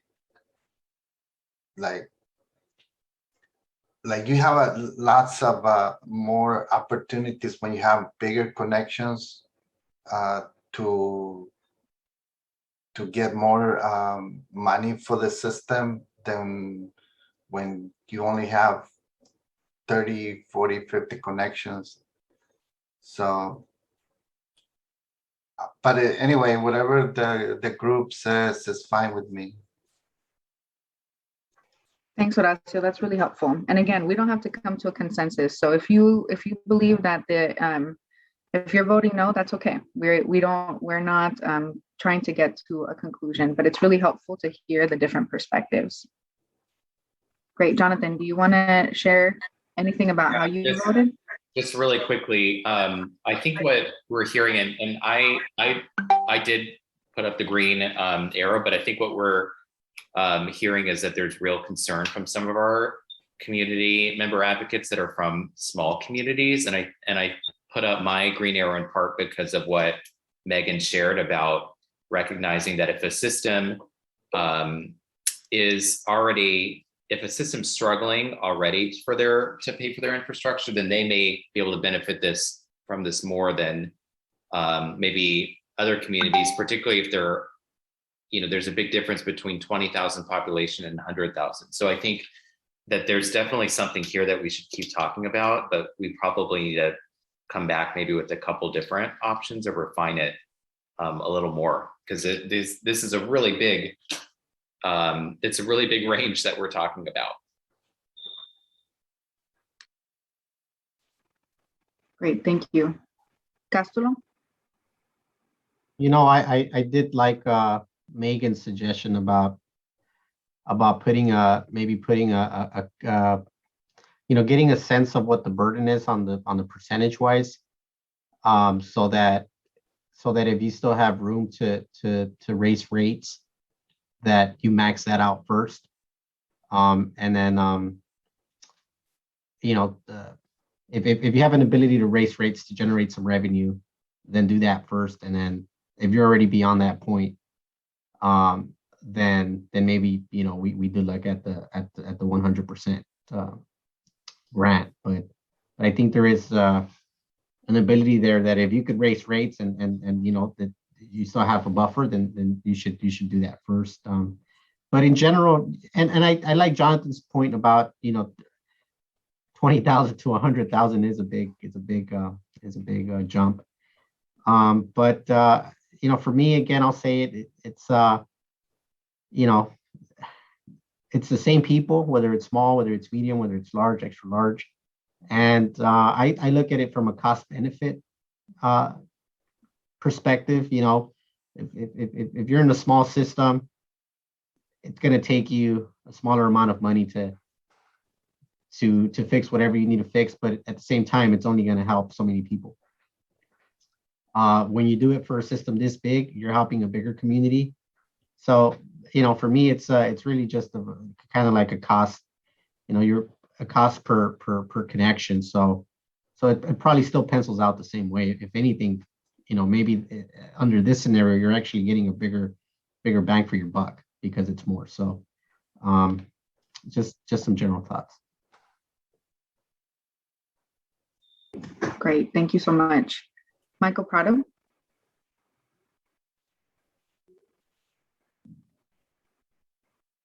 Michael Prado here. I think because this was all the medium, the number 2 category here, we're talking about the medium deck. That was barely put up when to take it in consideration. This is what we're discussing here. It hasn't yet been included, but our Division of Financial Assistance would like feedback about whether they should create that new category. I think that they should have done the fund. I mean, they should have put this before we set up the fund or recommended the FEP. Because if you would have budgeted for it, then you could, do it no problem, 100%. But when you're going to take away from one, like take away from Peter to pay Paul, basically, it's not right. I don't feel, a DAC is a DAC to me. Thank you.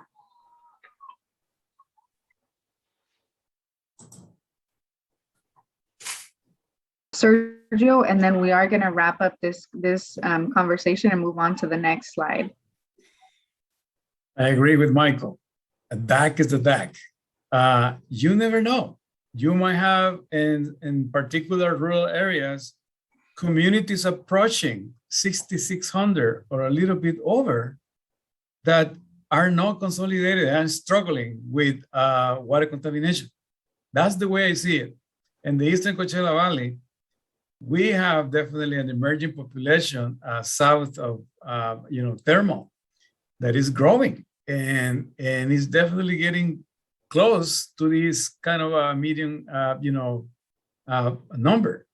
So in my opinion is this, the way I see it is that we are opening the opportunity to, again, as long they remain DACs, as long they are definitely evaluated and determined that these are very, very low income,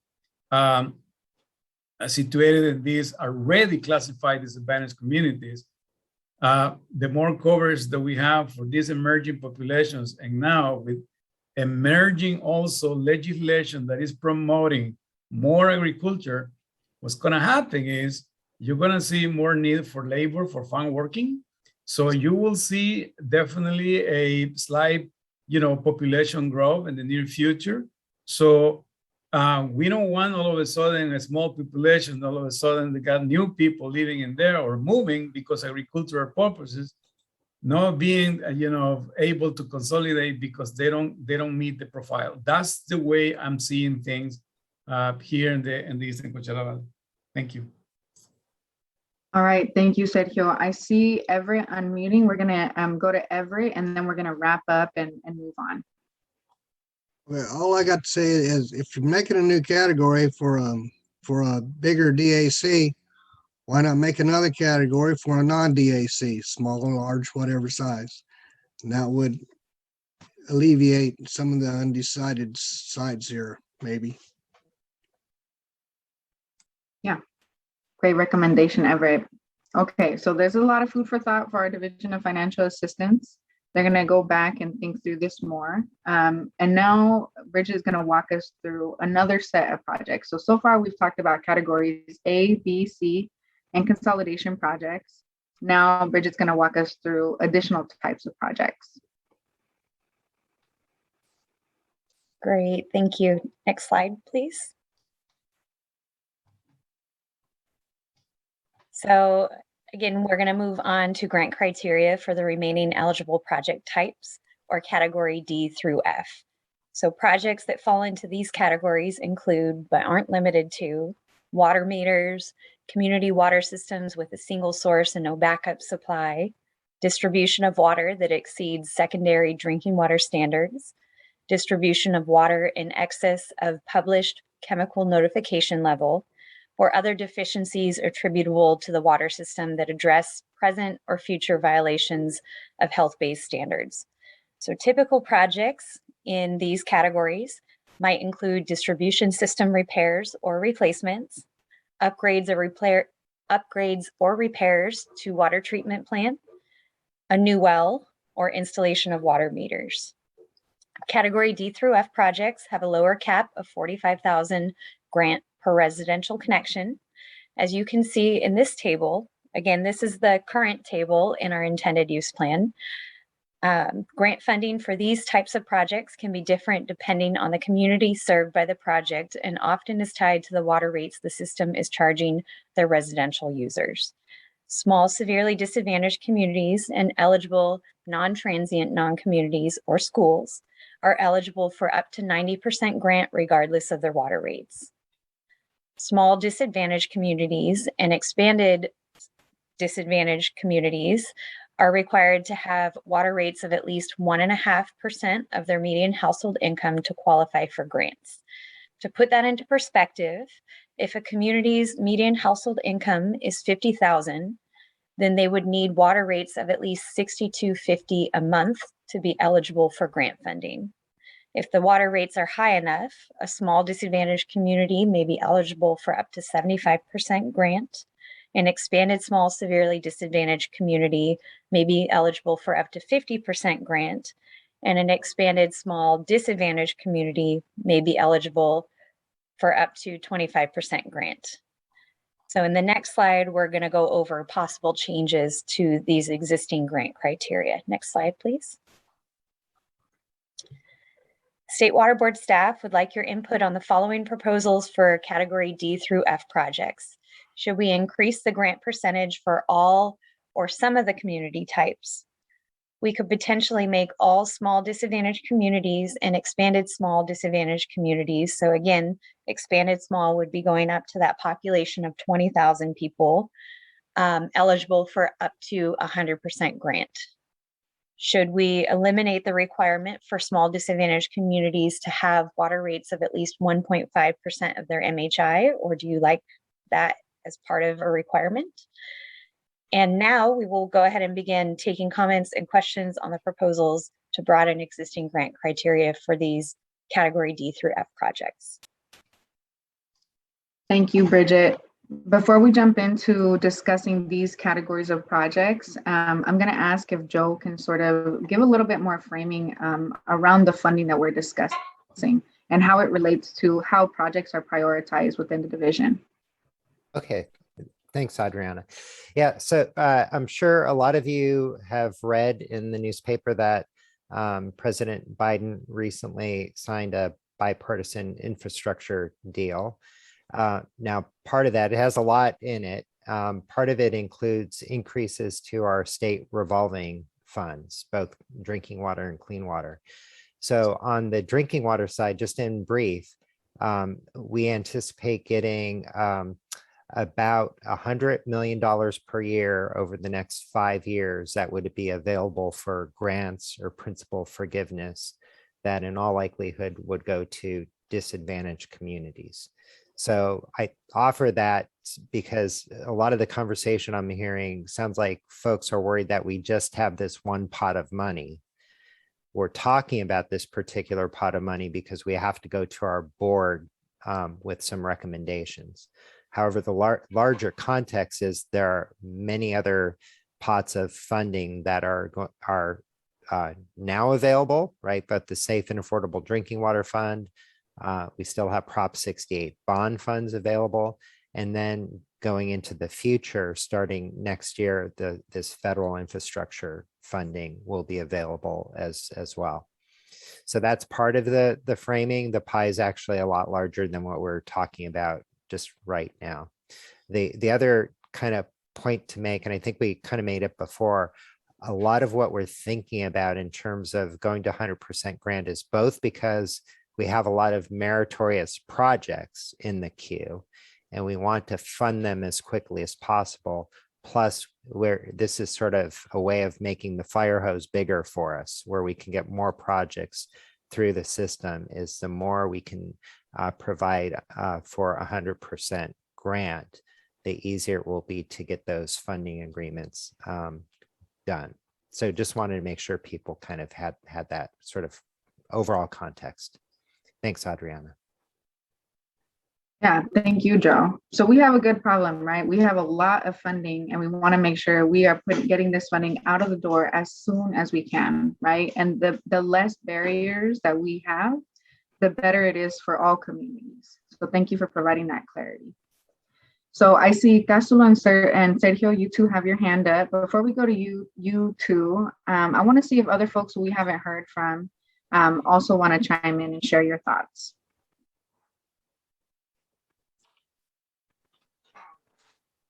The chat has also been enabled where you're able to chat to all participants. So if you want to chime in via the chat, feel free to do so too.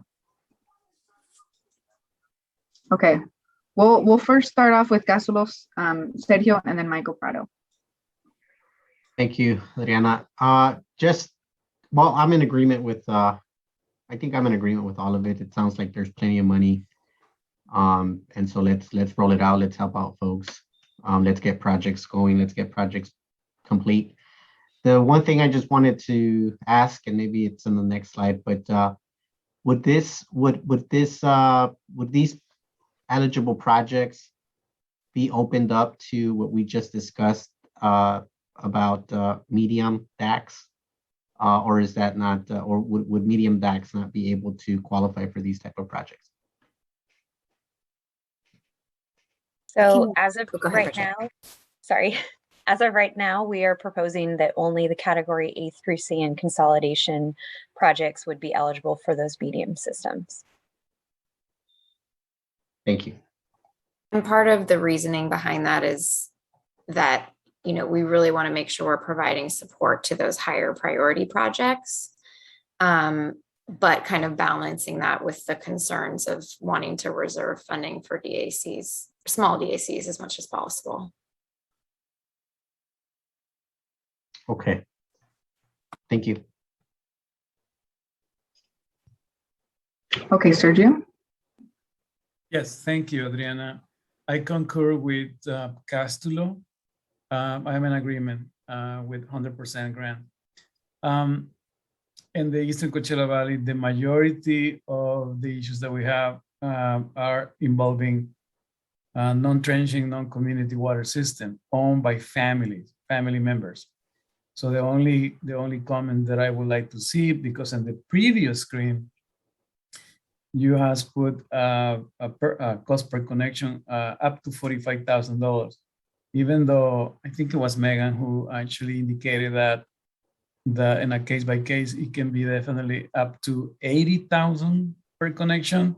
But somehow we need to see that codified somewhere. If there is already somewhere in the guidelines that it can be up to $80,000, that will be superb, because we have some projects that definitely are exceeding the 45,000.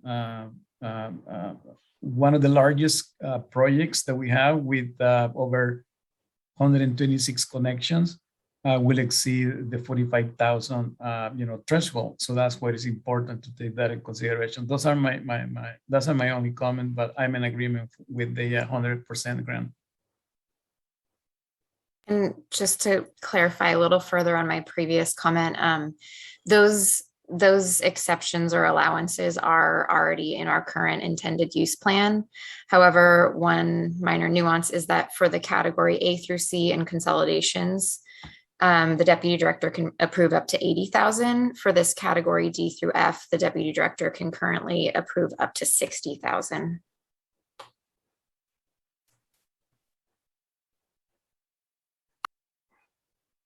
Thanks, you two. Okay, next we have Michael Prado and then Don White.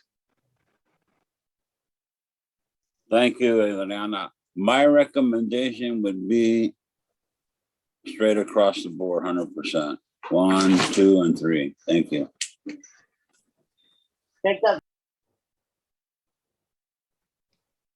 Great, thank you, Michael. Don White?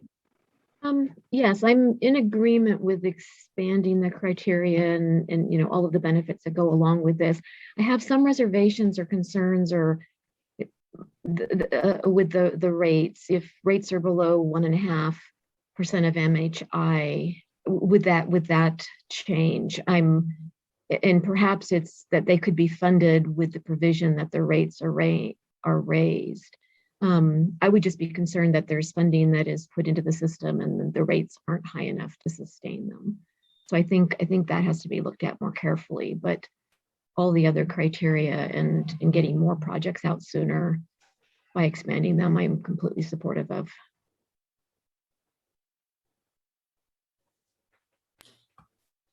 And just to clarify a little bit on that part too, for more context, you know, currently we don't require rates more than 1.5 for various different categories. And so when that occurs, there's still part of the application review process to confirm that their revenues are enough to cover their operational expenses before we approve the construction funding.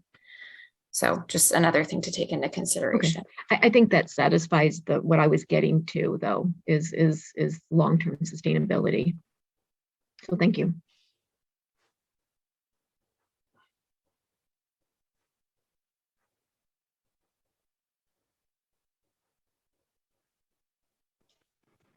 Well, thank you, folks. So it sounds like some people have already started sharing their thoughts. So I'd like to hear from folks who are not in agreement with increasing to 100% grant for either of these three categories. Is there anyone who is not in agreement with increasing to 100% grant?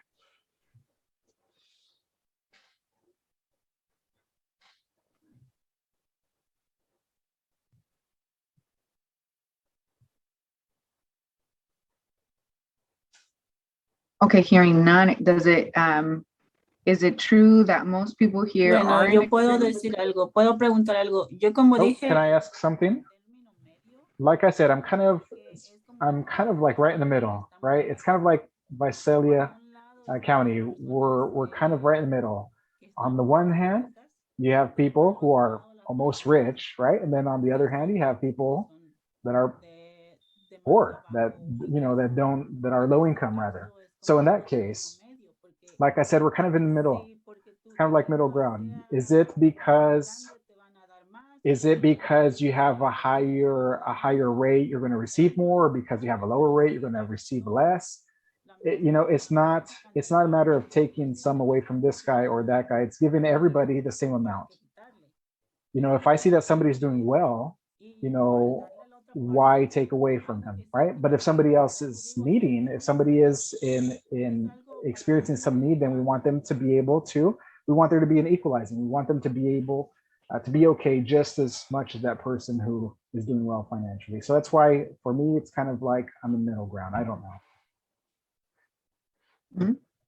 Yeah, thank you for sharing that reflection, Maria Luisa. What I want to clarify for what Bridget has just walked us through is that these projects we're talking about are category D through F projects. And for all of the potential changes that they're proposing, they're all for small disadvantaged communities or severely disadvantaged communities. So I want to just clarify that we are talking about disadvantaged communities here. And just to chime in, this particular slide also includes expanded small, so up to that 20,000 population. Great. Okay. Other general thoughts or reflections about what Bridget has proposed?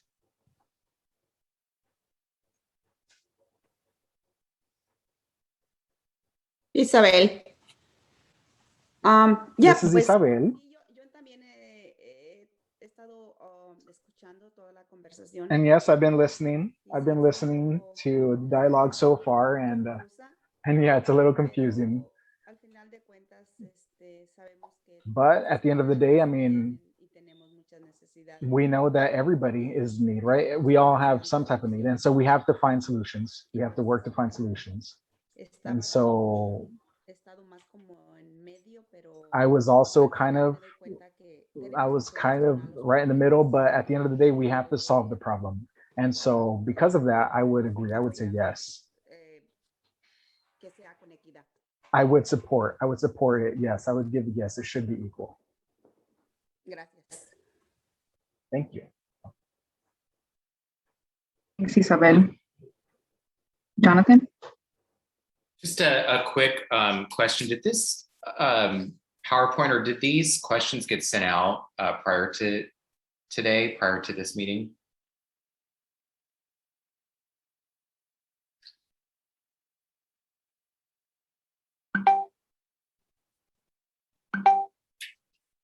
Esta parte del documento que estás mostrando. This part of the document, the one that's being shown right now, and several of what was shown here today, I don't have a copy of.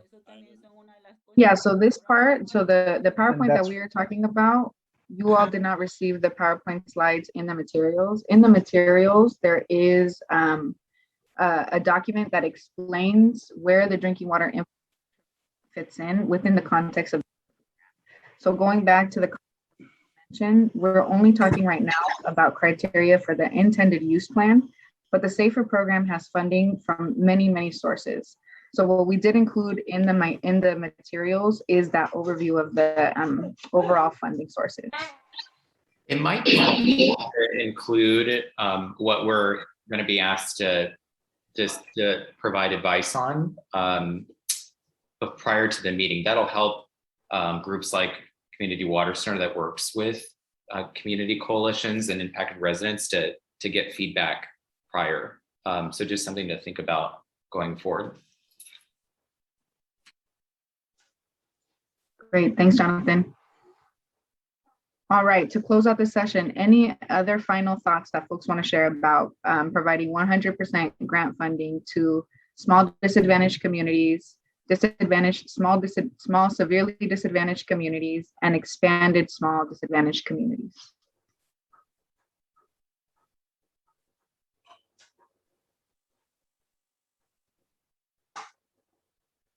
Okay. I have Well, one thanks more everyone for your question. feedback. I have one over it, more Michael. question. How does the board that's on this webinar today, how do they feel about the way it's set up there? Are they for the 100% or what's their feeling?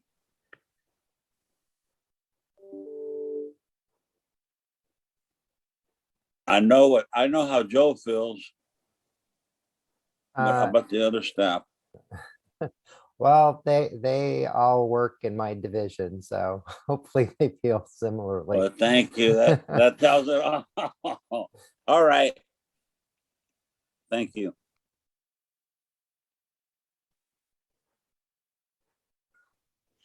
Go for it, Michelle. Do you want to share your thoughts? Yeah, I think I don't work in Joe's division, but I definitely agree. The idea of getting funding out as fast as we can is really what I think is my urgency, especially around consolidation.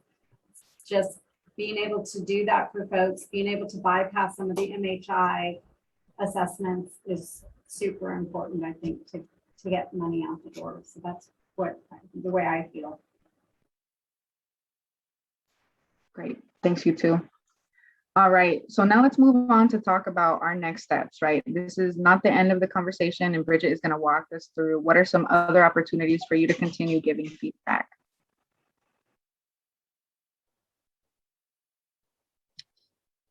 Great, thank you. So next slide, please.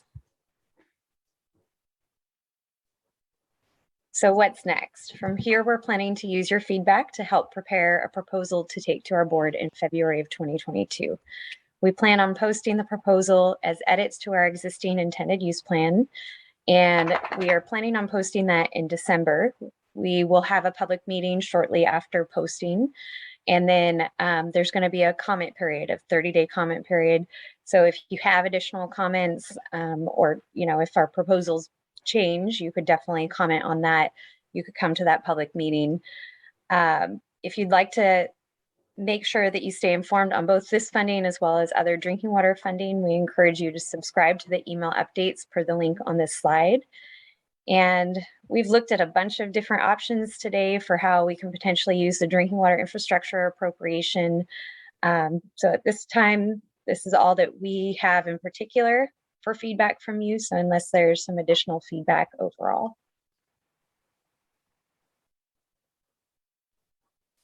Awesome. Thank you so much, Bridget, and thanks everyone for your participation here. We are now going to take a 15-minute break, and when we come back, we're going to jump into our SAFER program updates. So see you back here at 3:15.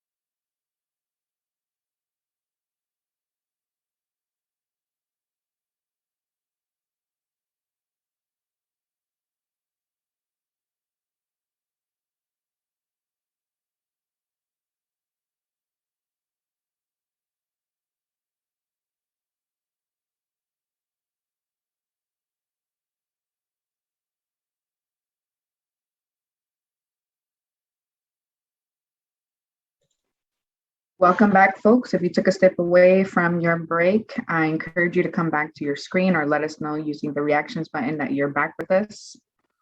Thank you for your engagement. I know this has been a really long day and we're at the final stretch of our meeting, so thank you for sticking with us. The next part of our meeting, we're going to be discussing the SAFER updates. So that should be the last portion of your meeting material packet. The last time that we met as an advisory group, you all gave feedback on the draft fund expenditure plan. And since the last time that we met, Division of Financial Assistance staff shared that feedback back with board members, revised the draft, and then the board adopted the fund expenditure plan.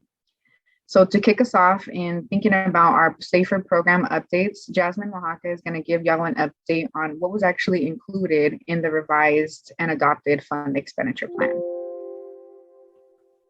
Thanks, Adriana, and good afternoon, everyone. My name is Jasmine Oaxaca. I'm a supervising engineer in our Division of Financial Assistance, and as Adriana mentioned, I'll just be talking briefly about the changes to the fiscal year 2021-22 fund expenditure plan for the Safe and Affordable Drinking Water Fund between our last meeting and its adoption by our board last month on October 19th. Next, please. I wanted to start off with showing all the funding sources we have available for the SAFER program to go towards drinking water projects in small communities. And I did want to note that these are funds available to us, though not necessarily funds we'll be able to commit this fiscal year. The main focus of the fund expenditure plan was on the Safe and Affordable Drinking Water Fund. They're at the top in green, made possible again by Senate Bill 200 back in 2019, which has about $128 million for this fiscal year. And then overall, all of these funding sources total about $1.2 billion, which doesn't include the new federal funding coming our way as well. Next, please. I wanted to remind the group of the priorities of the SAFER program this fiscal year, which will focus our efforts on small disadvantaged communities and low-income households. These priorities build on those mentioned in the previous fund expenditure plan, as well as the 2021 needs assessment, which came out in April.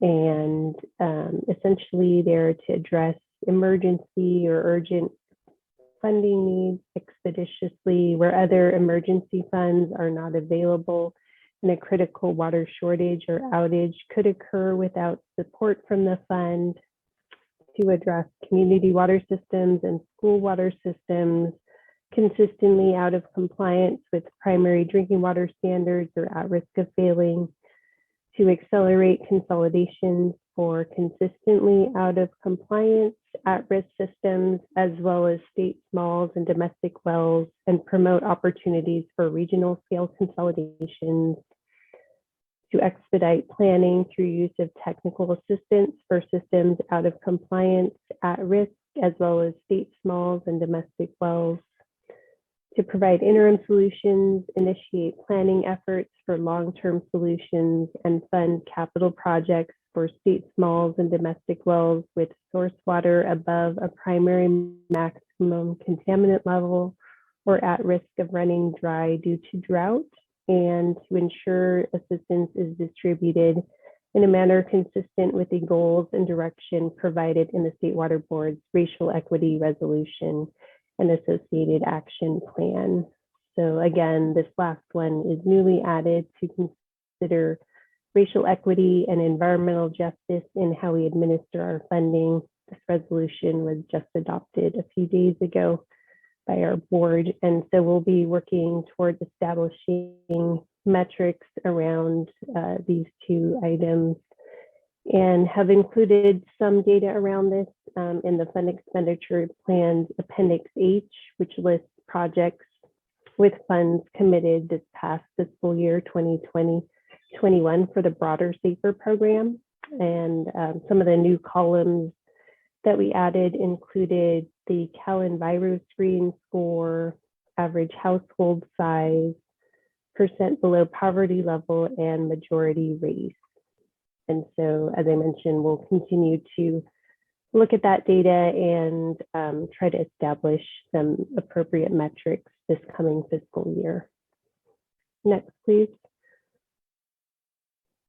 These are proposed targets for the new fiscal year's appropriation of $130 million.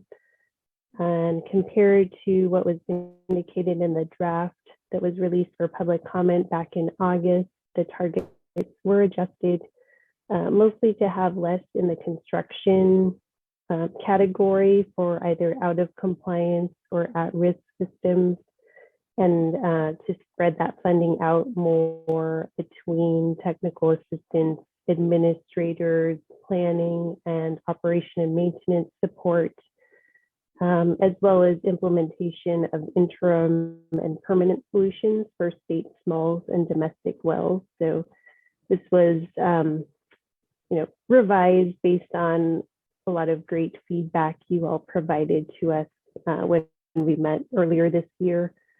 And so overall, we proposed $115.3 million to go towards projects, with about $40 million each for interim water supplies and emergencies and technical assistance, $5 million for administrators, $3 million for planning, $7 million for direct operation maintenance support, and $20 million for construction.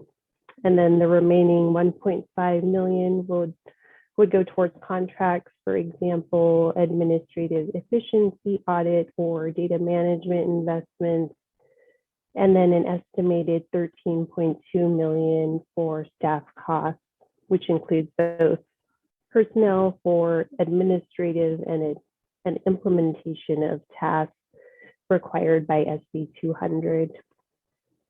Next, please. And then since the draft plan was released, these were the key revisions that were made based on the comments we received during the comment period, as well as new legislation. So new funding from the Budget Act of 2021 and subsequent trailer bills was added. New authorities were also noted, which I'll mention in a couple of slides, related to the policy amendment that we also had the board consider at the same time. And then, as mentioned in the previous slide, the funding targets were adjusted to shift funds away from construction towards other solution types. Clarity was added around the use of the Safe and Affordable Drinking Water Fund to address funding gaps and to expedite priority projects. Information was added on the O&M pilot, as well as O&M support eligibility. And then we also added information on the cost sharing approach we are working on with the Central Valley Salinity Coalition to supplement well sampling efforts with safer funding. Next, please. And then continuing on, we've added a subsection on contaminants of emerging concern or other contaminants without maximum contaminant levels currently, to consider funding of well testing for these contaminants, as well as potential future pilot studies to explore treatment options. We added discussion of different types of data to be tracked this fiscal year around cost effectiveness and administrative efficiency. And then lastly, as I mentioned already, we're starting to track basic information related to racial equity and environmental justice, with the hopes of establishing appropriate target goals in future years. Next, please. And then lastly, I wanted to note the concurrent targeted amendments to the policy for developing the fund expenditure plan, which was initially adopted last year in May. and amended at the same board meeting on October 19th. Couple changes that we made based on recent legislation were added to the policy text in the following areas.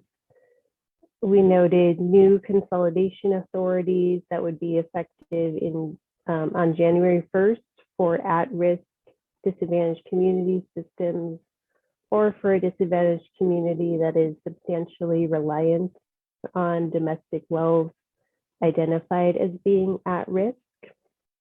And then there is a new eligible recipient type for the safe and affordable drinking water funding, the technical assistance provider, which is defined as a person, including a privately owned public utility, whom the State Water Board has determined is competent to assist a water system by providing administrative, technical, operational, legal, or managerial services. And we've been developing a request for qualifications, which we should be posting by early December. And then lastly, we also noted new advanced payment authorities, and we're also in the process of establishing guidelines around that. So that concludes my brief update. Awesome. Thank you, Jasmine, for letting us know how the fund expenditure plan had been updated. We have some time to hear from advisory group members if you have any questions for Jasmine about what you just heard.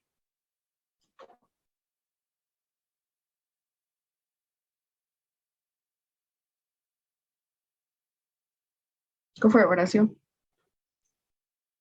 Yeah, on the new advance payment, is that already, is that a proposal or is it already enacted?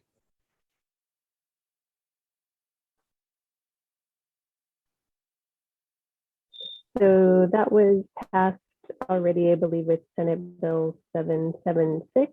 Correct me if I'm wrong there, but it does allow for advanced payment authorities for the Safe and Affordable Drinking Water Fund.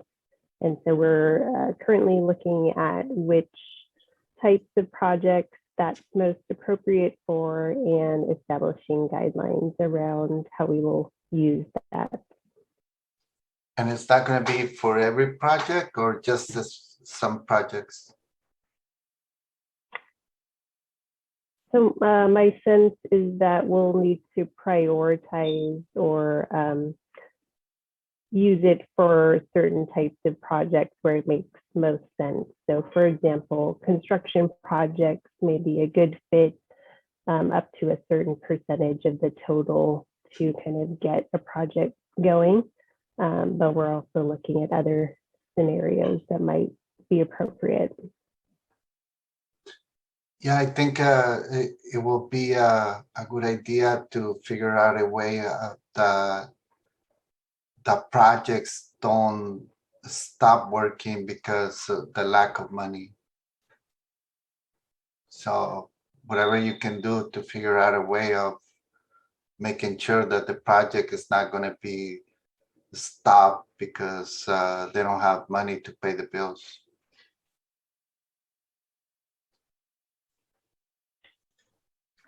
Good question, Horacio. Other questions for Jasmine, folks?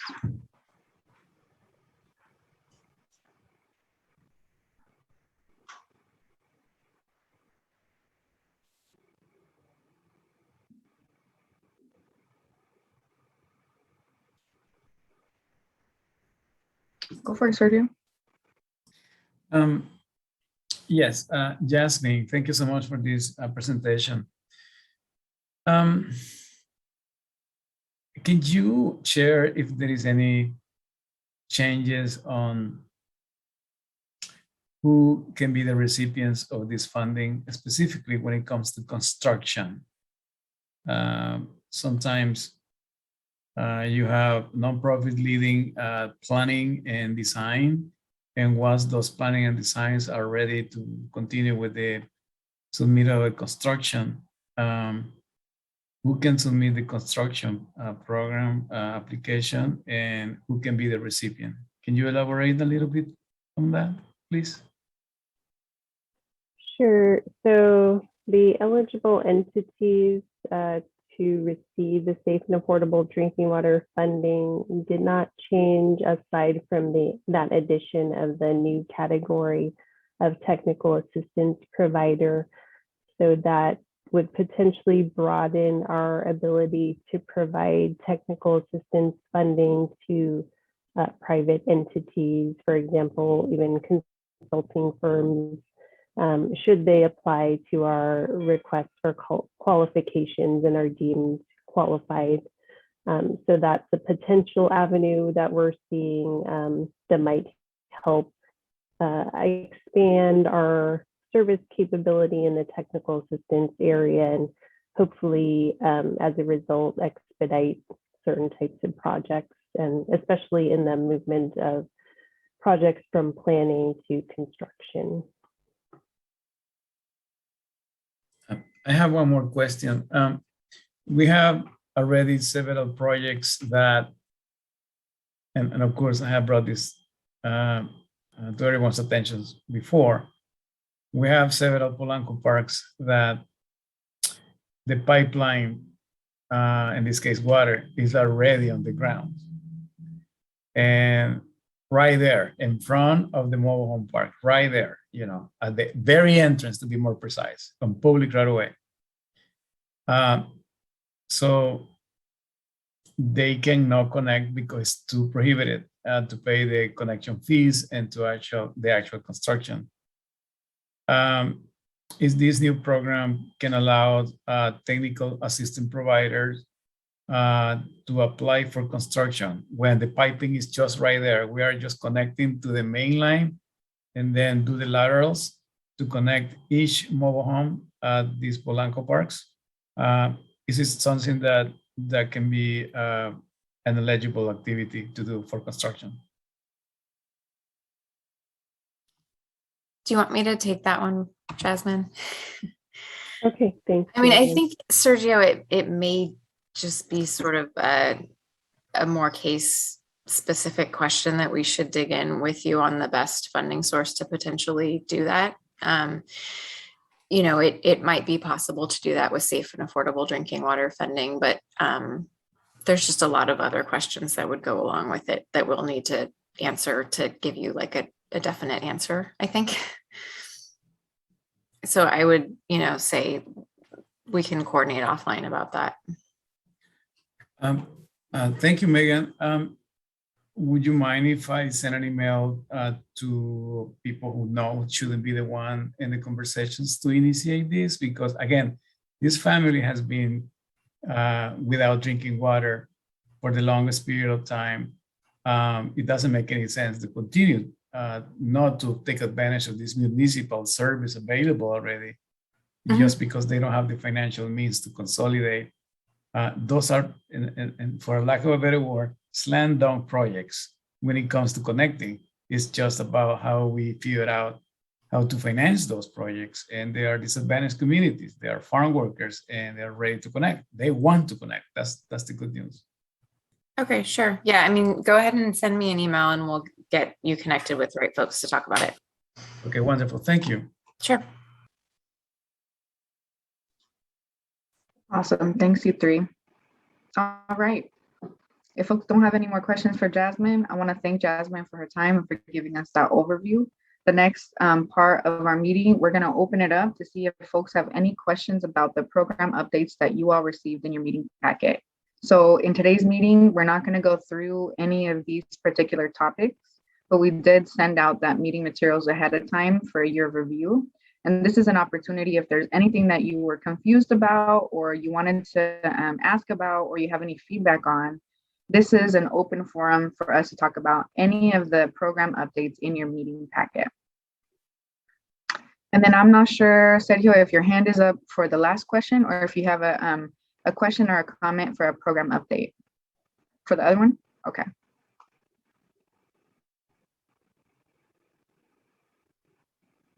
And as you all are thinking about your feedback or your questions, I just want to say that this meeting packet idea, that was directly from some of the feedback that we heard from you all, that you all wanted to see written materials ahead of time instead of taking the time during the meeting to talk through the written materials. So let us know what you think about the meeting packet and if you think it was helpful. And if it was, we'd like to keep on trying it out for future meetings as well. Oh, Don, it was helpful for you? That's great. Adriana, it was helpful, but we were missing some of the pieces, papers, copies. So it was kind of hard to follow. Oh, really? But I turned the page, I don't know how many times. I looked at it like 20 times and it didn't change. But if we could have all of it, it would be great. Thank you. Okay, gotcha. Thank you, Michael. So maybe some of the pieces we missed around the drinking water infrastructure would have been helpful to have in there. Great. Isabel? Sí, me gustaría, es un comentario, me gustaría. Yes, I would like to just share a comment, and I would like to receive the full package, because just like my colleague, I just received kind of like a summary, a short summary, something that's really brief. It's just a few pages. So I would like to receive the full packet. That way I can focus in analyzing all full details. And this is just a suggestion. If you can dedicate a bit more time and just send over a full package, that would be great. Thank you. That's really helpful, Isabel. So maybe some additional background material to send in addition to the meeting packet. Okay, that's great.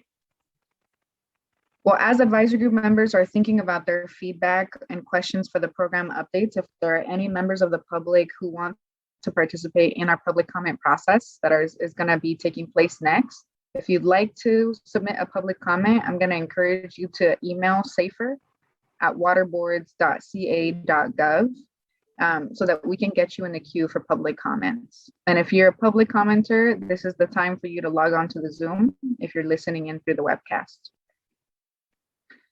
All right, coming back to the advisory group.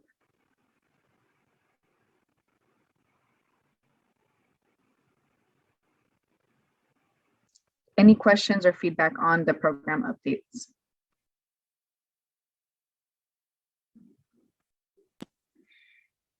Michael Prado here. It was a very informative thing. I was kind of lost at the beginning, but I think I found myself towards the last presentation, maybe.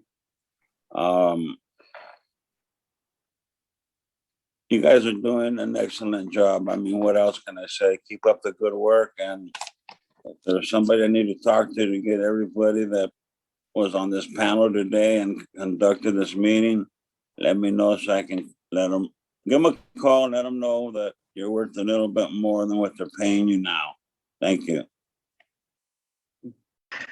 That's great, Michael. Thank you for that feedback. I'm glad the meeting packet was helpful, and thanks for the feedback around how we can better facilitate conversations to be more accessible. That's helpful.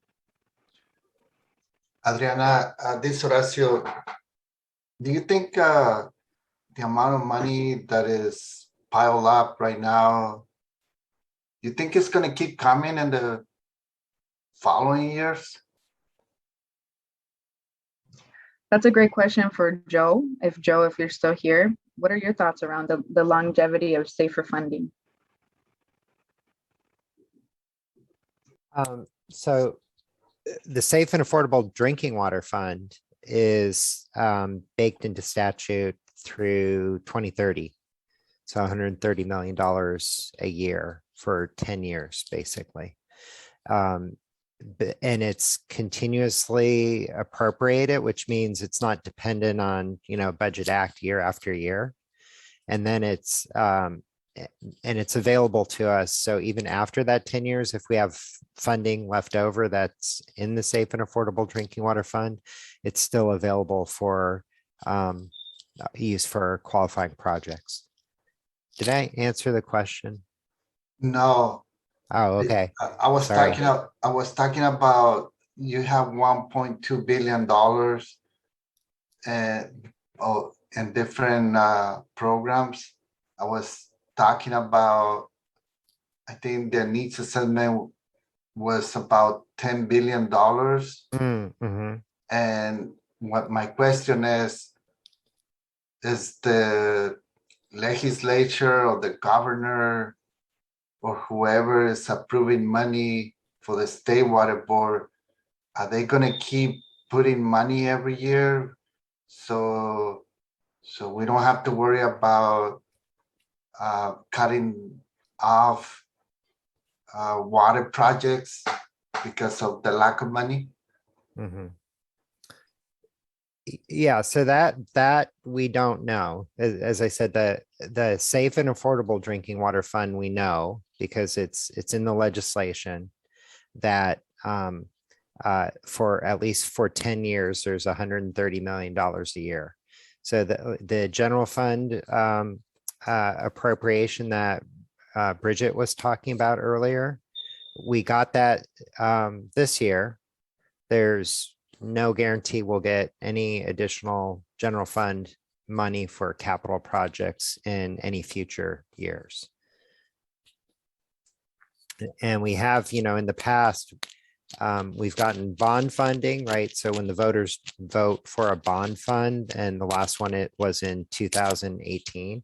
So that's another source of funding. And then I had mentioned earlier that we do know we're going to be getting some of the federal infrastructure funding. So that's going to be an increase to sort of our baseline funding that we've received through our Drinking Water State Revolving Fund program. So those are the things we're certain about. Did that answer your question? Yes, part of it. I just think that we need more legislation about providing secure amount of money, because the need for clean water is there, but it's not. We cannot say that we can advance the damage that is being done when you have restricted funds, like in the case of when you have disadvantaged communities that are mixed with other people that are not disadvantaged, and they have the same problem, but it's difficult to help them because the lack of funds or because the requirements to qualify. So anyway, I think we should be focusing on how do we get money every year from the governor and the legislature, so the water board has enough money for the next 10 years. Yeah, great reflections, Horacio. And I think you're really highlighting that in order for the SAFER program to continue the good work that we're doing, it really relies on all of us as ambassadors of the SAFER program to spread that message, so that the governor and also at the federal level, we're recognizing the need and we continue funding that. So thank you for highlighting that. All right, folks, before we move on to our public comment, a final call for any reflections or questions from the advisory group.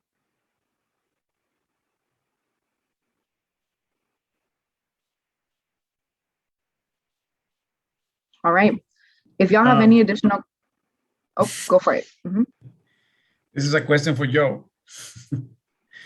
Any updates about any improvements? I sent a text actually about any internal protocols or processes that you might share with us, Joe, to expedite grant processes and of course disbursement of funding. That would be highly appreciated. Would you like me to give a quick rundown right now, or would you like us Sure. to get back to you? Okay.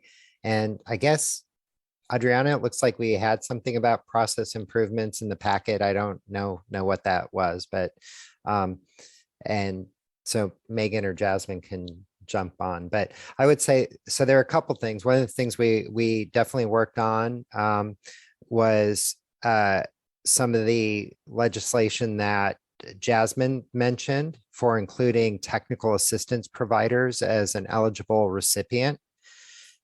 So that will expand our capacity in terms of, we're going to, by the end of this month, early next month, put out a request for qualifications for TA providers.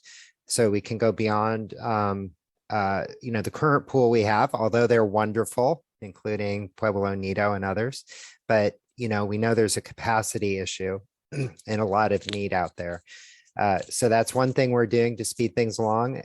And part of the idea is where it's appropriate, we'll be able to use, in some cases, private engineering firms to do a lot of the planning without going through the planning application project. I think that was mentioned earlier. So we can, go have the TA provided to do the engineering planning and get to construction much quicker.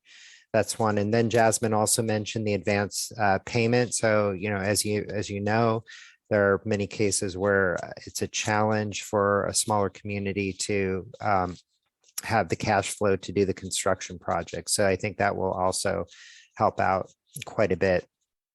We've made some revisions in our intended use plan to for certain project types for small disadvantaged communities that only have to do CEQA for their environmental.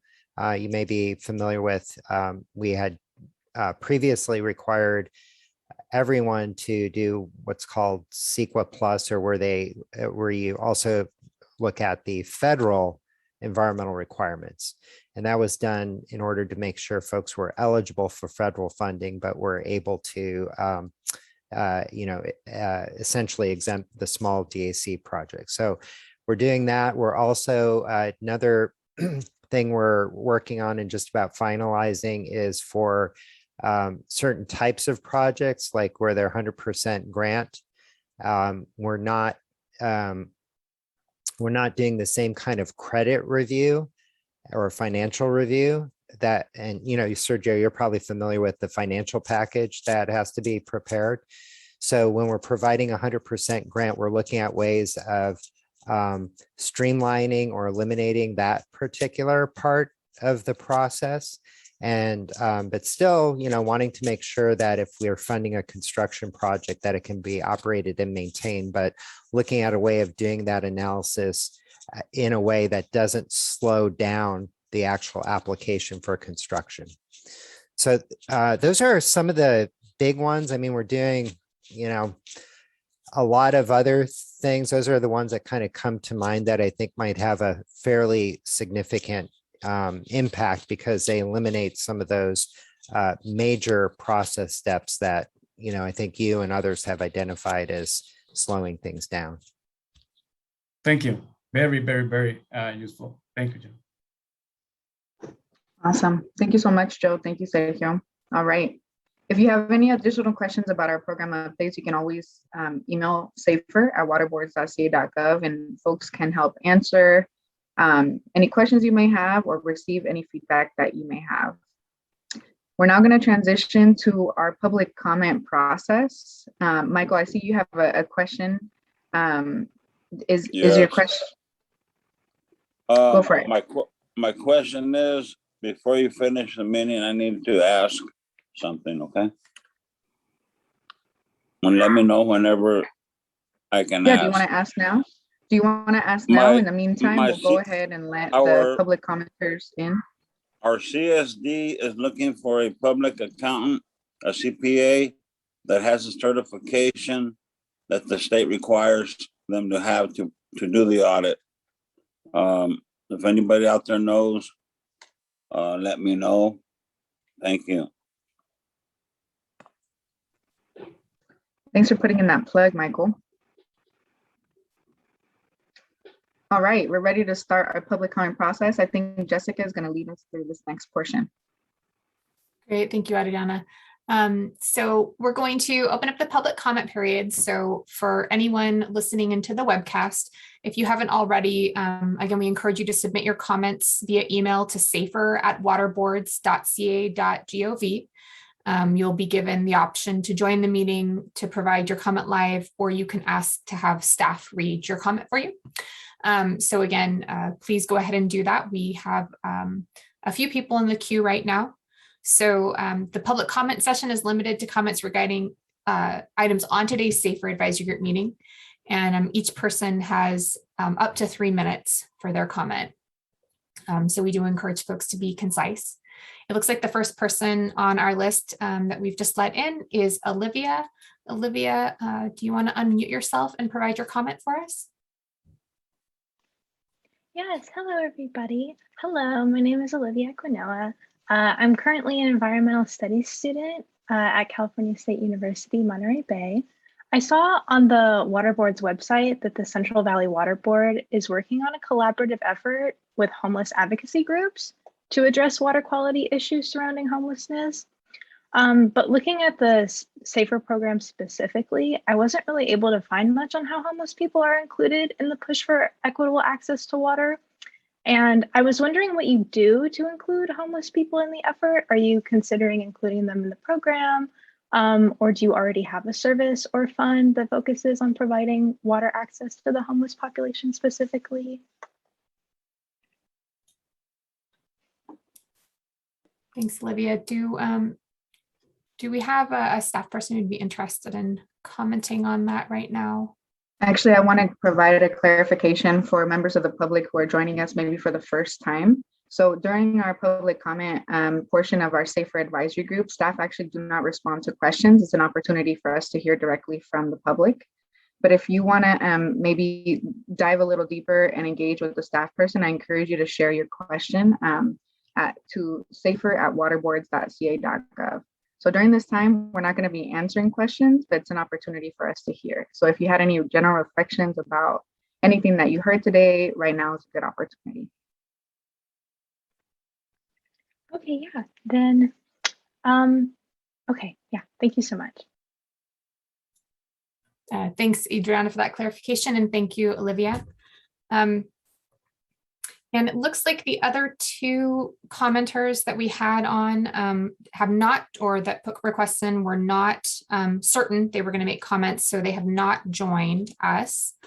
And then the other comment is also a question. So we will take that comment that was submitted and have staff respond to it separately. So it looks like we don't have any other comments for this section today. So we'll go ahead and move into our closing remarks. If for some reason during this time we do receive any last minute comments coming in, we can always transition back and allow those commenters to speak.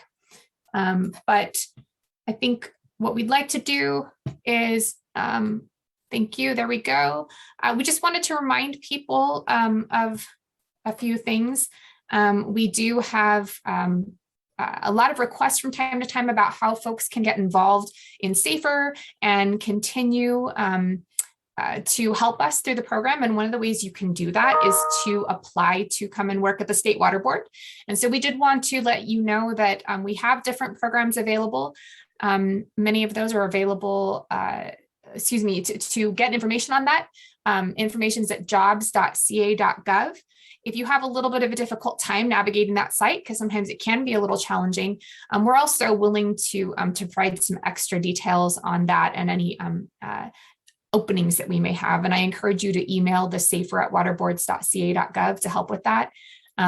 We really do appreciate that many of the folks that are engaged in this meeting, whether they're listening through the public or even folks participating on the advisory group, have a lot of expertise to offer. And so we definitely encourage you to consider coming and joining us at the State Water Board. With that, I also want to mention that we have some advisory group members who are terming out right now. So this may or may not be their last meeting for some folks.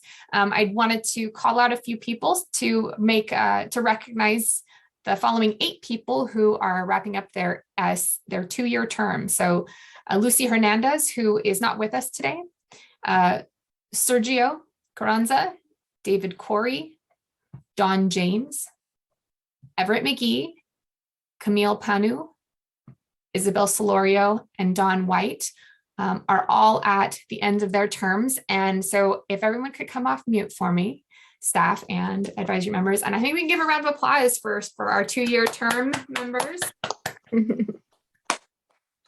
We really appreciate all of your insight and the time that you've given to us. It's been extremely helpful, and some of you have reapplied for the advisory group again for another term. Some of you have not, so there are some folks we'll be saying bye to for now, although I'm sure they'll be coming in and joining us from time to time, watching in on our meetings.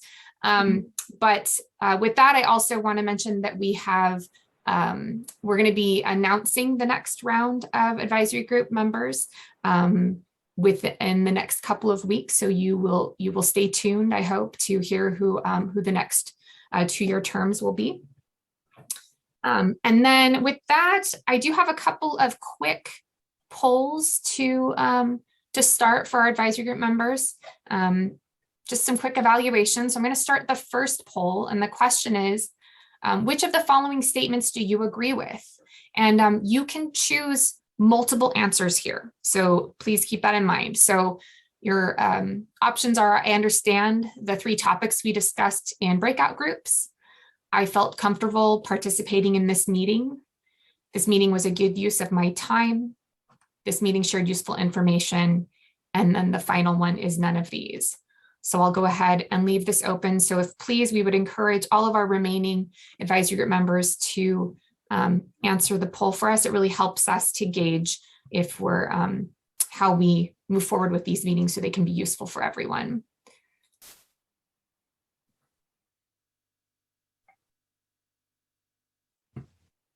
All right.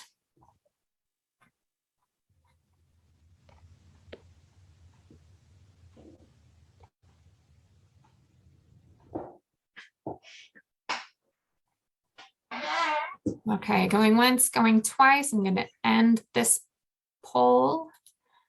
All right, and then we do have 1 second question for you. Again, multiple choice, multiple answers on this. Where can we make improvements? Several categories: presentations by water board staff, meeting logistics and Zoom issues, communication before the meeting, agenda and flow of the meeting, meeting materials, and then at the end, the last one would be none. This meeting was perfect. So again, I'll give you a little bit of time to consider these, and please, you can select multiples.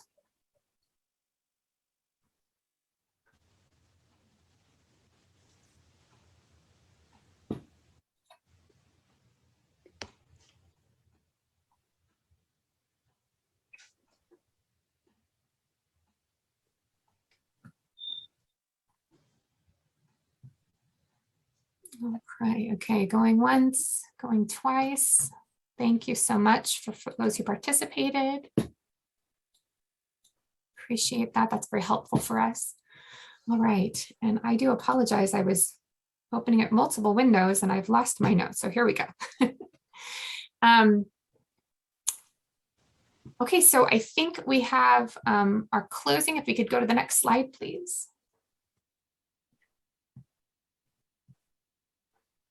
There we go. Fantastic. Like to throw up that safer email address and phone number. So for anyone who does have questions, please let us know. We are eager to talk to you. Again, with folks that had questions during the public comment period, we will make sure to follow up with you on those. I want to thank all of our advisory group members. I want to thank members of the public and really appreciate State Water Board staff and SAFER team members. It takes a lot to organize these meetings, and especially the 3 we've had this year as a whole. So as we wrap up, our last SAFER advisory group meeting, I hope everyone can give themselves a pat on the back. There's a lot of great work happening here. And so I think it's time for us to do our last SAFER chant of 2021.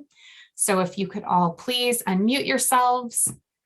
You all have a happy holiday. Thank you, Michael. You too. So everyone, if you could please repeat after me, water should be safe. Water should be Should be safe. safe. El agua El agua debería debería ser segura.